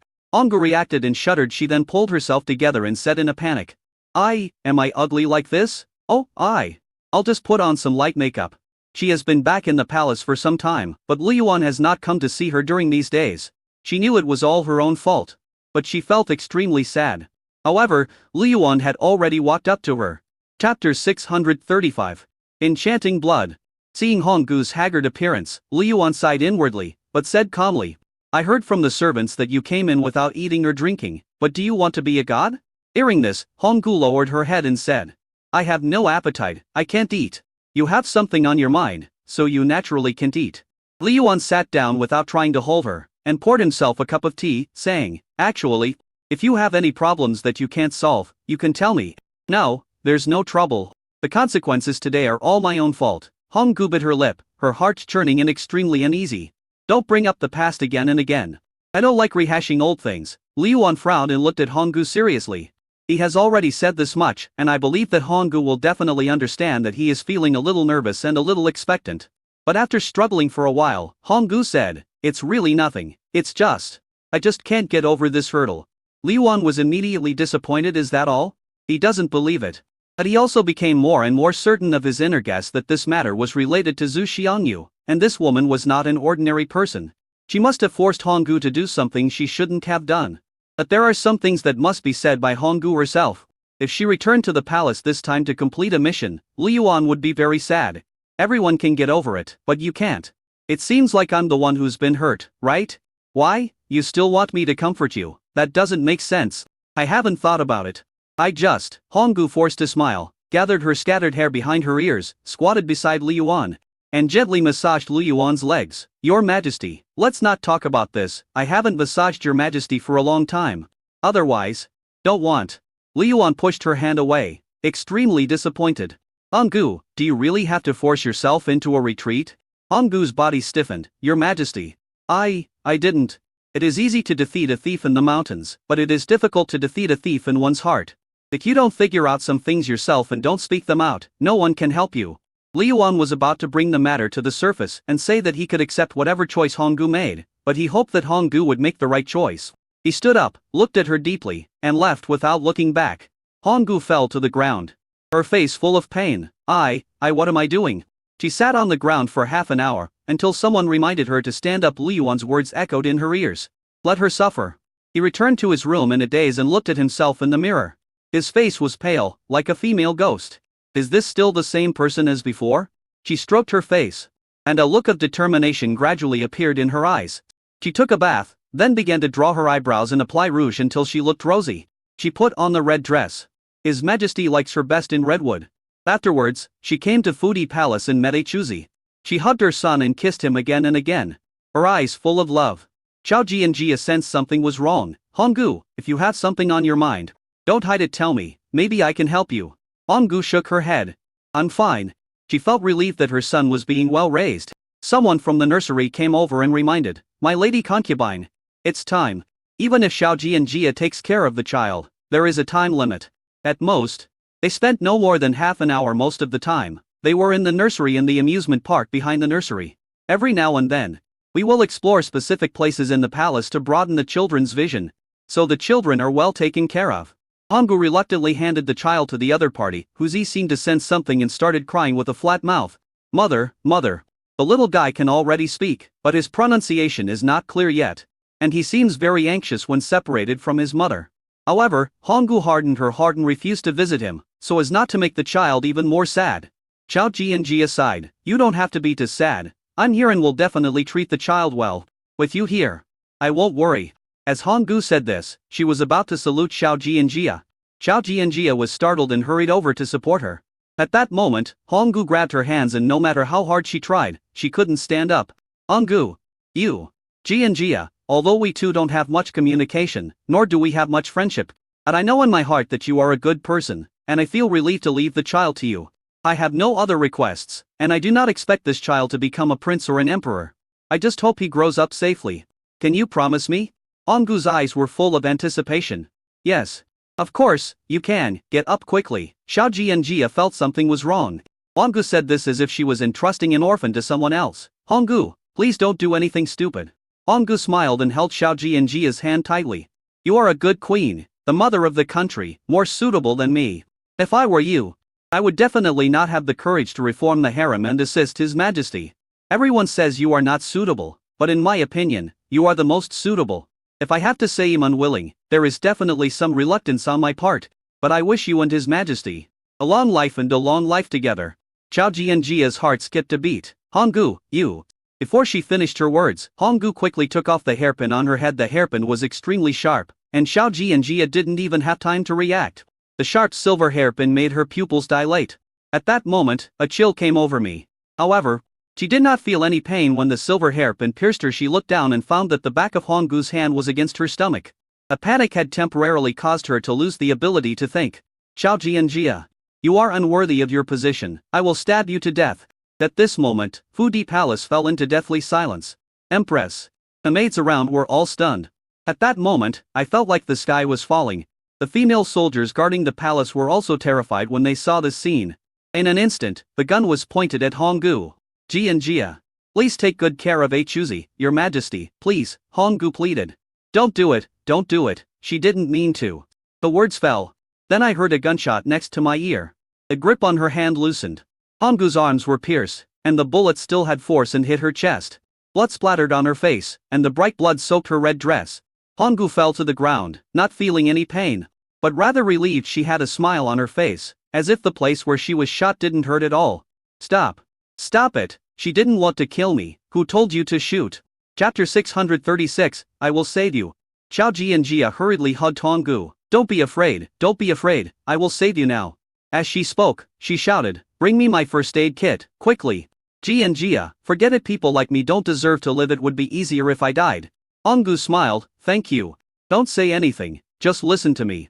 I'm a doctor, if I say I want to save you, I must save you.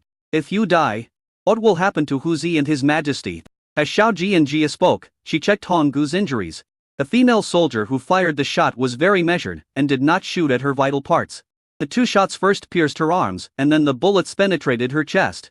The medicine box was brought, and she hurriedly took out the scissors from it. Go and inform His Majesty and call the imperial physician. Quickly. The Fuji Palace is in a mess. The sudden gunshot also alarmed many people, but Xiaoji and Jia didn't have time to think about it. She just wanted to save Honggu. Ji and Jia, shut up. Don't distract me. Xiao Ji and Jia said angrily. Do you know how irresponsible you are? You are Hu's biological mother? No matter how good I am to him, he is not my flesh and blood. If he knew that his mother died in front of me, do you think he wouldn't hate me? You think things are this simple. There is nothing that cannot be overcome, except life and death. After saying that, she stopped talking and cut open her collar, looking at the bleeding wound. She didn't dare to take out the bullet rashly after all. She didn't know whether the bullet had injured the lungs. But judging from the location, it is quite far from the heart. Hurry up and prepare the blood. Make sure there is enough blood. I remember that Honggu's blood is number 3, and Gongyan's blood is number 3. Come out and donate blood immediately. Just give me 200 milliliters, and I will reward you handsomely. After this was said, quite a few people stood up and said, I am a blood type 3. Me too. When Xiao Ji and Jia had nothing to do, she also trained a lot of professionals. At least the maids around her knew some medical skills, so drawing blood was no problem. Someone bring the stretcher over here and carry Honggu to my medical laboratory. Xiao Ji and Jia took a deep breath, quickly took off her coat, took out her white coat, put on her hat, and disinfected herself with alcohol. Soon, Honggu was pushed into the laboratory, where there were many drugs, including anesthetics. There is also a complete set of surgical tools. Turn on the lights, prepare for surgery now. There's no time to wait for them. Help me. Honggu, don't be afraid. I'm here, and nothing will happen. These were the last words Honggu heard before she fell into a coma. At this time, Li Yuan was feeling uneasy. He could neither read memorials nor novels. What's wrong with me? Li Yuan was a little annoyed. At this moment, someone from Fudi Palace came running over. His name was Xiao Dezi, a young eunuch trained by Ma Sin Bao himself. Your Majesty, something big has happened, something big has happened. Li Yuan knew him. Xiao Dezi, what happened? My lady concubine, assassinate the queen. Before Xiao Dezi could finish his words, Li Yuan rushed out of Yongping Palace. Liu Su was also horrified. Without thinking too much, she quickly followed. Li Yuan's face turned pale, and he felt indescribable disappointment and anger in his heart. How could Honggu? Is it because the Zhu family was wiped out by government soldiers that he vented his anger on Xiao Ji and Jia? He couldn't figure it out. He really couldn't figure it out at that time. Xiao Ji and Jia had just been born not long ago, right? His mind was in a mess and he was extremely panicked. Xiao Ji and Jia and Honggu are both people he cares about very much. Not to mention, Xiao Ji and Jia is pregnant. When he arrived at Fudi Palace, Li Yuan only saw blood on the ground, but no Xiao Ji and Jia and Honggu. Where are the people? Where is the queen? Li Yuan had never been so panicked in his life. Your Majesty, the queen is in the laboratory, performing surgery on the imperial concubine. But palace servant tremblingly recounted what happened. The 2 female soldiers who fired the shots were still kneeling on the ground, looking at Li Yuan in confusion. Li Yuan glanced at the 2 female soldiers, and the panic in his heart dissipated a little. You two, get up. Protecting the queen is your duty. There is nothing wrong with shooting. Get up.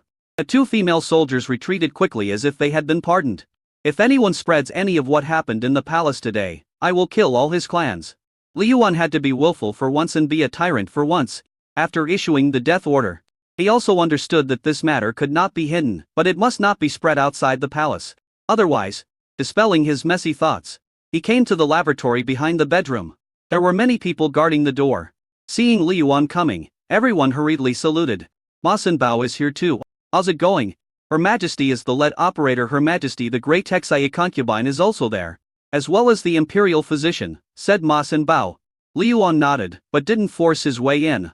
Xia Hongmei, Xiao Ji and Ji and the imperial physician are basically the top configuration for large leaf surgery. If they can't save Honggu, then few people can. The people around didn't dare to breathe, for fear of disturbing Li Yuan. Li Yuan sat there, motionless, like a sculpture. Soon, Su Xiue, who received the news, came. Looking at Li Yuan, he was also very angry. You, what can I say about you? Li Yuan said nothing. How is the person? Rescue again. Li Yuan whispered. How could such a thing happen? It's really. Su Xiue was also nervous, but thinking that the situation was already so chaotic, she didn't make things worse but said, whether she is dead or alive, I will never recognize this daughter-in-law again. Absolutely not. Li Yuan said angrily. Let's find out what happened first. Su Xiue snorted. She had heard what Honggu said before she took action. If this isn't jealousy, what is? It was inserted into Xiao Ji and Jia's stomach when she heard the news. She was frightened to death. Even so, Xiao Ji and Jia still had to perform surgery to save her. I felt more and more in agreement with Xiao Ji and Jia. As time passed, Li Yuan became more and more irritated. Finally, after another hour, the door of the room opened. Xiao Ji and Jia walked out exhausted. His eyes locked on Li Yuan. Your Majesty, the operation was successful. Honggu is fine, but her arms are seriously injured. The bullet got stuck in her ribs and did not injure her lungs. So there won't be any major sequelae. After saying that, she leaned against the door weakly, feeling dizzy. Amid the exclamations of the crowd, he fell backwards. Ji and Jia, Suxiui exclaimed and rushed over quickly. It was Ma Sin Bao who was quick-witted and quick-handed, and he took the blame for Xiao Ji and Jia. Your Majesty, Your Majesty. Chapter 637, A Difference of One Thought. Ma San Bao was so frightened that his soul almost died. My queen.